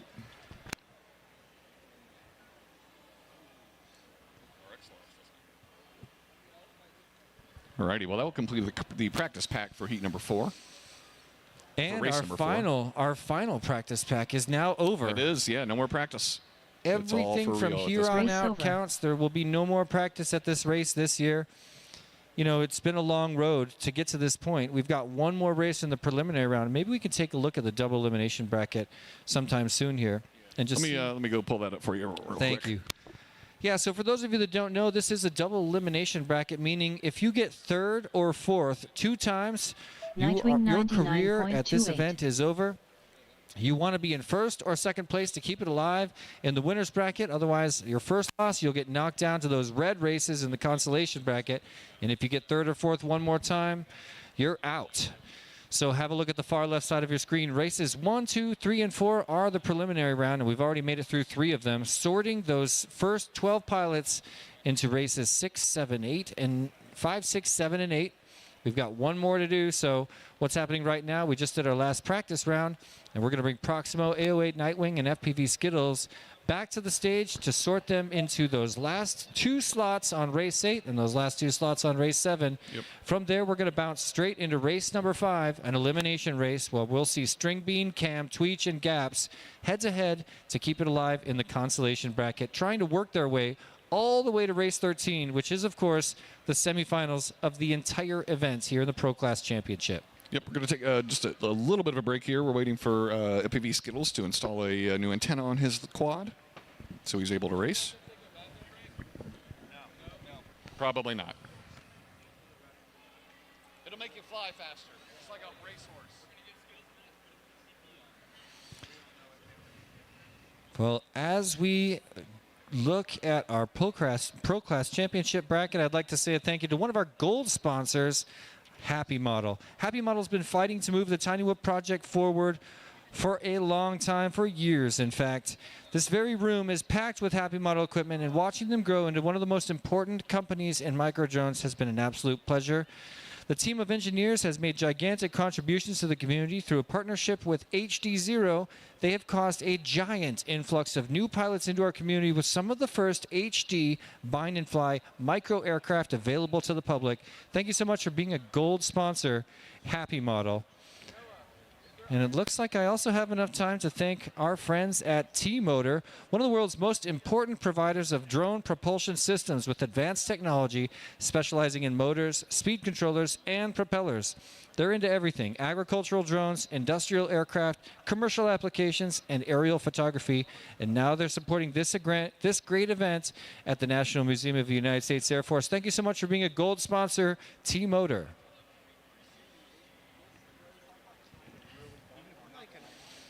Well, ladies and gentlemen, passing through the halls today, thank you so much for stopping to learn about micro drone racing. You've stumbled into the finals day of our 3-day event here at the National Museum of the United States Air Force, where we have sorted 64 pilots into an entire leaderboard of all of them, finalizing with our Pro Class bracket that is underway right now. We're racing for realsies. We're racing for big money, big prizes, and even bigger glory on the world stage at one of my favorite events in the entire world. Thank you so much for joining us. What you're about to see on the screen right now, well, in just a moment anyway, is the live video feed from onboard the drones as they're flying around this incredible raceway. So if you haven't ever seen FPV drones before and you'd like to see what it's like to be one of the fastest pilots on planet Earth negotiating this racetrack, stick around for just a minute. We're sending these guys to the skies in just a moment. I see our pilots suiting up right now over there on the stage, and we'll give them the go tone in just a moment. All right. I'd like to say a thank you to all of our viewers on the Cincinnati Quad Racers YouTube channel. We've got lots of friends joining us, a huge audience online right now. Thanks so much for being with us. How And many viewers thanks, we have out there right now? thanks for liking the smash button. 105. Yeah. We can get that number higher, but that's a pretty good number. I'm not going to lie. That's terrific. Friends around the world, and I'd love for you guys all to say what's up in the chat. I will say hello really quick to King FPV. Thanks for joining us. Cali FPV, what's up? Mr. Man, we just saw you race down in Phoenix. An awesome performance down there. Kevin Turner saying race 6 looks insane. We'll have a look at that in a moment. Quad Doc, thanks for being there. Hypnos is here as well. Drones and FPV, thanks so much for joining us. Geek Bench, good to see you back. Oh, Mini Rolls Rule joining us from across the pond. Thanks for being Did I here. hear you say King in there? Yeah. Where are you at, Lonnie? Why aren't you here, brother? Yeah. That's all I got to say. I'm a little upset too, but I wasn't going to bring it up in front of hundreds of people. I won't hesitate. I'll call him out. We love you, Lonnie. We'll see you at the next one, right? In the meantime, Better. I see quads. You can see right about here. Setting quads. There it is. A Here we close-up go. view of our aircraft. That's just the coolest view ever. Shooting it right up into the belly of the It's beast the best. there. We got to go full screen. Let's bring it in. Oh, Oh, we they got can see some our pilots goggles getting up. ready as well. We got Skittles. That's- We got There's the Nightwing. view. We got who else? We got Proximo. We got AO8. This is going to be a good heat here, Oh yeah. and this one's for real. No more practices. So well, it looks like we're resetting a couple of quads still. We're standing on the world stage in one of the most important microdrone races in the world since the microdrone movement started 10 years ago. Our team of professionals want to make sure everything's perfect. And when you make it through 2 days of qualifying and then come here to the pro class bracket, there's no wonder our staff wants everything to be perfect for these pilots. They've traveled from around the world, and now they're standing here in front of you at the United States Air Force Museum on the world stage at one of the most prestigious microdrone races on the planet. 100%. And, you know, as someone who, you know, has been to all of them and has watched this event grow over the last 6 years, just, you know, having the support of the museum, of the rest of the drone racing community, of, you know, our club, the people who step up behind the scenes to help us prepare, plan this race, run it, who have been here since Thursday, helping us set up. And, you know, and they're going to be helping us tear down tonight. You know, can't thank all of you enough. You know, it's not just people from Cincinnati Quad Racers. We've got a lot of friends from Buckeye FPV, from the Cleveland Quad Squad, and, you know, and of course, you know, people from out of town. Jesse coming in and helping us out with commentary as well. Really want to throw a big thank you out to all of you. So, I think we are about Looking ready good. to go. All righty, here we go, pilots. Arm your quads. Starting on the tone in less than 5.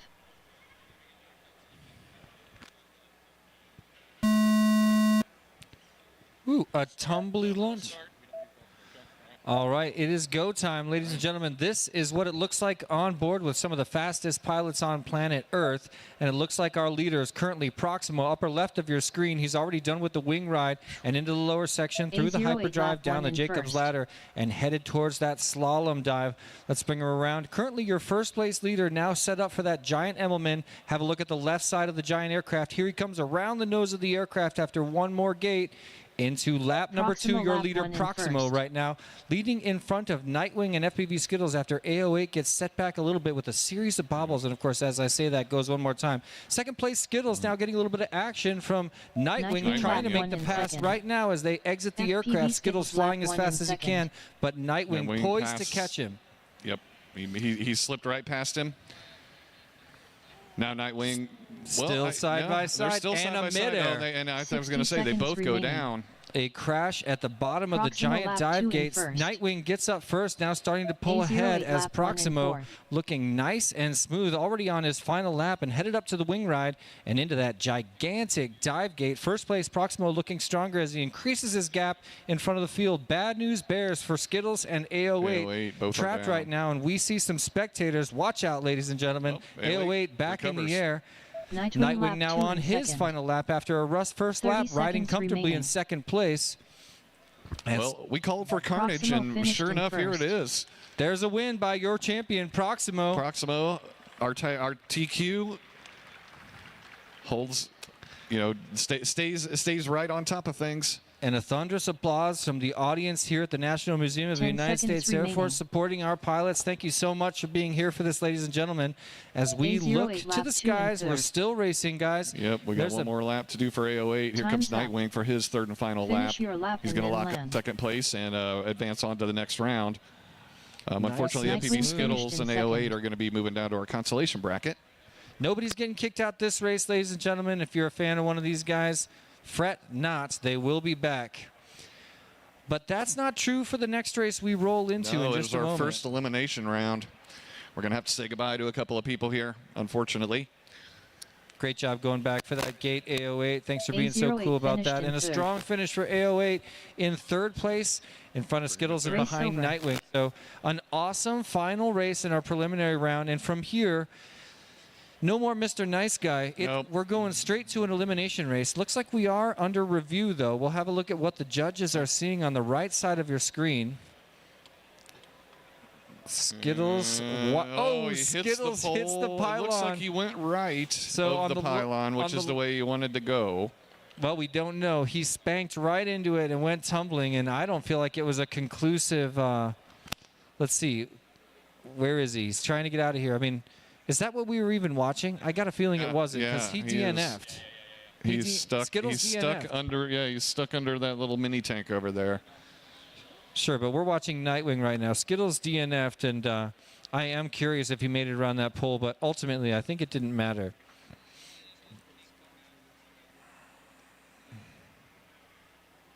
We did it like between the last two races. Yep, we did it. We're on it. That was nice of him to look. But thanks. Trying to get our backs. I know.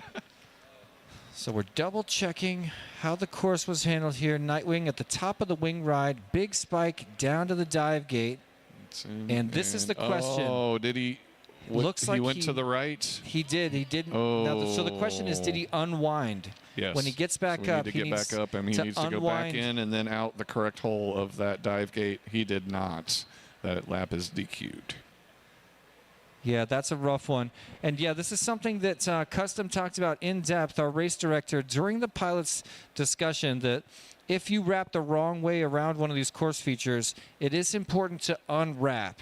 And sort of, he always says, imagine a little tiny string behind your aircraft. Now, what needs to happen is Nightwing needs to go to the left of that, but he goes to the right of it and then like maybe curls around it because he almost got like wall effect suction to it. Yeah, he got sucked up to it. Yep. But it pulled him the wrong direction to the right of that. And he should have been going to the left of that pole. That's And a tricky. I don't unfortunately, think yeah. I would have caught that if I was the pilot. No, I don't know. I don't Who think called I that would. out? That was some good sharp eyes. But I'm saying, even if I was Nightwing on board, I think I would have made the exact same decision. I don't think I would have noticed and unwound, as it were. But a rough decision. We'll see what the official you know, judges say. there's still other opportunities though for him. So that doesn't. It's not the end of his day, luckily. And if we do, end up having to DQ that lap, We'll find out from the we'll judges figure it too. out. That would It's going to be finishing order for that one. looks like it is official. Okay. Finishing order is We got Oh. the advancements are going to be Proximo and AOA. So- AO8 since he completed every lap. AO8 getting a little bit of a lucky run there. I mean, he had a strong finish, which is the right thing to do, and it paid off today because the judges found this minor error that I think anybody could have done by Nightwing, and now AO8 moving on in the winner's bracket, building a long and tumultuous road for our two heroes, Skittles and Nightwing, in the consolation bracket. We know this can happen. We know these two aren't out. They've both It's got definitely not over for either one of those guys. They're both very capable of making a run through our consolation bracket and making it to the finals. Your day is not over if you lose one, if you don't make it in the top two. So. But your day may be over if your Tweech, FPV Gaps, FPV Cam, or Springbean FPV coming up in our next heat, number 5, an elimination round. And these guys are incredibly fast pilots. It's always a huge bummer to say goodbye to two of our friends this early in the match, but that's how it's got to go down. It's hard to look at the stats and make a prediction. Stringbean with the least number of average bobbles per battery, but also a little bit lower on our whole shot index, ranking 9th out of 32, so quicker than the average, but not quicker than everyone in his heat. We also know FPV Cam with his incredibly graceful but powerful flight style. He's been on the podium at so many events, including second place in Pro at Whooptopia this most recent year, but first place in Pro both years prior to that, which means he almost got the first place Pro Turkey this year, missed it by one slot. I won't forget it. You let me down big time, man. Yeah, next year, next 3 years. You got 3 years to get first place in Pro you again. need a turkey again. Yeah, otherwise it's not the turkey.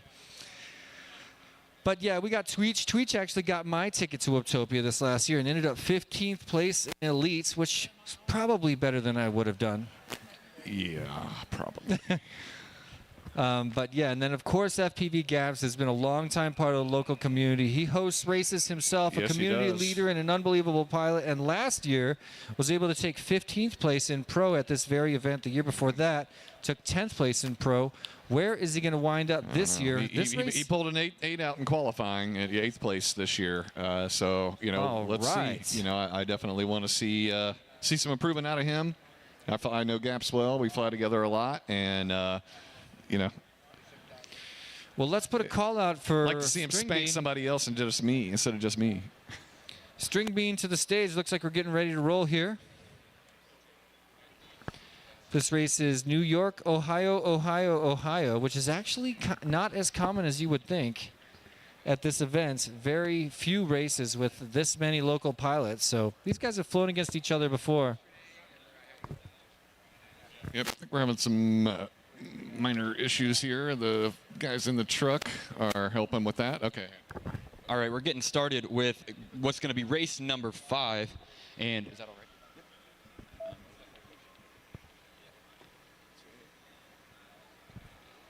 And as you can see, here's a look at our bracket after the preliminary round. We have race 5, which is going to be String Bean FPV on R1, Tweech on R2, FPV Cam on R6, and FPV Gaps on R8. That is String Bean R1, Tweech R2, FPV Cam R6, FPV Gaps R8. And then race 6 is going to be Pork Chop, Neon, T-Dog, and Screecher. I'll get the channels for those in just a sec. Well, as we set up for race number 5, an elimination race here in the Pro Class Championship bracket, I'll say a quick hello and thank you to one more of our gold level sponsors, Newbie Drone.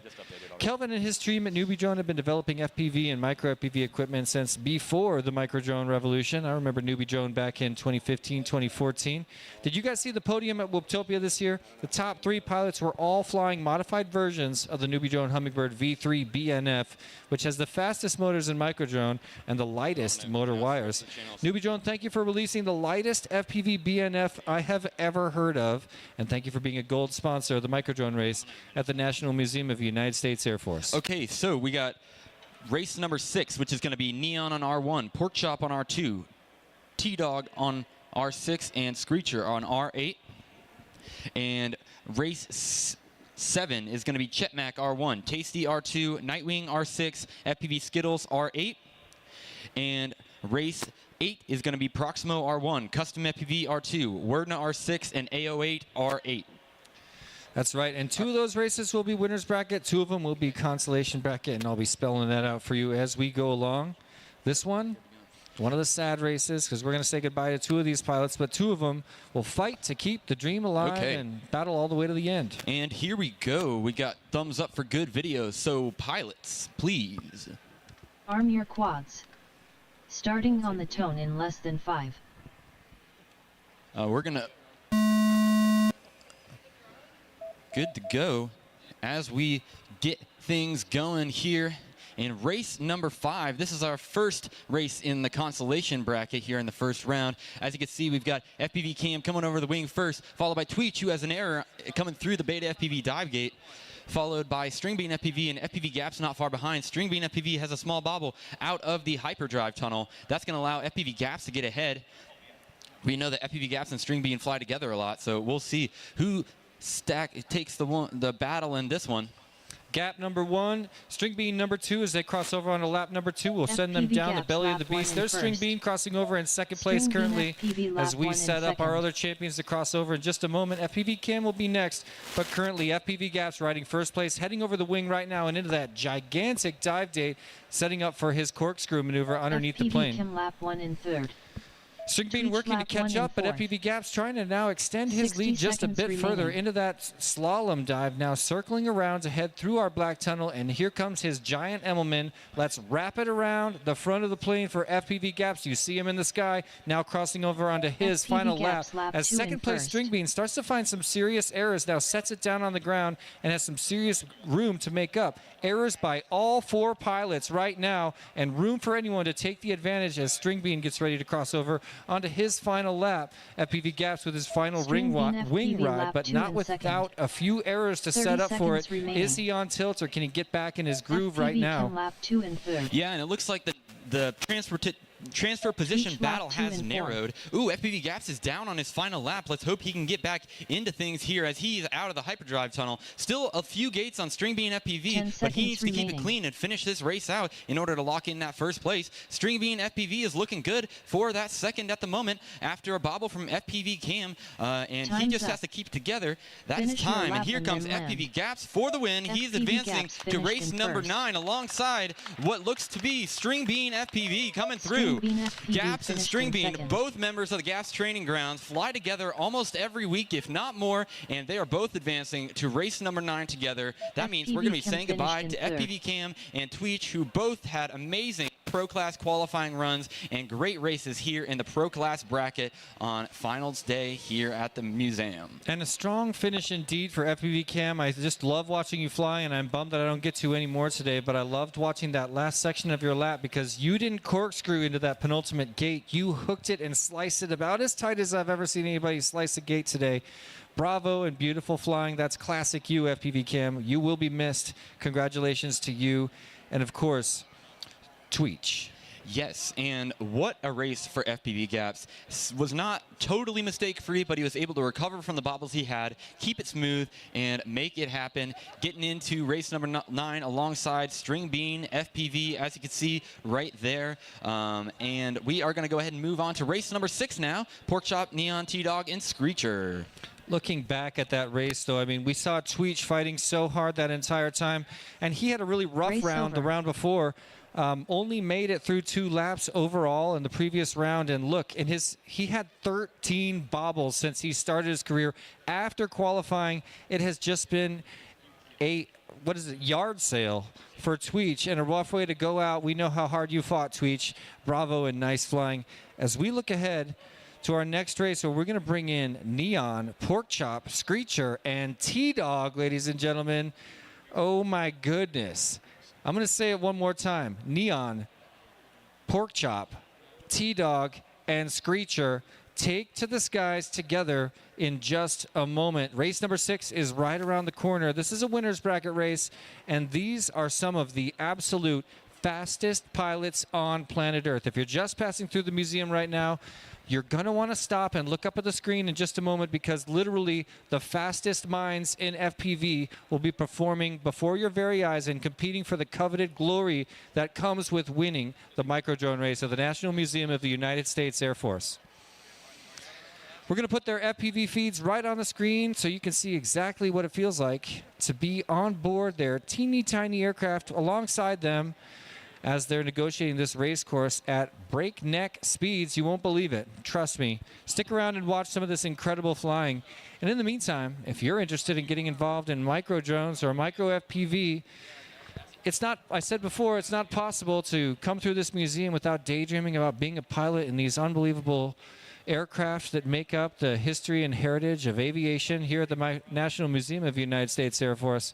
If you've always daydreamed about being a pilot and you don't want to spend a ton of money, school, or time, pick up a micro drone. You can experience the gift of flight in just a few hours. There is an awkward period where you get to know what the sticks do. Right after that, you kind of stop thinking about what your hands and sticks do and just start willing your way through the air like a dream, and it is even more fun than it looks. I really hope that you guys can join our hobby and become a micro drone pilot like all of us here today.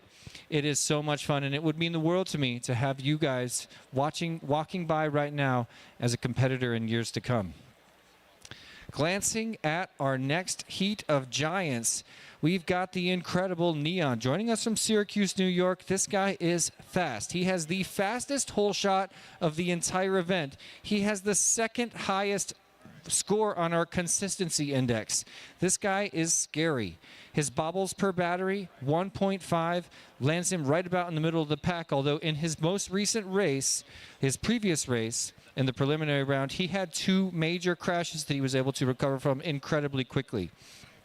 That's actually more than all of our other 3 pilots as Porkchop had 1 crash in the previous race, Screecher with literally 0 crashes, 0 taps, 0 touches, and T-Dog with 1 major crash in his previous race, although he was able to still pull it off and keep it alive in the winner's bracket. All right, and here we go. I got 4 thumbs for good video from our pilots. This is race number 6, our first race in the second round of the winner's bracket. So, pilots, please. Arm your quads.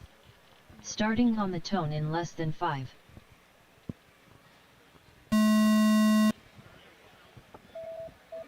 And it looks like a clean launch. Ooh, big hit for Neon coming out. Ooh, I don't think you're supposed to see whatever that cable is in the front there. That's no good for Neon.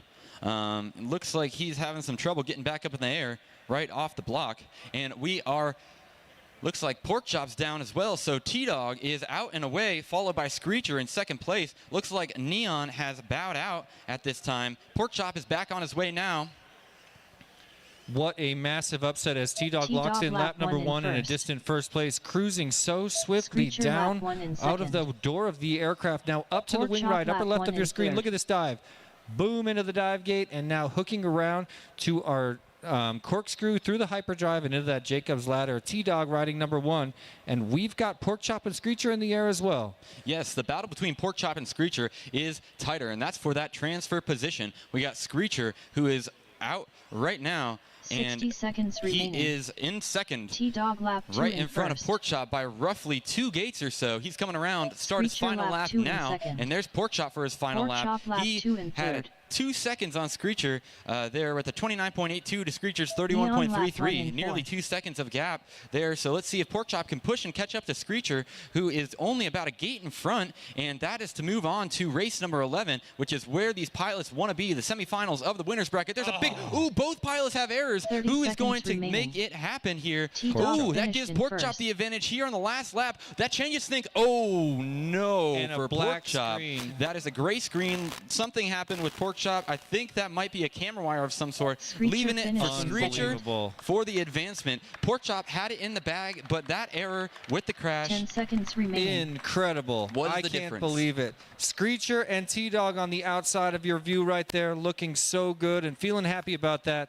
And a major upset by fans around the world for Neon getting knocked out so early. And yes, looking at probably his battery pigtail in his field of view, it's no wonder he couldn't get back up. That's the kind of unlucky crash you never want to see from a champion on this raceway. Not to mention the battle between Porkchop and Screecher was so intense, and you saw how hard Porkchop was fighting. My buddy Custom was talking about Porkchop was pushing way harder and flying way faster than Screecher, who was in front of him, but also evidently much riskier as well. He took some serious risks. There he is. Well, what up? And he hit awesome hard, flying, and, dude. You know, you never want to see somebody go out due to a technical issue. It does happen, though, you know. Well, and unfortunately, he was that's just racing. He was slaying this race course and obviously poised to make the pass. Yeah. He just pushed too far beyond his comfort zone. And when you roll the dice on a crash like that, there's always a chance there could be an equipment damage issue. And that's what he's facing right now. Probably swapping quads before his next battery. But let's not forget, none of these pilots are out. We're going to send 2 of them. Neon and Porkchop, we will see them again. We'll see him in just a few races in the consolation bracket, and that's terrific news for T-Dog and Screecher. Moving on to race number 11, which could easily become a precursor to our final race. Well, now we're going to look ahead to, we're going to look ahead to race number 7, another elimination round. Chetmac, Skittles, Tasty, and Nightwing. We're bringing them up. I cannot believe this is elimination. Take it away, Noah. So that's Chetmac R1, Tasty R2, Nightwing R6, FPV Skittles R8 here in race 7 here in the bracket. And let's go ahead and pull that up so you know where we are at. Have a look at the bracket, ladies and gentlemen. We just finished race number 6, which of course feeds into race number 11. There it is right in the middle top of your screen. T-Dog and Screecher moving on to race number 11, which is technically the semifinals of the winner's bracket. Whoa. Take me back. Oh, wait. Oh, yeah, my fault. All good. But where we're going right now is down to race number 7, bottom of your screen on the left there. And we're going to have to say goodbye to 2 of these pilots, Chetmac, Tasty, Nightwing, and FPV Skittles. Which, again, an unbelievable concept to behold that the fates of these guys' career at this 6th edition of our micro drone race at the National Museum of the USAF comes down to one battery and all of the fortunes or misfortunes that are going to happen in this next 2-minute battery coming up right around the corner. See these guys settling into their seats and starting to put their goggles on their head as they get set for a very important flight of their career here at the event. A look down the mouth of Old Shaky. Yeah. Do we want to take a minute talk about some of our sponsors? Oh, yeah, let's shout them out. Let's shout out all our sponsors. We love these guys. These are the companies that came together and donated prizes, cash, and all kinds of help to make this event possible. We'll pull them up here in just a moment. You can do the all sponsors one. I love it. Here's our gold sponsors: Newbie Drone, Ready Made RC, Custom FPV, HD0, Happy Model, T-Motor, and HQ Prop. But let's say what's up also sponsors now. to our platinum sponsors. Take it away, T-Dub. Yeah, so our platinum sponsors this year are Emax, longtime supporter of this race, Rect.com, a local FPV drone parts supplier, and another longtime sponsor of this race as well. Beta FPV, always supporting of all of our events. TinyWhoop.com, of course, Jesse Perkins and his crew. Always love having them here and love having them be a part of this as well. And, of course, Foxeer, the maker of great antennas and all types of different types of electrical or electronic components for our hobby. We're very thankful to have all their sponsorships, as well as our presenting sponsor, We Bleed FPV. We Bleed FPV is, they've been another longtime supporter of this race. They are a 2-time presenting sponsor. We are so happy to have Jeff Grabowski as part of our team here, and their support makes it possible for us to bring this race to you and provide prizes for all of our fantastic pilots here. So great shout out to all of our sponsors. We're so thankful to have you, and you're the ones that make it possible for us to put on an event of this magnitude. So thank you again. There they are. Have a look at that full family of sponsors and a gigantic commercial community supporting this event. Every one of these companies or organizations recognizes just how important this event is in the grand scheme of things. It's one of the big 4 races in the United States. Of course, we're talking about Whooptopia, Northeast Whoop Champs. the Northeast Whoop Championships, the Micro Drone Race of the National Museum of the United States Open, or excuse me, of the United States Air Force, and of course the Tiny Whoop Open. Sorry to jumble those like that. Tiny Whoop Open taking place in April. The Northeast Whoop Championships is in just 2 weeks, and if you want some more micro FPV action, you want to see some of these pilots fly once again in just 2 weeks, tune into the We Bleed FPV YouTube channel and hit subscribe right now. Ring the bell, and we'll blow up your pocket next time they start racing in just about 2 weeks. Yep, you're going to see several pilots from this race there as well. I know I've talked to a few guys that are planning on attending that Northeast Whoop Championship, and it's going to be just as tight of racing as we're seeing here today. It's always a great opportunity to get together to see your friends, to go to one of these races, even if you're not racing. That's the truth. That is the truth. It's a family reunion every single time we get together, and it's so much fun to make new friends with the new people that show up. And I hope it's you guys passing by and potentially being inspired to take up the gift of micro drone flight. It's more fun than it looks, and it's easier to get into than you might think. While we're waiting for our pilots to get set, again, this is an elimination round, so we're going to take our time to not try to go into this on tilt. We want to regroup and regather before we take to the skies one more time with these 4 world-class pilots, 2 of whom will be eliminated in just a moment. Thanks so much for stopping to take a look at the micro drone race of the National Museum of the United States Air Force. This is our 6th year and by far our most exciting. There is so much action and drama happening here at the racing event today, so we really appreciate you guys stopping to take a look and watch some live world-class micro drone racing right here before your very eyes. We're about to put the FPV feeds of each of these pilots on the main screen that you see looming over this hangar right before your very eyes.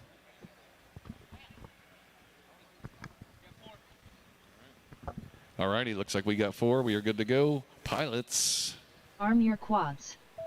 Starting on the tone in less than 5. 1, 2, 3, 4 in this elimination round. Right It wasn't wing lap exactly one a in synchronous first. start, but it will not be one in lap number 1, and the whole shot won't make a difference. Not sure what happened to Chet Mack's video. I'm a little bit concerned about that. Let's hope that he can see something better than us. As we look to the sky, I see Skittles Nightwing trailing in lap one third in place. first. Nightwing currently in second, and Tasty holding down first place at the front of the pack. There he is in the back half of the room with his slalom dive. Tasty looking nice and strong. And now have a look at Nightwing trying to correct a little bit of a dive gate issue before he tries to make a move to catch up. Tasty coming around the front of the building right now and around the front of the plane into the mouth of the 124. That's Tasty moving lap on to his one in final lap second. in first place, leading in front of Nightwing, and Skittles struggling just a bit more at the back of the pack. Nightwing trying to keep it Nightwing nice lap and one smooth. in Make sure you second. can see those gates. A little bit of a clouded lens for Nightwing. We'll give him a lens wipe in just a minute. But meanwhile, Tasty at the front of the pack, and there he goes through his 60 corkscrew seconds maneuver into the remaining. hyperdrive, looking nice and strong, climbing down that Jacob's ladder. We'll send him to the slalom dive. 1, 2, and a dive makes 3. Here he goes around the back, top gate, and now we'll send him through a mirror tunnel and into the giant Emmelman to the front of the room, getting ready to finish out lap number 2 and start his final lap. It appears that Skittles has given up and is doing Tasty lap freestyle 2 in now. first. He is. FPV Skittles lap 1 in third. Unfortunate Nightwing to lap see 2 that, in but second. 30 seconds also remaining. it's fun. Well, Tasty still cruising cleanly through clean air at the front of our pack here today. Yeah, he's freestyling the track. He is technically flying. Oh, that's the Maddie through the dive gate. And full rainbow. And rainbow screen. Full 10 rainbow seconds for remaining. Skittles. Have a look at second place Nightwing, now flying extremely fast. This is the Nightwing we all know and love. He's got an unbelievable skill. As we bring him on Time's Tasty, up. look how close Nightwing got Finish to your catching lap him. and then My land. goodness, Nightwing Tasty almost finished got in Tasty wow. after He 3 came from laps. Nightwing nowhere. finished He in was second. he was at least like He was three-quarters of a lap scrambling. behind. He pretty much crushed He an turned it entire on. lap during. Yeah, he crushed 2 laps in Tasty's 1 lap. Almost got him. A Yep. split second before the final. Had to let him have it, but that doesn't matter. They're still keeping it alive, Race so we'll over. move Tasty and Nightwing along in our consolation bracket. Yeah, but unfortunately, we're going to have to say goodbye to FPV Skittles and Chet Mack. You guys fought valiantly all weekend long. Definitely appreciate you coming out. So Skittles had a midair during lap number 2 and decided to just go straight for the freestyle, which, if you don't know him, that's kind of classic Skittles. He wants to make the most of his time in this incredible airspace. I mean, imagine if you could fly around these aircraft. So you can't blame him. We've seen him do it at the last 3 big races, Whooptopia and Tiny Whoop Open, and now the National Museum of the United States Air Force. That's how I would want to go out as Yep, well. no shame there at all. So Peter, a.k.a. Nightwing, knocked down to the consolation bracket after he was disqualified due to a pylon error and 3 other bobbles during that battery. Now moving forward in the consolation bracket and setting up for an epic redemption arc. Let's see if we can bring him all the way to the semifinals of the entire event. Tasty taking a super hot first place in that round, and I would brag about that till the day I died if I took first place in the pro class bracket. Any round, any bracket of this one. Yeah. So just wanted to kind of show you here what all these pilots are competing for. Not only the glory and a little bit of money, but these fantastic custom-made trophies that were done courtesy of one of our pilots, Schuster, and his father. They are they were handmade, and they are actually laser burnt, cut all custom wood. These are fantastic trophies, and I'm sure anyone who wins one will be proud to display that on their mantelpiece. So It would be wonderful. Thanks again to Schuster and his family for Thank you contributing so these much. to the club and to the race this year. Absolutely. I said before, I love the 3D printed trophies and the versatility that comes with that, but woodworking is just chef's kiss. I love a woodworking trophy, and it's a unique and very special prize. Nothing mass And produced. much less fragile than the stone trophies that Oh, we I had a forgot few about years that. ago. They were awesome, but they were very fragile. That was and 2 we years had- ago, right? We yeah, broke one right here we on broke the one stage. right here on the stage. It didn't even make it out of the building, unfortunately. So sad. Yeah, it was a beautiful work of art, and marble, I think, or maybe some sort of They granite were. or Well, stone. they were. I think they were slate and another type of stone. Okay. That was put together by Agilus in that's Indianapolis, right. Indy Cabinetry. So and he went on to win that year. he did go on to win got that first year. place Yeah, in he front got of to Rab. take his own trophy home.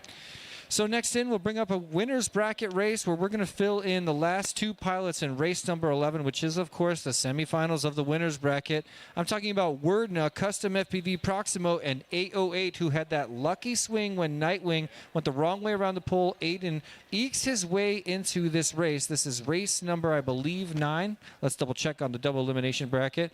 Not that it really matters. This is a winner's bracket race and is the final race to seed the highly coveted race number 11. We'll be getting to in just a minute. There it is, race number 8 coming up next. It's our last race here in round number 2 of our double elimination bracket before we move on to race number 9, 10, and there it is, number 11. So this is not an elimination race. 2 of these pilots will seed into race number 11, and 2 of them will get kicked all the way down to race number 10, where they'll fight to stay alive and try to get to race 12, then 13, and then the coveted finals of the Pro Class Championship, race number 14. Well, we will run these 4 pilots back to back to back until any pilot can win 2 times in a format we call Chase the Ace. We are fast approaching crunch time here. This is the last round that we're not going to see AAA class pilots. Everybody here is going to be crazy. All right, I think we are ready to get started with our next race. Pilots. Arm your quads. Starting on the tone in less than 5.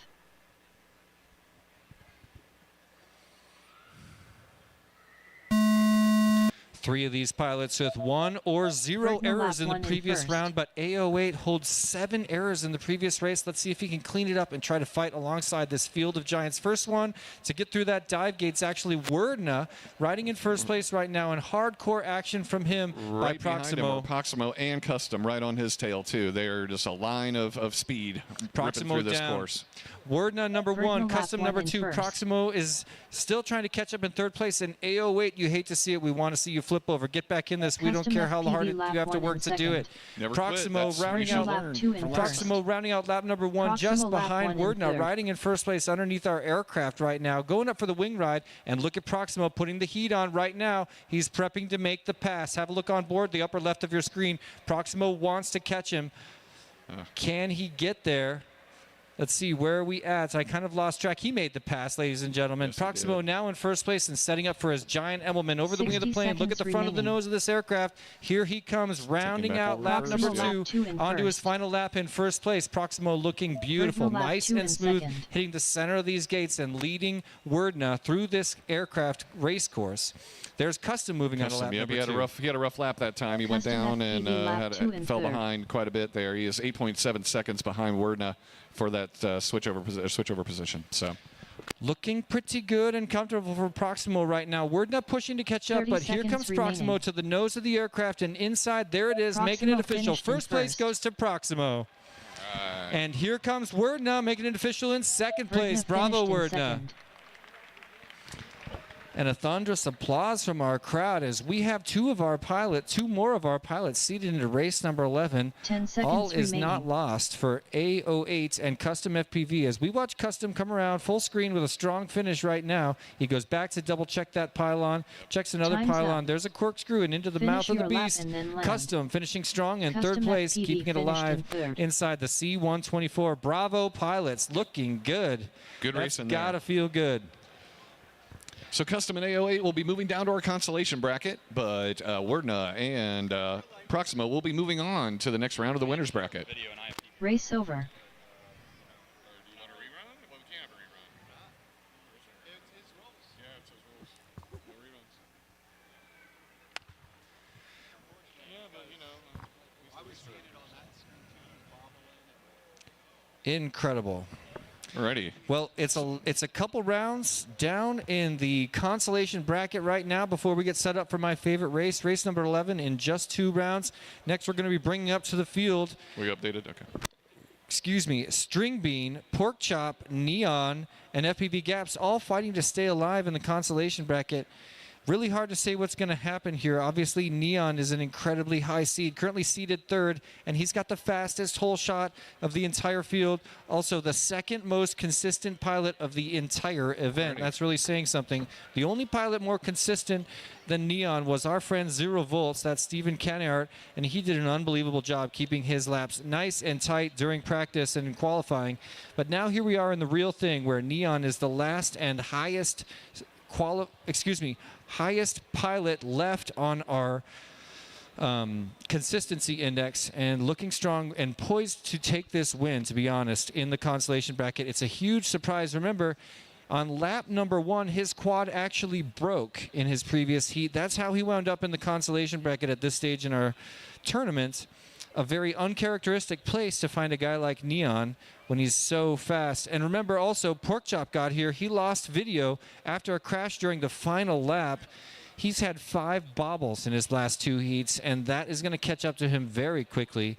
But that's not as many as Stringbean and FPV Gaps had. Both of them had 6 major crashes in their past 2 heats. That's got to play a role on the head games going into this event. So let's watch how this unfolds here in this elimination round. It's hard to say how to make a prediction. I'd love to know what you're saying in the chat, ladies and gentlemen. If you're joining us on the Cincinnati Quad Racers channel, we'd love to hear from you. Say what's up in the chat. Please like the smash button. We're still trying to get over 200 likes, and I need your help. If you haven't done it yet, please jump over to the Cincinnati Quad Racers YouTube channel, hit the like or hit the live video and smash like just for me, won't you? Well, I will tell you, for race number 9 here, FPV Gaps and Stringbean have their work cut out for them, because both Neon and Porkchop are really only in that consolation bracket due to technical issues or crash out that where Neon got stuck. They've got their work cut out for them to continue on here, because Neon and Porkchop are probably two of the toughest pilots in this field, without a doubt.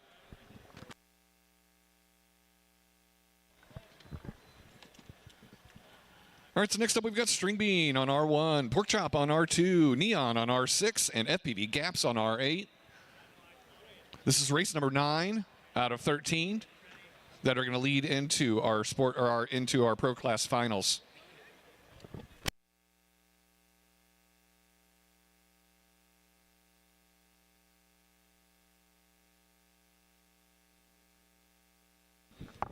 All right, sorry about that. We are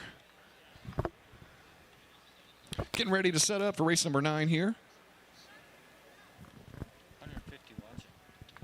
We have 150 people out there in YouTube land watching. Hello, how are you? And Thanks for joining us. Thank you so much for being with us. All right, pilots, we are ready to go. Pilots? Sorry, arm your quads. Oh, whoops. Arm your quads. There we go. Starting on the tone in less than 5.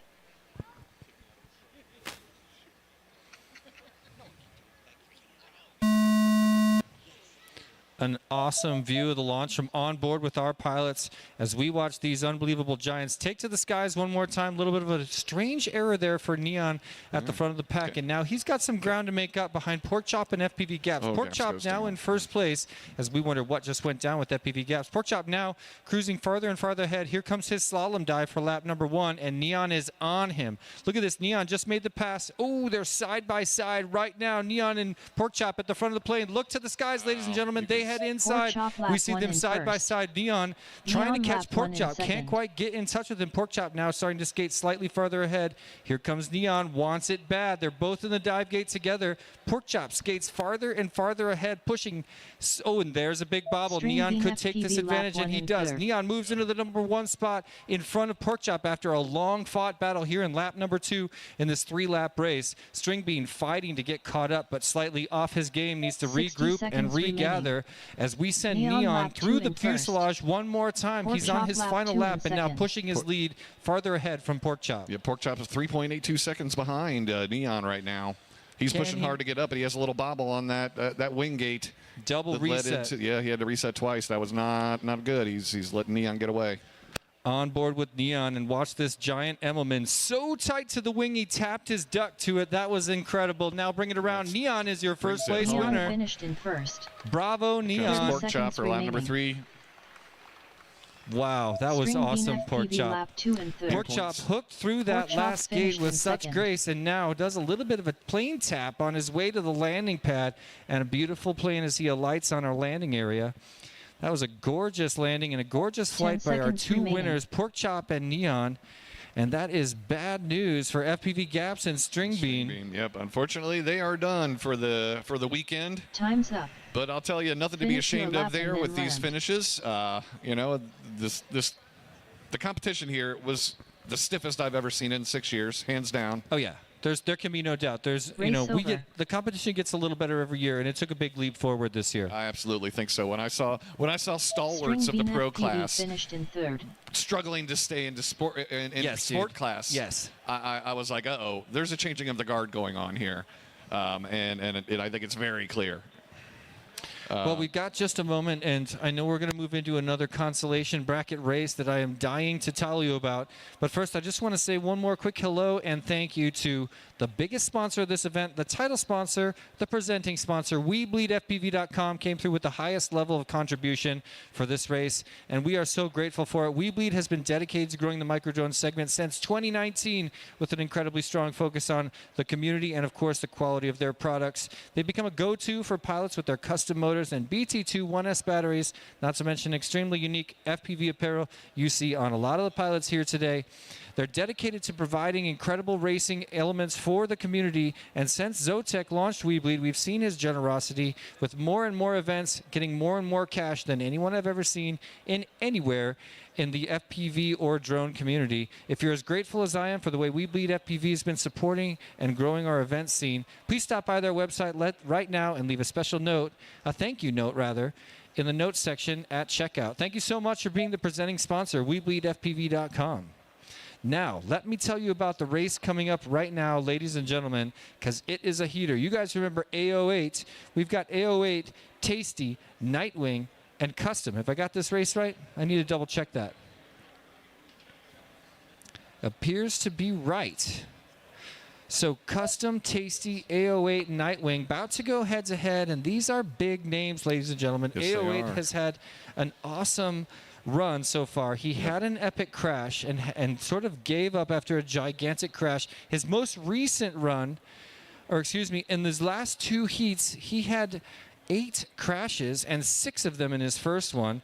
Meanwhile, But I was going to say, and he managed to stay alive Yeah. because of the disqualification Right. of Pork Chop. So duly noted. But that is also a lesson to never quit, because had he given up, it would have been, he wouldn't have made it. He wouldn't have advanced. So Okay, and we got channels ready for the next race, race number 10, which is Tasty on R1, Custom FPV on R2, Nightwing on R6, and AO8 on R8. Custom making the announcement there, and he's also up right now. Let's not forget, Custom is the 3rd fastest pilot on our hole shot index, getting to that hole shot gate in general faster than everyone else. In fact, his average time to get there is 2.28 seconds, incredibly fast. He's also ranked in the 96th percentile for our consistency index, with an average number of bobbles per battery, 0.5, although he did have an incredible 4 major errors or crashes in the most previous round. And that's probably how he wound up here, fighting to stay alive in the consolation bracket. We're looking ahead to where we can take these pilots. So maybe we can pull up the bracket quickly, but if you win this race, you've still got quite a long fight ahead of you, because you've got to win your way into race number 12, Yep. and then race number 13 as well.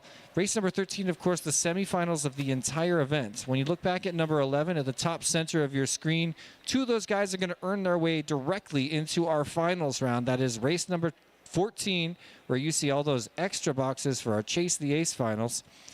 But 2 more of these pilots are going to come out of the consolation bracket, and that's the redemption arc I'm here to talk to you about right now. Between FPV Gaps, String Bean, Neon, Pork Chop, Tasty, Nightwing, Custom FPV, and AO8, we'll take 2 of them all the way to finals in just a moment.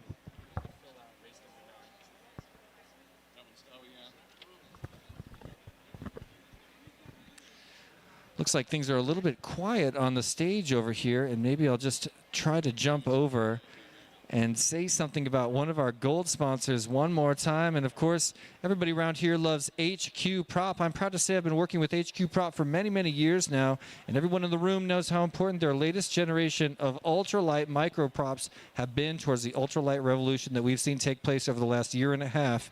From my stats, it seems clear that HQ Prop is the most popular brand in all of micro drone sports, offering the lightest props with the fastest transient response. If you're after the ultimate control over your aircraft, pair the perfect motor with the perfect propeller. Thanks for being a gold sponsor, HQ Prop.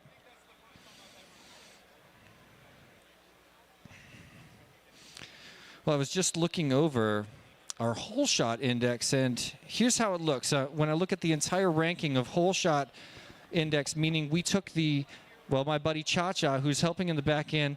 Shout out to Cha-Cha. What's up, my friend? Thank you for being there for us right now and contributing all these awesome stats.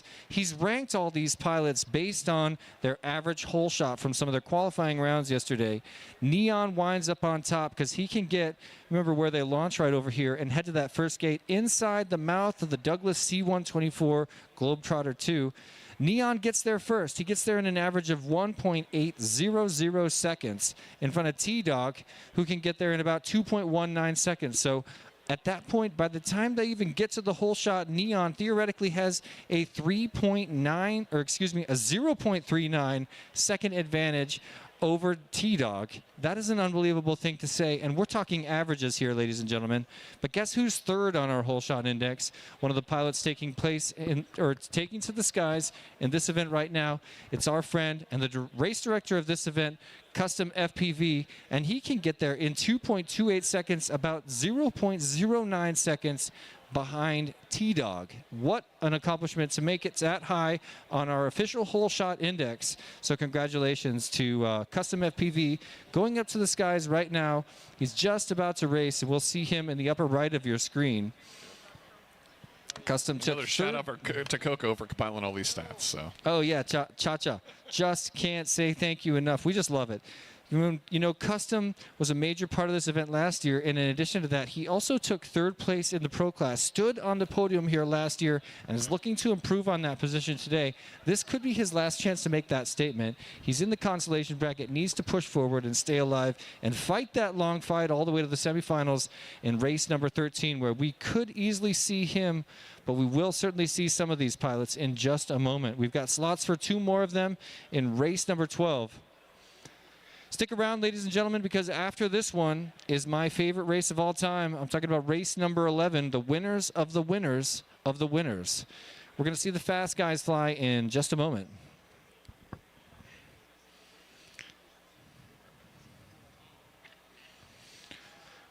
Well, let's say hello to our chat right now. What's going on? Rabble, he's joining us in the chat. Borkslayer, how you doing, man? Wish you were here. You got to come to this one down the line, okay?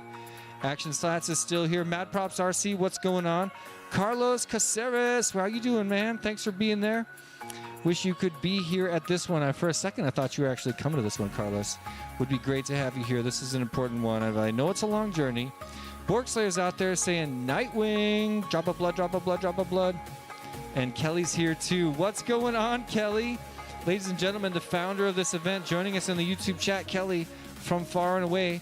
Great to see you, Kelly. I can't wait to sit by you here one day in the future. We're going to make it happen, right? Right, Kelly? I miss you, bro. I learned a lot from sitting by you. I also want to say hello to Blasta, Callisto, Ugelin, Cha-Cha's there, and Mr. Man. All these guys joining us in the chat. I think we are just about ready. We got some goggles going down. I see 4 good video feeds on the command center there. Oh, yeah. Custom's getting his... This is the thing I can't do. I'm the kind of pilot that can't put my goggles down so early. I've got to do it just like I'm racing when I'm practicing. The goggles go down the very last second, otherwise my brain starts to absolutely spin. See, now that's my moment of zen. Oh no! I put the goggles down, and then I usually will take a deep breath or two, kind of get myself calmed down, and where I don't have any visual stimuli coming in at me. I don't Just think close I my have eyes. the mental awareness or prowess to do that. I just start to, the thing about drone racing is your brain is going a million miles an hour, working as hard as it possibly can to achieve a task, and your body is motionless. You're sitting perfectly still. I'm the guy you'd see stomping my feet, clapping my hands, wiggling, making some noise, letting a little energy out of my mouth, because it just builds up, and you need to release that valve. So at least I'm the kind of guy that needs to release that valve, let it all out, and try to clear my mind, because there's a counterintuitive element to your brain scrambling and pushing and rushing, and I just your remind body. myself to breathe. Yeah, see, I'm not And there. I will be You're like, so zen. I will be, yeah. If you ever sit next to me at a whoop race, you will hear me talk to myself, and I will say, "Breathe, Tom."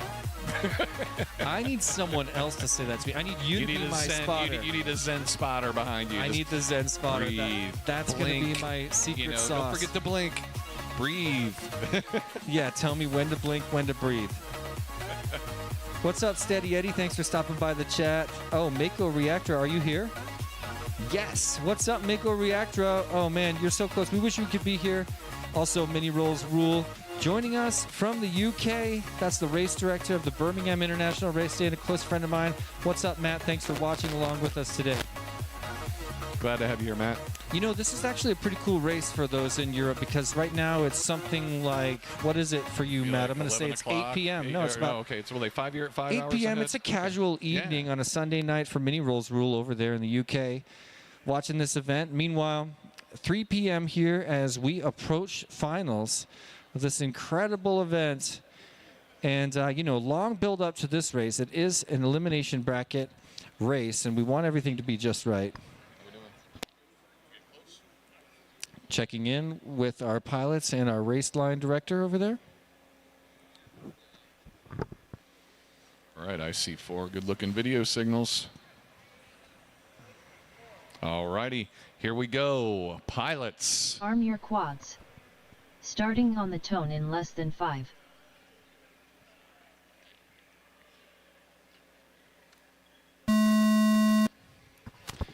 What a beautiful launch. Look at that tasty custom Nightwing and 808. 1.97 hole shot from Nightwing, but he's coming back to the launch gate.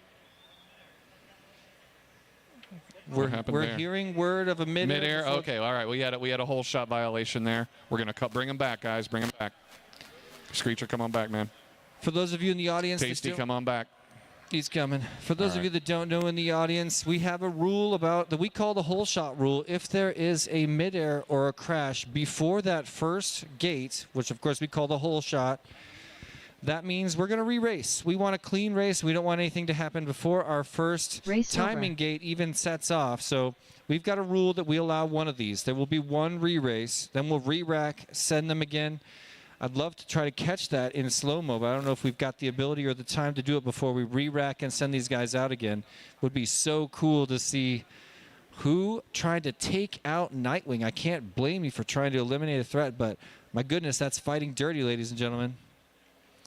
So this re-race will probably be the last, and then we'll be going to the skies with official racing. All right, so Replay because we no. restarted it. Okay, so no slow-mo replay. You're gonna have to scrub back on the YouTube video to get that, which I am so tempted to do.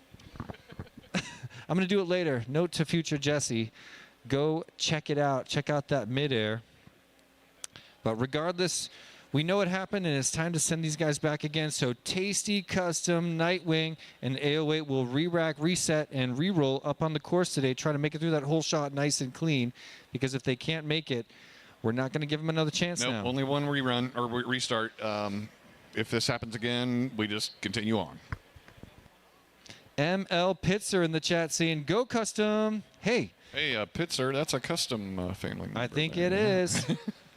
And we've also got Fresh Bread and Jesus in the chat. Borg Slayer in the chat. We've got the entire team Whoop Track chilling in the chat. Shout out Team Whoop Track.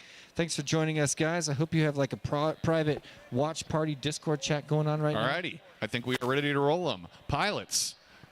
Arm your quads. Starting on the tone in less than 5.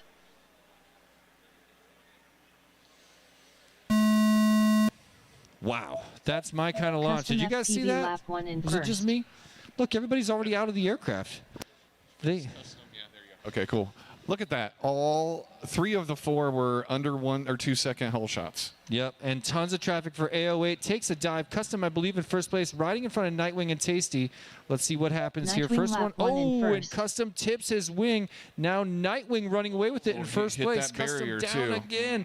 Tasty having an error. Nightwing with lots of clean air. You see him at the front of the Custom aircraft right FPV now, lap one hooking in down second. the C-124 in Nightwing first finished place. in first. Looking strong. Lap number Tasty 1 lap goes one to in Nightwing. third. Let's see if Tasty or Custom can catch Custom him. We FPV bring lap Tasty's 2 too. in second. Absolutely. We bring across Tasty down the fuselage right now. He's A08 trying lap so one hard to and catch up, and we'll see what we can get here. Custom now moved on to his next lap as well. Do we have a time for him? I'm not sure. Looks like he may have fallen. I'm not sure how far back he fell. Nightwing with a giant fall. Now trying to 60 seconds regather. remaining. He's back on course and into that slalom dive, hooking around the back. Now Tasty in the slalom dive, so Nightwing does have action. Tasty A08 lap is right 2 there in after a first. long haul. A08 riding in third, trying to catch up. Not sure what's lap happening 2 with in Custom. A second. little bit of strange video as he does the wing ride. Let's bring around Custom Tasty. FPV lap 2 in Tasty third. crossing over lap number 2 just behind Nightwing, riding lap number 1. A08 Finishes his lap 2 Nightwing in through the fourth. dive gate and now setting up for his slalom dive right now. 30 seconds remaining. Nightwing to the slalom dive. 1, 2, 3. Looking nice and strong. Tasty's right on him. Custom now getting ready to round out another lap. Are we getting good Tasty reads? finished in first. Looks like it's official. No, it's not. Nightwing What happened with finished in that? second. All right, I think we're going to need to do a DVR review for This- Custom, but 10 Me too. seconds remaining. too. yeah, something's not right there, so we'll be right So back. Without the DVR Custom review, it looks like FPV we've got finished in Nightwing third. number 1, Tasty number 2. Time's But there up. is a review underway by Finish the your judges. lap and then land. A08 finished in fourth. Looks like we could have an upset in those finishing results. So we're going to check with the guys in the truck in just a minute. Race over. I'm being told that it may have been a custom first place finish, but let's double check. We want to make sure we get this just right.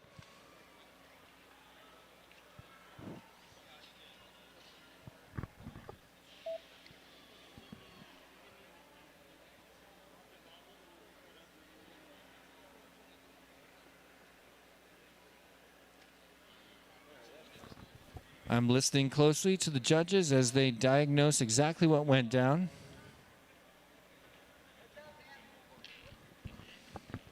We're going to have to trust the guys in the truck. I mean, I'm only the messenger. Custom I don't get to FPV make that finished in decision here first. today, ladies and gentlemen.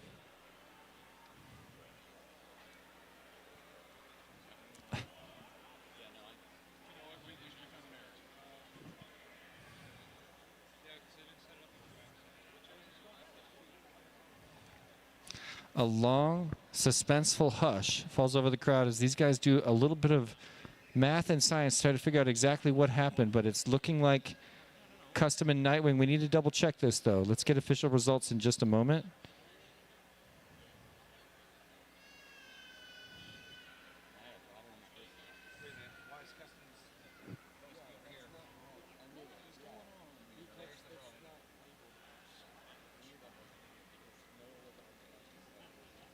That's why I was saying it wrong. So it looks like we had a little bit of a trackside mix-up, and we're going to get it fixed right now. Some of the names are in the wrong space. So you can just disregard everything that any one of us have said for the past 5 minutes. That's right. And we've been having some small errors with trackside, like messing things up and switching pilot names around recently. I'm not totally sure what's up with that. This is CQR's first big race running trackside. It's gone swimmingly, but yeah, just a flip-flop, I believe, on Tasty and Custom. That must have been hard to listen to. While Yeah, I was kind of confused, but you just kept pushing. You I acted just- like it didn't phase you. Yeah. Yeah, so trackside had me on 1 and Tasty on 2 for some reason. Yeah. So it was the other way around, and I thought I had it right. But anyways, regardless, here we are. It's going to be correct. We are handling everything via the spreadsheet anyways, so we will make sure it's correct and proper. But we just got to work it through some trackside bugs. Well, let's get it sorted right now. We're going to get official results in just a minute. And then, ladies and gentlemen, after we work all this out, don't go anywhere because it's time for my favorite race of the event. Race number 11, the winners of the winners, taken to the skies. The Fast Boys are about to show up right here and perform for you.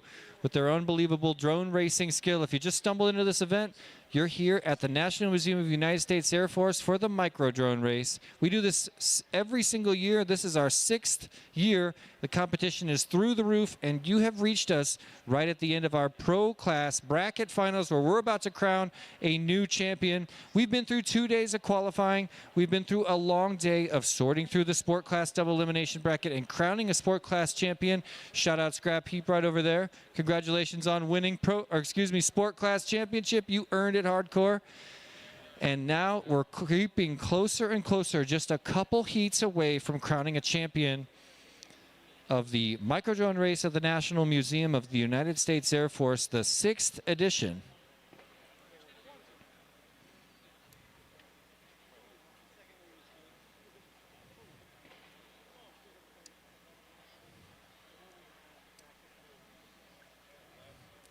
Have a look at some of these guys reaching the floor right here, having a seat. My goodness. I can't believe we get to watch these pilots fly. Wordna, Proximo, T-Dog, and Screecher head to head. Look at these guys right here. Some of the biggest names in all of FPV sitting here on stage with me right now at the National Museum of the United States Air Force. There's the 4 pilot, or excuse me, here's me. There's the 4 right there. Set to fly. Up close, you see Proximo, the current champion of Whooptopia. Right next to him, the 3-time champion of Whooptopia, T-Dog. Beside him, Wordna, who has an unbelievable accolade. He's been on the podium at Whooptopia in 2024, just got 7th this year, an unbelievable pilot, and has earned his way to the spot. And of course, Screecher, that Spencer Canizaro sitting in the far seat. He's got an unbelievable accomplishment settings of himself, and now just took pro 6th place last year at this race, fighting to get higher than that, and he is poised to do just that. He's made only 1 error in his past 2 heats on this course. He's flown near perfect rounds, as had T-Dog. Only 1 crash. In fact, for all 4 of these pilots, in the last 2 heats, they've only had 1 crash. And what's going to matter now is if they can keep that record alive going into race number 11, which, as I said before, could be the precursor to our final. All of these pilots scoring extremely high. Sorry about that scratch. I'm going to figure it out. All of these pilots scoring extremely high on the consistency index that we've developed, and the bobbles per battery of each of these guys is also exactly the same coming out of qualifying. Let's send these pilots right now. Pilots, please. Arm your quads. Starting on the tone in less than 5. Custom sound 3. Race number 11 is underway with a clean start. Everybody exits the door side by side. It's a 4-way split screen, ladies and gentlemen. I definitely saw a little bit of a midair there, looking to the top of the plane. T-Dog and Proximo riding first place, side by side, still gate to gate, wing to wing, and duck to duck. Look at these 2 pilots right now. I cannot believe how close they are now. Finally separating. T-Dog with a bobble. Proximo starting to run away with it. Have a look at this giant Emmelman, and coming around the front of the plane, that's Proximo in first place before your very eyes. Proximo Who's going to join him? Screecher's there. T-Dog trying to catch up. Wordna's already through the plane as well. So Proximo riding first place. First one to the wing ride as T-Dog scrambles to catch up. He's got a lot of room to do now, to make up right now. Proximo flying farther and farther away down the hyperdrive and headed for our slalom dive. 1, 2, 3. Who can get there with him? Screecher seems to be in second place, and Wordna following very closely behind. T-Dog still following in fourth after a series of errors. Proximo now onto his final lap through the belly of the beast and headed down to those lower gates to get set up and try to finish out this race strong. Here he is across the wing ride with his big dive over the propeller of the C-124. Who is going to catch him? I see Screecher in second. I see Wordna in third and T-Dog in fourth with a bit of room to make up. Have a look at Proximo's screen right now. He's got one more split S and now a giant Emmelman. Bring him around the front of the plane. Here's his corkscrew into the mouth, and there it is for Proximo. Makes it official with a first place win in heat number 11. Earns his way all the way to finals. And who's with him? It's Screecher. Screecher in second place, barely in front of Wordna. Dude, look at those times, Jesse. That is Proximo 28, 27, 28. look at Screecher, 29, 29, 30. 10 seconds After remaining. 2 years in the finals here at this event, Proximo took a year off, and now he's back. He punched his ticket to the finals of the Pro Class Championship bracket alongside Time's up. Screecher. And we will bring Finish your T-Dog lap and and then Werdna land. to race number 13 in just a moment. We'll revisit with you two. But first, we're going to visit race number 12. From here on out, ladies and gentlemen, every single race is an elimination race. We've only got 3 more heats before us. That is a shocking result to me, Race over. Jesse, after watching Me too. T-Dog completely dominate this race for the last 2 years. What happened? Major bobbles. Yeah, well, no. I mean, we know More what happened, errors. but yeah. So it's did like, he get wow. in his head? I mean, Yeah. he had a really strong start. Do you remember the first half of the first lap? His screen and Proximo's screen looks like you're looking at the exact same FPV feed. They I were wish I side could by see it in side. slow motion.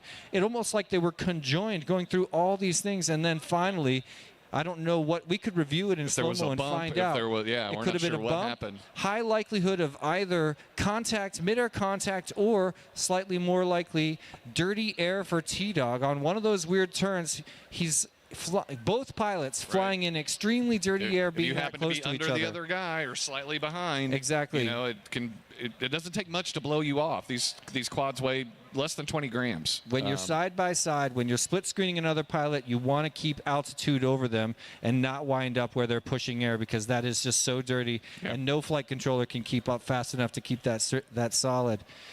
So that's how T-Dog gets knocked down to race number 13. It's not exactly a long run through the consolation bracket. He's already in the semifinals of the event. Yeah. But right now, Knowing Tristan, he'll be back. chances are, but look, T-Dog and Neon are both in the consolation Oh, that's bracket true. right He's now. not exactly. It's not a gimme. So there are no gimmies this late in the race. And anytime. Pork Chop. And Pork Chop So too. we right. can only take 2 of these pilots to finals. But Pork Chop, Neon, and T-Dog are all chilling in the consolation bracket, and I never thought I'd say something like that. Nope, not at all. I couldn't have predicted that. Absolutely not. Well, here comes race number 12. Tasty, Pork Chop, Neon, and Custom FPV take to the skies. Looks like they've all had a low number of errors. Custom with the most errors in his career of the event so far. 7 total in his past 3 heats, and before that he had a very low bobbles per battery average of 0.5. But now the pressure of the event is catching up with him. His incredibly fast score on the whole shot index is making not enough of a difference, as he is here with us in the consolation bracket, and every single one of these races that he finds himself in could be his last. Who are your predictions for this, man? Neon, Custom, Pork Chop, Tasty. I think looking at the stats. I'm looking at the review. Okay, there's a review going All right, on. so we're So- nothing's official yet. So Yeah, everybody's chilling. stay tuned. Everybody's chilling so hard right now. There's a review underway. But have a look at this next race. Tasty, Pork Chop, Neon, Custom. We can only bring 2 of these guys to the semifinals, which we're doing in just a moment. But I'm going to go out on a limb. I mean, Tasty's been flying so strong. Here's what he's got going for him during this race. He's got an uncharacteristically consistent approach. And we know he's got the skill. But we don't usually see him riding in such a consistent...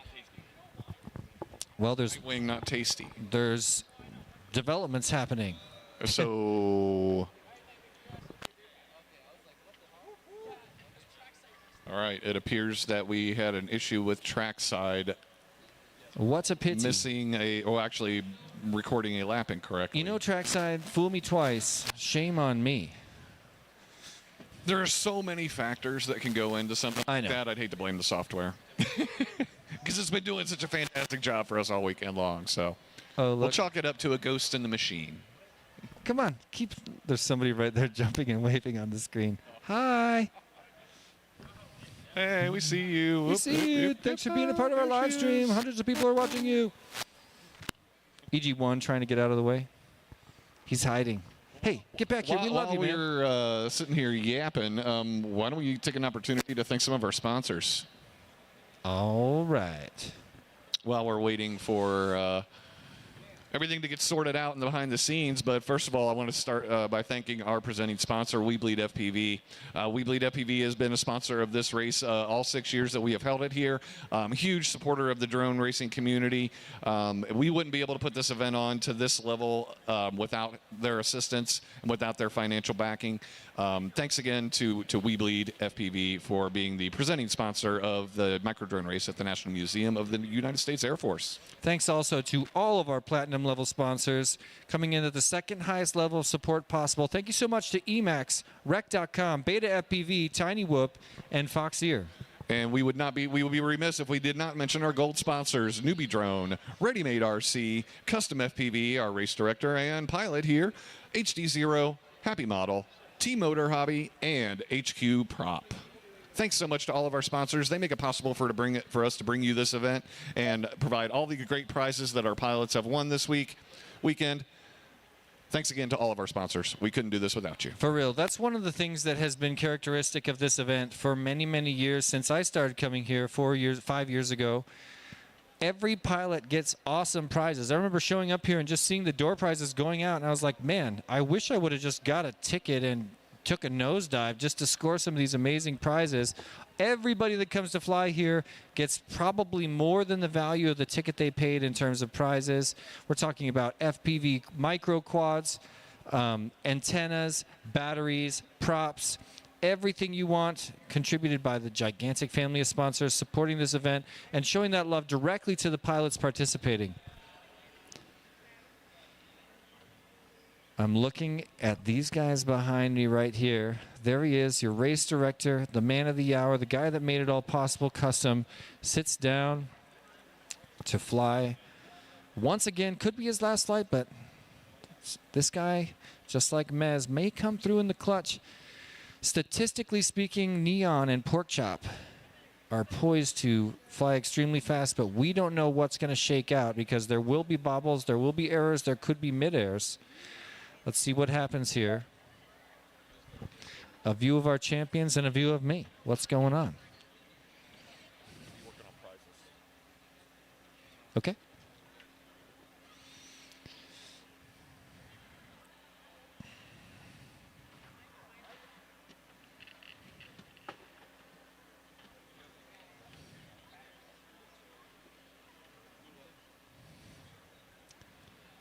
So as we get closer to finals here, we are noticing that a lot of these secondary stats that we've been developing seem to get narrower and narrower. We end up with the pilots that have a closer relationship on the whole shot index, a closer relationship on the consistency index, and a closer relationship on the error index that we call bobbles per battery.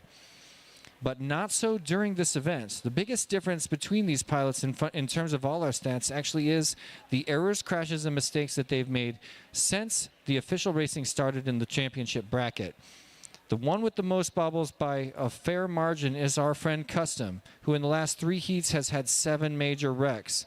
Second place in terms of the most wrecks is going to go to our friend Porkchop, visiting us from Canada. He's had an average of 2 wrecks per race and still wound up at this point in the match. Unbelievable. Neon has had an average of 1 minor or major crash per heat. And Peter with 4 crashes in the past 3 heats, aka Nightwing, that is. So a little bit of a stats difference there, but in general, these guys are riding together on a lot of these leaderboards, and that's kind of what you would expect. There's only going to be a few minor differences that separate this crowd of giants. We'll see how things shake out here in just a moment. Thanks for sticking with us during this small holding period as we get these pilots set to fly.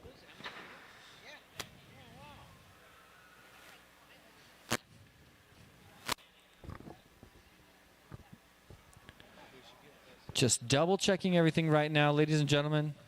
This is going to be an unbelievable heat. If you're just passing through the building, you may want to look up at that big screen because in just a moment, 4 unbelievable championship pilots will take to the skies in an unbelievable competition, trying to reach that finals, that coveted final spot in just 2 races.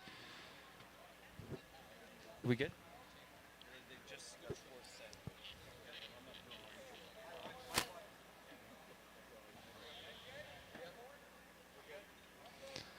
All right, pilots. Arm your quads. Starting on the tone in less than 5. Oh no. Well, a strong launch for 3 of them, but Custom with a little bit of a challenge getting off the block. Let's jump back in the FPV feed. We've got errors for Pork Chop, and that puts Neon and Nightwing in the 1 and 2 spot. Neon already done with his big wing dive. We're calling the midair rule, and pilots, bring it back. Bring it back. This is a restart. Come on back, pilots. We've got to do a restart due to what I can only imagine is the whole shot rule. Race over. So all these guys rushing to grab a fresh battery, even though they only burned a little bit of lipo that last round. When you're on this level, you want to start with a really fresh, really clean lipo. Let's check in with our chat. Everybody out there helping me jam that like button and bring us up. Oh, we're doing a prize drawing. All right, yeah. So so we got some extra prizes for the top 32 today. We're going to draw names for these prizes. I've got a couple of flight controllers, a few sets of motors, and a bunch of stick-ins. And then after we do that, we are going to be, that's just for the top 32. And then we have a set of HD0 goggles that we're going to be giving away to all 64 pilots who participated this weekend will be eligible for those, and we will ship them to who if the winner is not present. So, so for starters here, this is going to be for a T-Motor F4 13 amp 1S all-in-one, and that is going to T-Dog. T-Dog. All right, we will remove him Awesome from the prize. list, and we've got one more of these to give away. Who doesn't want a flight The controller? Come T-Motor on. all-in-ones. This one is going to Uric FPV. If you are still here, Uric. Is Uric still here? All right. He did leave. Is he gone? Okay, well, we're going to redraw then.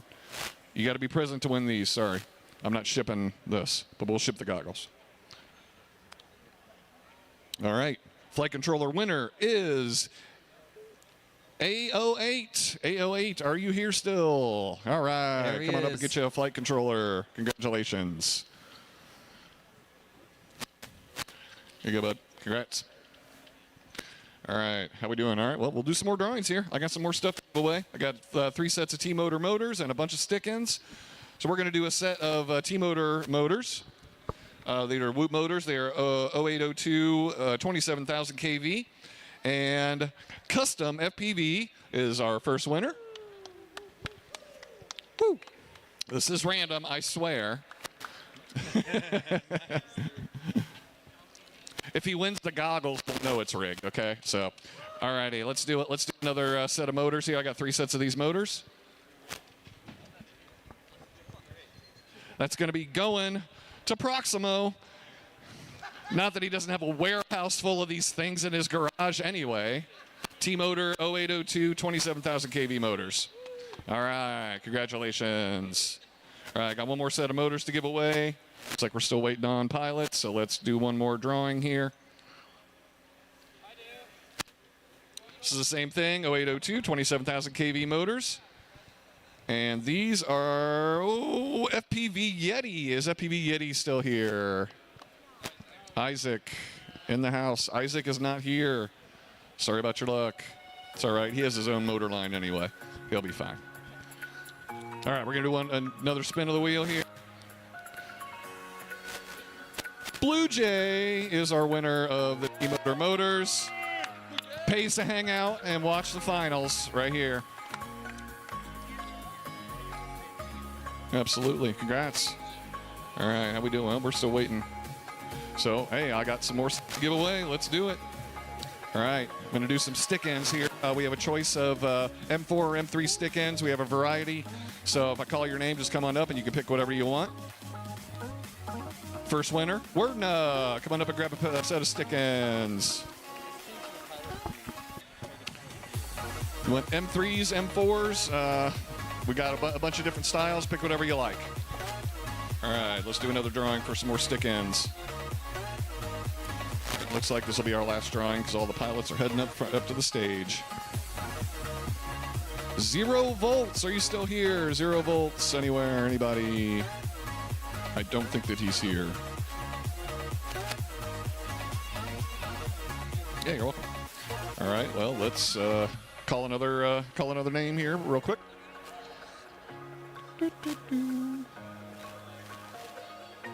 Flying Sharks. He's still in the house. He left too. Well, man. Nobody's hanging around. See this? Now you all know next year. Stick around because there's prizes, even on finals day, even if you're not flying. Oh, FPV Gaps, do you want a set of your stick ends? Okay. These were donated by FPV Gaps, so he can make them anytime he wants. We're going to draw one more name. We're still waiting for pilots to get started here. FPV Cam. FPV Cam, are you still here? FPV Cam. I don't see FPV Cam. All right, well, I see people plugging in, so we're going to delay the rest of the prizes for between the next two races, or the next race. That's it for now. We'll be back.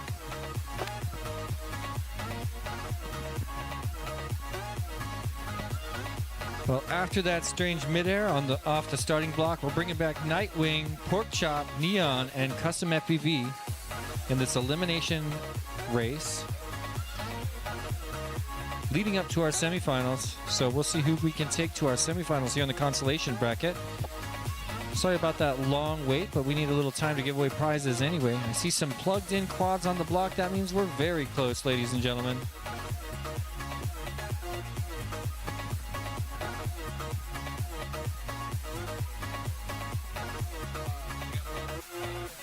Looks like we got 4 pilots.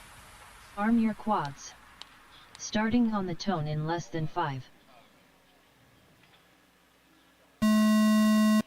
Wow. What a launch for all 4 of our pilots. A little bit of a weird spin around by one of our pilots heading into that first hole shot gate, but everybody's out strong. And check out Neon, already done with his wing ride through the dive gate and now riding first place in front of this field of giants, trying to catch a little bit of a free air at the front of the pack. I saw Nightwing in front of him for a second. Nightwing and Neon now battling it out side by side in the slalom dive. Side by side once again, moving around, but Neon pulls ahead, makes it through that final tunnel over the wing in first place. Look at the front of the plane. There's Neon and Nightwing Neon side by lap side. 1 Custom first. trying to catch up as Pork Chop lap 1 is in on second. his wing somewhere. Custom FPV Let's see what lap we can 1 in find here. third. Yep, 3.42 seconds behind as Custom. Nightwing now the switch over. slipping a little bit farther behind Neon right now. Neon looking really good as he heads through and underneath the fuselage of the C-124 behind me right now.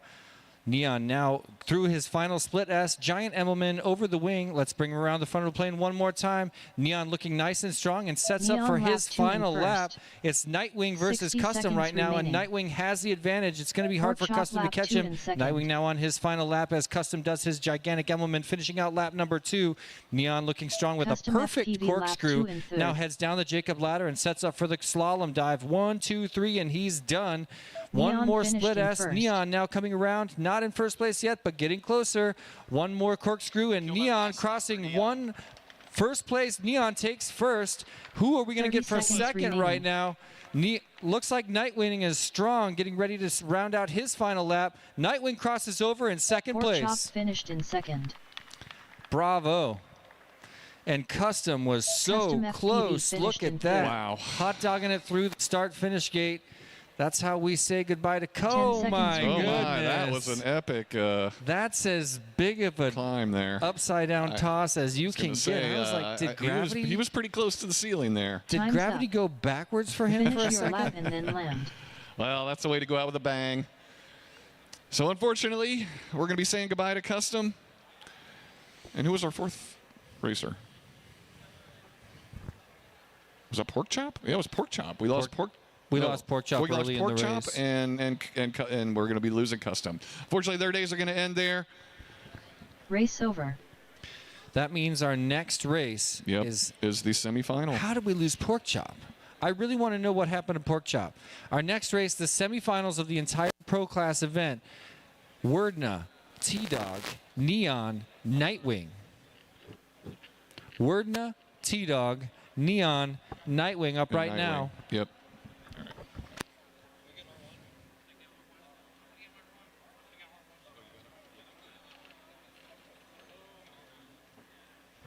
All right, while we're figuring out our bracket for the next round, we're going to give away some more stick-ins. Yay, stick-ins. We swapped to Pilot View during stick-ins time. String Bean, you still around? String Bean. You want a set of stick-ins? If you are, there he is. All right, we got a winner. We got a wiener. All right, we'll pick another name here. How about it? Unlimited. Are you in the house? Unlimited. He's still in the house. Come and get you a set of stick-ins. Let's choose another name. Just come on up and pick. Yeah, we got M4s and M3s, variety of styles. Tasty. Come and get your free stick-ins. We got the Zoros are M3. Yeah, we have M3s are all down here. M4s are all above.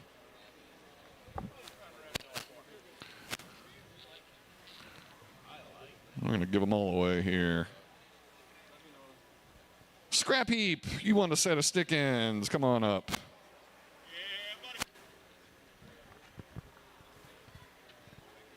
Cool. M4s are up here. M3s are down here.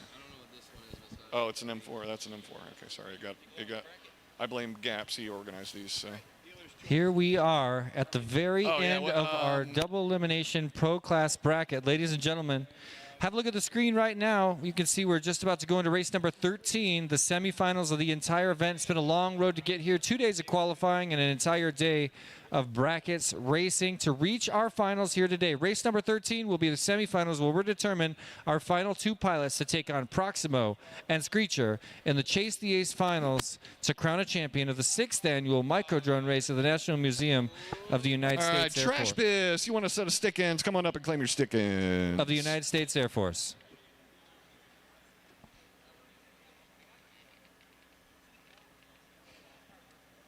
All right, I'm going to do one more here. M4s are up here. M3s are on the bottom. Teach their own. Mez, are you still here? Mez, come on up and get your set of stick-ins.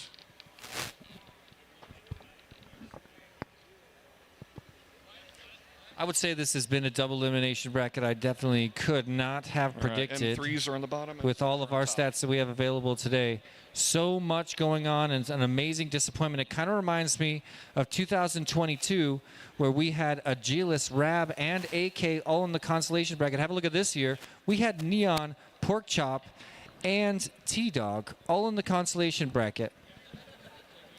Nightwing, you Now want a set of stick-ins if you want them. Nightwing. Peter, you want a set of stick-ins if you want them. Wordna, T-Dog, Neon, Nightwing. That's who's racing right now, ladies and gentlemen. Semifinals of the entire event. There's Neon getting a fist bump from Tasty. On the far right of your screen, you can see the current champion of this event, 2-time champion, T-Dog.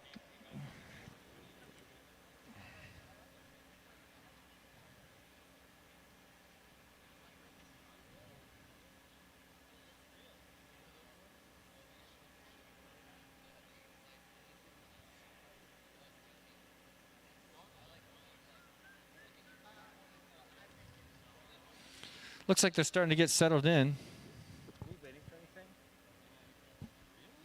Let's do it. You want to commentate? That's cool. Yeah, I'm like, I'll run the race. Well, you wanna? Yeah, I was gonna say, catch your breath. It's all good. I'm happy to hop back over into the truck. I just want to keep the live stream. Honestly, All right, sounds good. Let's do that, and then so what I've been doing. Jesse and I have been doing these play-by-play on kind of color. Yeah. So this is, and then when we get to finals, let's just go to a totally new round and then just make three. No worries. Yeah, we're ready for you to plug in. All right. Yeah, I was totally confused, dude. Do you want to switch to ATEM? And welcome back. We are just getting ready to put up heat number 13 and decide the other two pilots in the final four here in the pro class of the 2025 micro drone race of the National Museum of the United States Air Force. We are almost there, guys. Just taking that extra little bit of time to make sure everybody's got all of their gear just the way they want it so they can put down the best performance possible. We want these pilots to have the flight of their lives and to push the barriers of their skill and see if they can come out on top here in race number 13. This one is Neon, Werdna, Nightwing, and T-Dog. So we got four, and we are good to go. So here we go, pilots. Arm your quads. Starting on the tone in less than 5.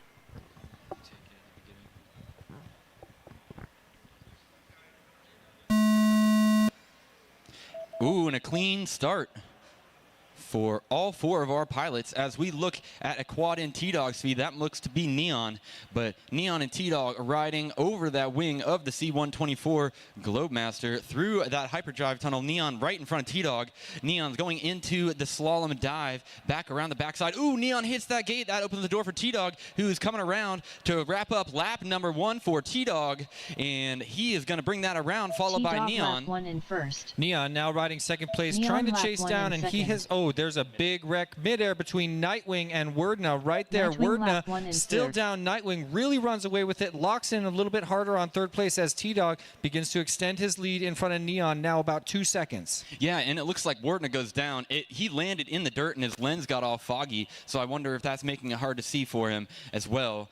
Very unfortunate. Tough break in that midair from T-Dog lap 2 in Werdna. first. T-Dog's on his final lap now. That's a 27.41 seconds blistering remaining. fast lap for T-Dog there. Neon lap 2 in Neon's on his second. final lap as well. He brings around a 28.07. T-Dog now starting to extend his lead in front of Neon just a little bit, now gapping slightly farther and farther ahead. Neon Nightwing knows it's lap time 2 to make a in move, third. wants to catch him right now and make that statement. But currently Neon riding in a comfortable second place, and in this stage just wants to keep it alive and earn his spot in the finals. Let's bring Here- around T-Dog for T-Dog that finished championship. in Ooh, first. T-Dog makes the finals, Neon and then finished in his second. quad goes lights out as he 30 hits that seconds crossbeam past remaining. the start finish. Neon wraps it up as well, so we're going to say goodbye to our friends Nightwing and Werdna. Werdna going to get 6th place, and Nightwing's going to bring around 5th as we admit T-Dog and Neon into our final four. Nightwing Congratulations finished in to those two pilots. Have a look at this lineup, ladies and 10 gentlemen. seconds Screecher, remaining. Proximo, Neon, over. T-Dog. Are you not happy about this awesome finals that we've got set up for you at this race? This will be some of the greatest drone racing we've ever seen. Yes, I could not agree more. This is a seriously stacked Final Four. Our top 3 qualifiers, and Screecher, who I believe is our 7 seed. Screecher was no slouch in qualifying, though, and he's world-renowned pro drone racing pilot and is definitely looking strong here at the museum. I would love a multi-ace finish for this Chase the Ace finals we're about to roll into. Proximo, Screecher, T-Dog, Neon. I want them all to have an ace.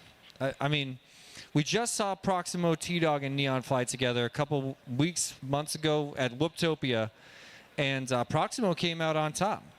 That's right, and that was seen as somewhat of an unexpected result for Proximo to come out on top. He actually went 2 up, 2 down in the finals, just put down some clean runs and took care of business. It's going to be interesting to see because T-Dog and Neon, who are also in the top 3 in qualifications, will be pressing on Proximo. So we'll see how that affects his consistency. And of course, again, can't count out Screecher.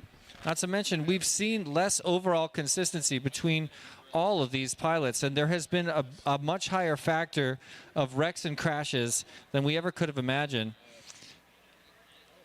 Most crashes, let's jump ahead here just a moment. So let's have a look at the number of crashes these pilots have had since they started their career. T-Dog has been through 4 heats, only seen 3 crashes. Proximo, only 1 crash in his past 3 heats, and same with Screecher. Neon, on the other hand, has had 5. Okay, and we do have our channels for the Final Four pilots. R1, we're going to have Proximo. R2, we're going to have T-Dog. R6, we're going to have Neon. And on R8, we're going to have Screecher. Well, we've got our 2 fastest hole shots in this finals as well. Neon is the fastest hole shot pilot, ranked highest on our hole shot index, gets to that first gate in 1.8 seconds on average. And of course, second place T-Dog gets to that hole shot start finish gate in 2.19 seconds on average, ranked second on our overall hole shot index. So that's going to make for an extremely exciting start. So we are just getting our pilots in their seats and getting ready for this championship final. If you're just passing through the halls here at the National Museum of the United States Air Force, you are witnessing one of the most insane, I would say, moments in all of micro drone racing. These 3 pilots and 4 pilots all together. I say 3 only because our top 3 qualifiers have been kind of all 3 going to big races this season, and we've kind of seen them go back to back and battle it out at Utopia. Here's another opportunity for an amazing race, and it's going to be an epic battle. I truly think, like you were saying, Jesse, I don't know who's going to win. All 4 of these pilots are quite capable of taking aces and have won major events before. I would feel a little more comfortable making predictions about this race if I had been speaking with them, because in the previous race, head games were a major factor. Oh, looks like we're going to do a HD0 goggles giveaway. Yes. All right, here we go. Let's get some attention. All 64 pilots are involved here in the all 64 pilots. And we are going This to is our grand prize. So all 64 pilots are eligible for this. I've put them all into the wheel of names, and we are about to choose a winner for a brand new set of HD0 goggles, courtesy of our friends at HD0. No, we are shipping them. It's spinning. Unlimited, your name just went by. FPV Yeti wins the HD0 goggles. Is he still here? He is not still here. However, What? he's probably watching the stream right now, I and bet he's he probably is. turning around. I bet he's coming. I bet he comes back. He doesn't live very far away, so he's only in Bell Fountain. So Probably turning around. I think If he you might haven't turned come and get around- these. Must be present to win. Okay, yeah. You know what? I'll take this. It's okay. I'll hang on to him for him. Yeah. Promise. I promise. And if you don't want I promise I won't swap out my set of. Yeah, exactly. I promise I will not swap them out with mine. To FPV Yeti for the big win. And we man. are getting ready to plug in some video feeds for our Final 4. What an awesome grand prize for this event. Thank you so much to HG0, and congratulations to FPV Yeti. I'm seeing some predictions in the chat. Mini Rules says Proximo T-Dog Neon Screecher. What else do you guys think out there? So many people joining us around the world here on the Cincinnati Quad Racers YouTube channel. Thanks so much for everybody hitting the like button, sharing the stream around the internet, helping us grow the FPV family by showing off some of these incredible microdrone sports. Yes, definitely so. And just if you're sitting in your pilot seat right now thinking about this Final 4 race, don't fret, because you're in the money. And you are getting one of these awesome trophies made by Schuster and his father. We got the big checks all ready to go. So now it's time to figure out who is going to be taking which trophy, who's going to be taking which check. And they are plugging in now, it looks like, and maybe doing a little bit of channel changes, troubleshooting, any of that stuff. We want to make sure everything is pristine for this heat, so these pilots have the best possible chance to perform at the highest level and give us that insane racing action that we are after here. And once again, if you're just passing by, I would highly recommend taking a seat and looking up at that large video board in the center of the room there, because this is going to be some of the best micro drone racing the world's ever seen between these 4 titans of racing. That's true. And like I said a second ago, I am so curious. Like, I haven't normally, if I'm at a race like this and I'm not trapped on the commentary area, not that I don't want to be here, obviously, but I'd be talking to these guys. I want to, normally I touch base with my man T-Dog. I'd love to know how Proximo's feeling, how Neon's feeling, how Screecher's doing. Like, it's like I said a second ago, it came down to head games. He's feeling good. He's giving me the A-OK. That's a good sign for Team Proximo. But yeah, at Whooptopia, we saw head games play a bigger role than we've seen in years, and there can be no doubt that these three pilots rematching in the finals of their second race of the year could easily see that same kind of thing happen again. I'd love to know what's going through both their minds right now. Yep, and Proximo's sitting pretty in the TQ position. He's laid down the fastest laps all weekend, so he should feel a little bit of confidence based on that. However, it only matters if he can run them clean, and that's going to be the interesting thing, is that there's a variety of factors that can change the outcome here.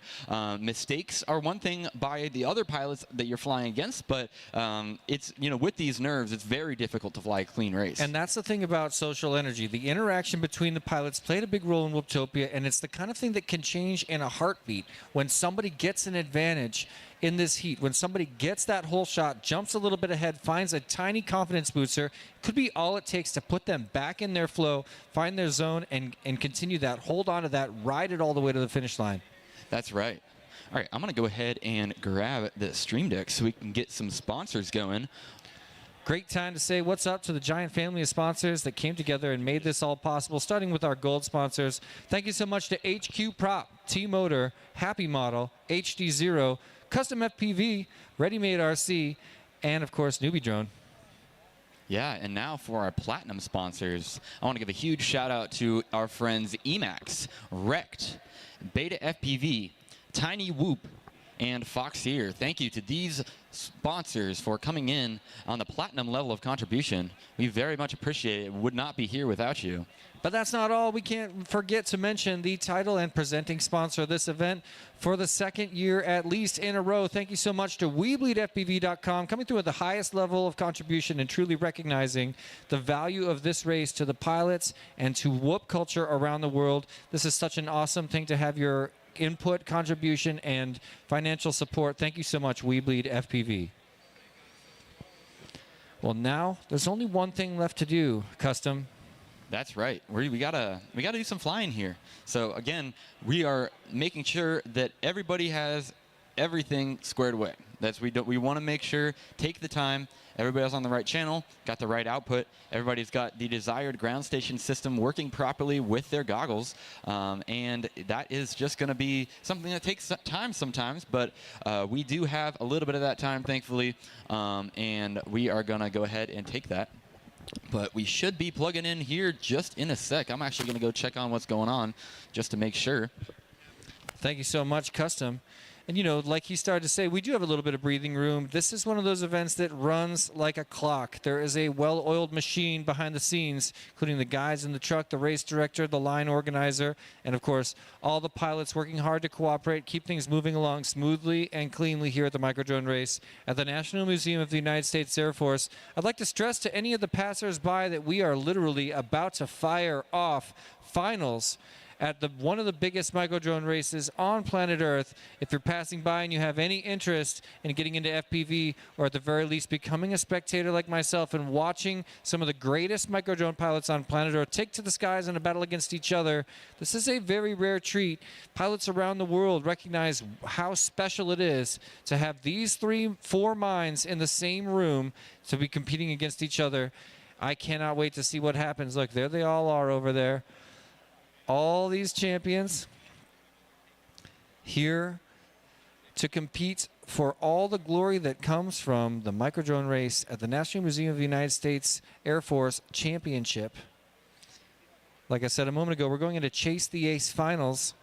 So we'll run these guys as many times as it takes to find one pilot to win twice, not necessarily in a row. Once you win the first time, they call that having an ace. And you are the ace the other pilots have to chase. You get a second ace, and you are the champion. We'll do a bunch of math and science to figure out who gets second, third, and fourth based on all of the previous finishing positions during Chase the Ace finals.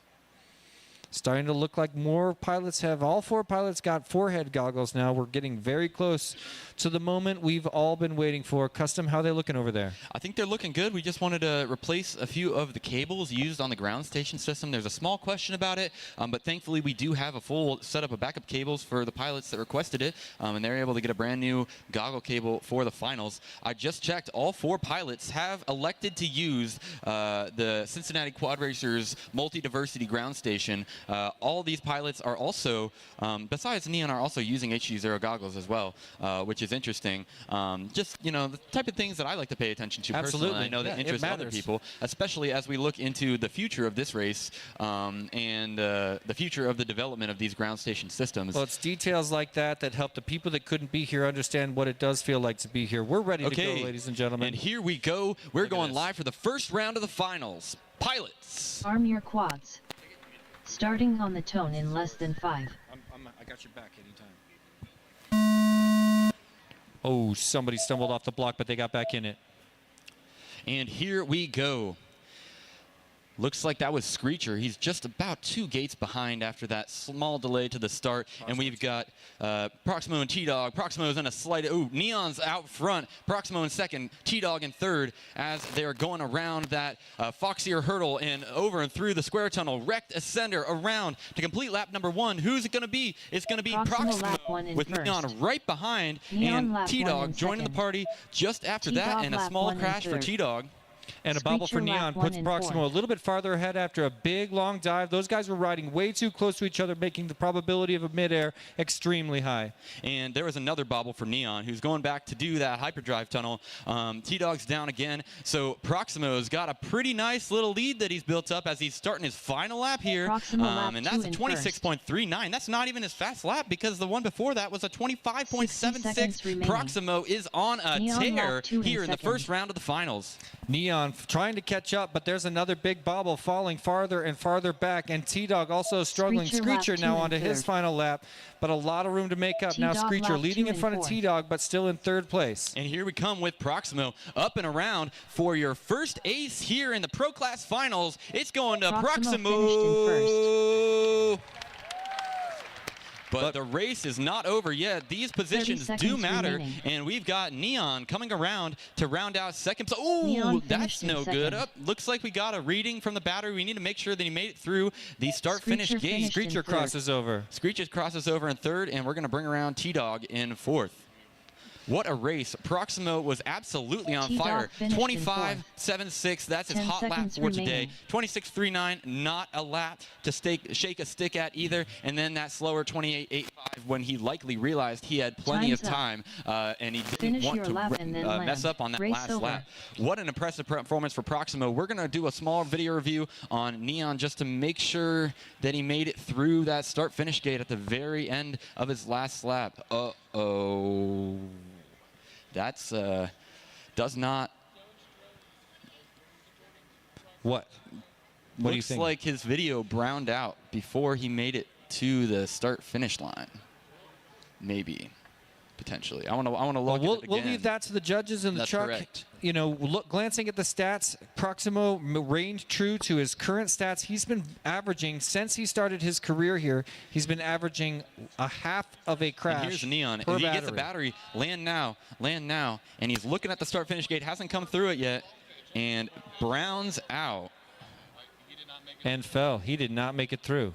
And I would assume that was the end of his battery there. So unfortunately, because of that, Neon's my. second place is going to turn into a fourth, which is really unfortunate because he had a pretty strong run lined up, although he wasn't in front of Proximo. A little bit of good news for Screecher. Just pulled in second place in Chase the Ace Finals against Proximo, T-Dog, and Neon. Yeah. What an impressive run for Proximo, though. Incredibly impressive. And like I started to say, he reigned true to his average, very low average bobbles per battery statistic. He's been an incredibly consistent pilot with very few errors since he started his career here today. In fact, Official standings for the race. excuse me. Proximo 1, Screecher 2, T-Dog 3, Neon 4. Okay, so that is the official standings. Proximo 1, Screecher 2, T-Dog 3, and Neon 4. That is a huge second-place finish for Screecher, who is our fought hard for 7th it. seed. And he fought hard for it and also benefited from Neon's battery dying right in that very last turn. Sure, but I mean, he has had an incredible career here at this event and really did earn that second place. I don't want to take anything No, away from it. 100%. Neon was there, but I don't know. I would love to know why that happened to Neon, by the way. Did he have an inferior battery? Did he have a battery that was old or that was like not quite charged all the way? It's strange that he got there. Yeah, and it was very interesting because by the time he got the land now warning, it was already, Too late. exactly. Yeah, he had like split second and then it browned out. So very Well, interesting. we don't know how long that land now could have been flashing. Yeah, that is a good point, I guess. So we are getting ready for round number 2. These pilots are just making sure they got fresh batteries and all, fresh props if they want it maybe? I don't know. They look ready to me. Yeah.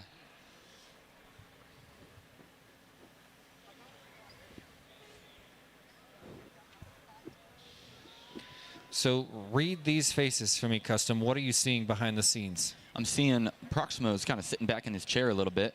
He's looking pretty cool, calm, collected. Got his Casual dad smile. spotting for him. Joshua Roundtree from Wrecked, as you can see if it wasn't totally obvious. Yep. Yep. Rec.com. And then one over, we've got T-Dog, who looks like he's ready. And Neon looks pretty ready. And Screecher looks like he is, has a wedding to attend after this. But he looks Yeah. good. He looks like he's going to take care of business here so that he can get to the wedding in time for the reception to hit the dance floor. He looks like the man with the golden gun. He's looking good.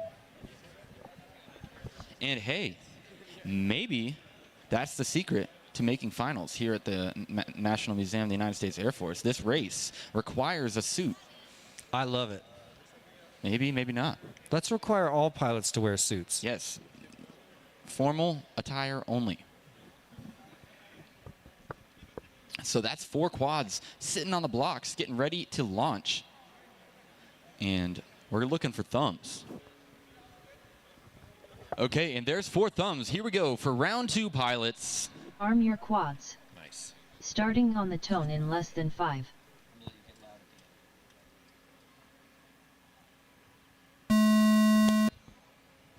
Custom FPV lap 1 in 1, first. 2, 3, 4. What a launch. Let's swap to our Hey, FPV we're going to pull feeds. this back for a issue with our timing system. We're going to pull this back. My apologies. For some reason, Trackside just switched all the names around. So apologies for that. Hopefully it was prompt. Race over. This race director's technical. Proximal lap Take 1 as much in time as you second. want, pilots. We're not going to send you into the next heat on tilt. Please, no rush at all.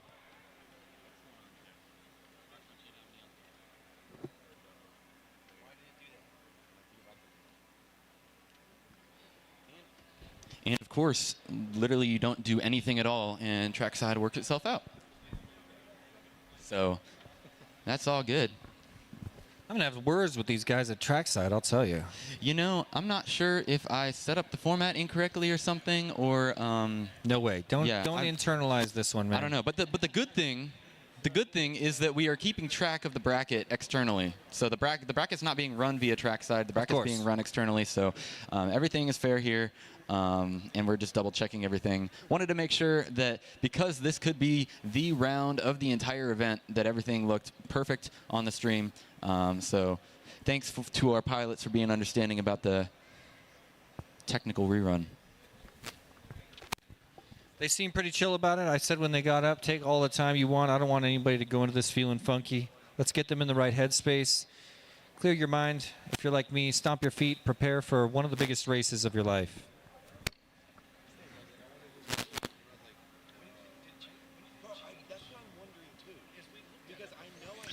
Noah and I are looking at the chat here, saying what's up to all our friends and everybody joining us on the Cincinnati Quad Racers YouTube channel. Everybody out there subscribed? Come on, guys. Show some love to the local YouTube channel. I'm subscribed. Me too. I subscribed. Yeah, I think I subscribed before you did. Probably. It's kind of No, I unfortunate, didn't. though. No, I didn't. It's a good chance, man. You're a hardcore micro drone racing fan. It's true.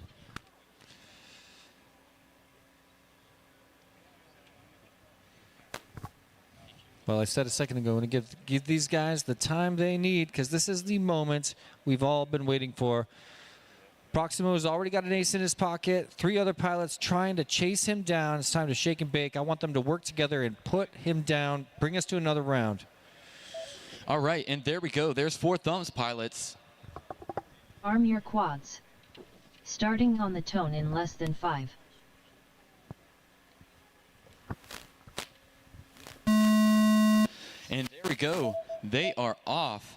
What a beautiful launch. And, yep, we're getting the video up on the screens.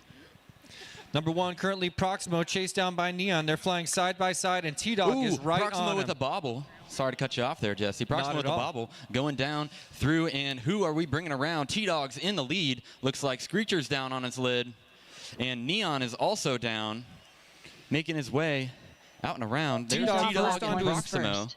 So sorry. T-Dog, first Proximo one onto lap his 1 in second lap. second. Proximo is right on him.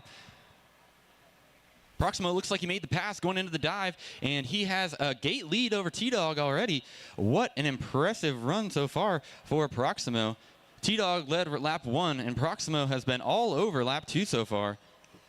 Wow, what an awesome, gigantic element. Proximo now Neon finishing lap lap 1 number in 2, third. looking really strong. Neon Proximo bobbles lap 2 hard. in Screecher is first. down. T-Dog trying to catch Proximo. And now here's the 60 question seconds everybody's asking. remaining. Can anybody catch him? T-Dog Neon, lap 2 in T-Dog, and second. Screecher are all down. This is just a victory lap for Proximo at this point. I honestly don't even know what to say. So we have Proximo making it around the course. I honestly, like, I'm speechless. Your champion is Proximo, and that's just it. So congratulations to your Put your champion hands of together. the 2024 Proximo finished in 2025 Micro Drone Race at the National Museum of the United States Air Force. It's going to Proximo. 30 seconds And remaining. I'm not sure that Neon I've lap ever 2 in seen a third. race like that.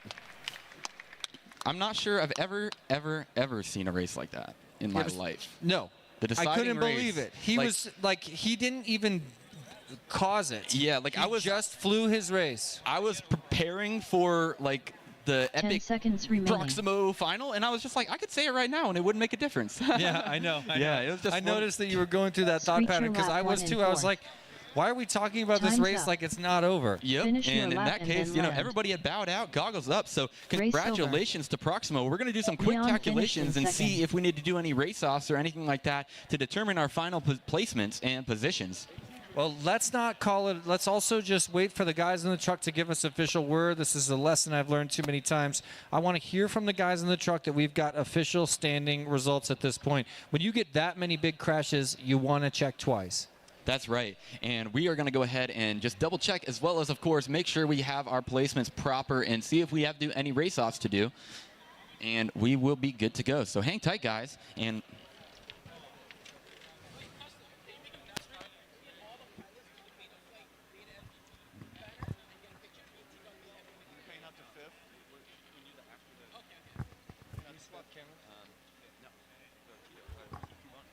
Okay, what's the GP bonus? 400, yeah. So that's TQ. PQ DRATM 2025.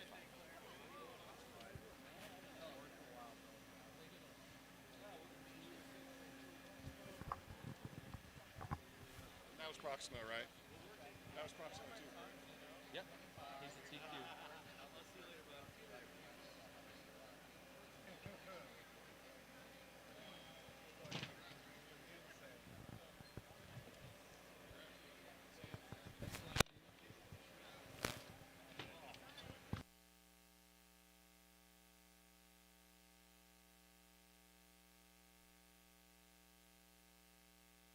Fourth was Screecher. Have a look at the screen to see your final results.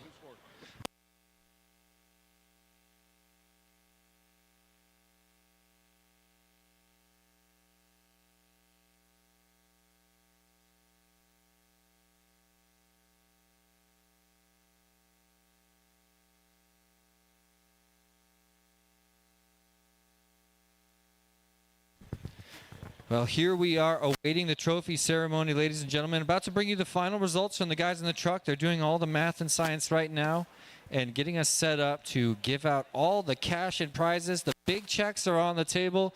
The trophies are poised to be handed out. It's that time of day. What an incredible finish. I'm still not over it. You ever seen a finals in a race with this many champions and there's just one guy flying?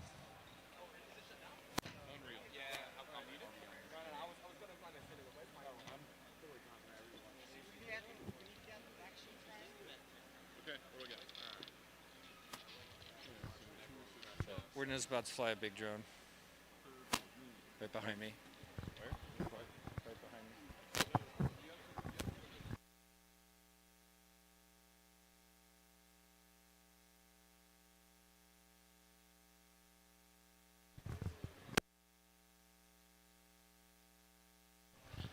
Have a look at that screen. Your final results are on there. We can see race number 1, race number 2, and the finals. The lower the points, the higher you are. Proximo taking first place. Second place officially going to T-Dog. Third place going to Screecher. Fourth place going to Neon. What a stacked podium. We'll be giving out official podium presentation in just a moment with trophies and giant treks. The crowd is loving it. What an amazing accomplishment for all 4 of these pilots. To even get to the finals is just an incredible thing. I would brag about the rest of my life if I ever made it happen. So we'll be in the standby pattern while we finish writing giant names on giant checks and go ahead with our podium presentation in just a minute.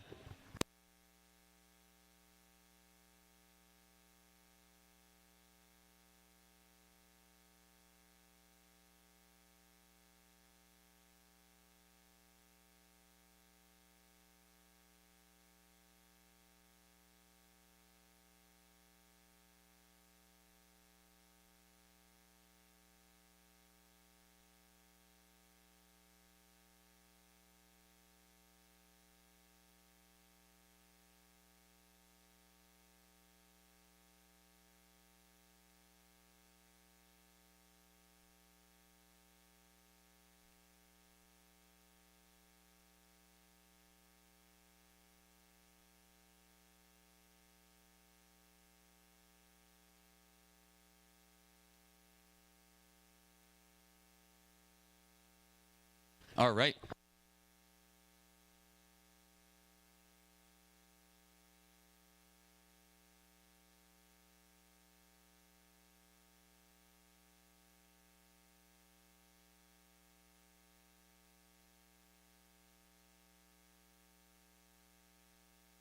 All right. Okay. So, yep.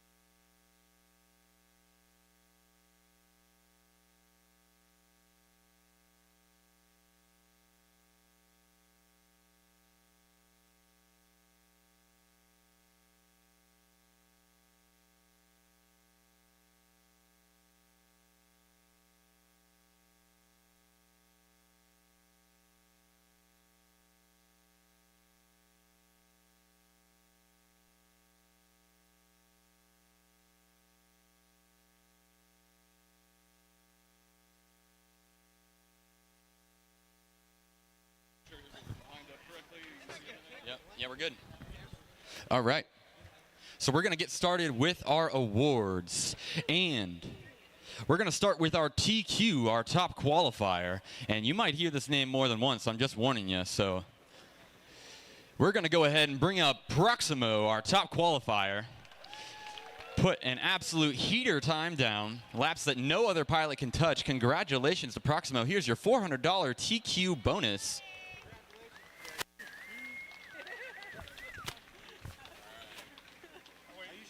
One more. Come back. I blinded. Come back. One more. I get to do Okay, I'm just gonna have you step back there because there might be something else for you.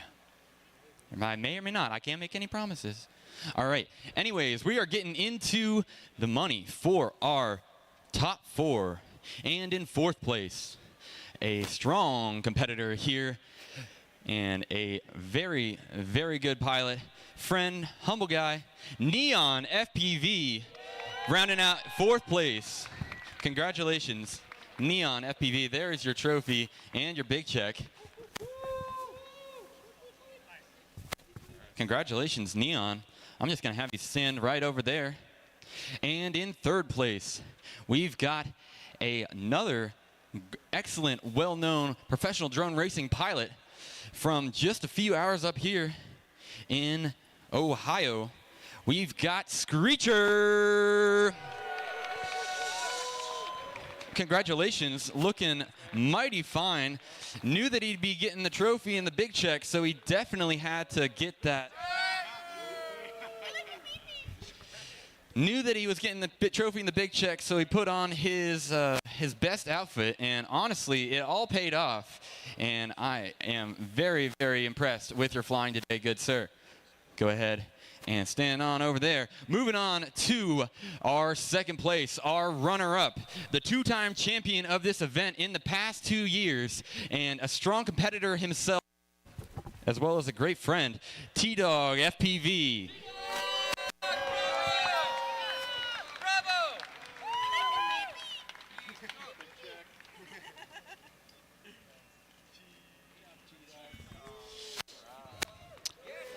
And yeah, we're gonna have you stay up there.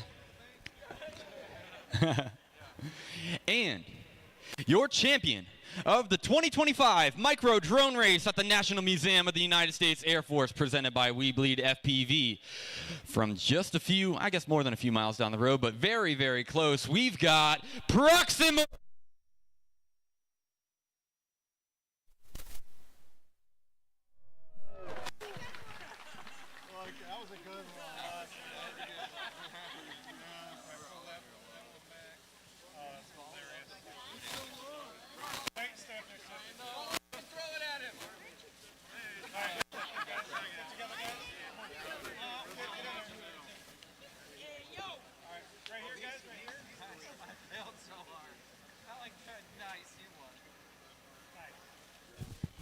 Awesome, and we're going to have a podium photo up here real quick as well. So to all 4 of our top finishers, please go ahead and line up right here. Fellas. 1, 2, 3, and 4, please. The podium photo. You ready? I got your podium photo lined up. Do you want me in it?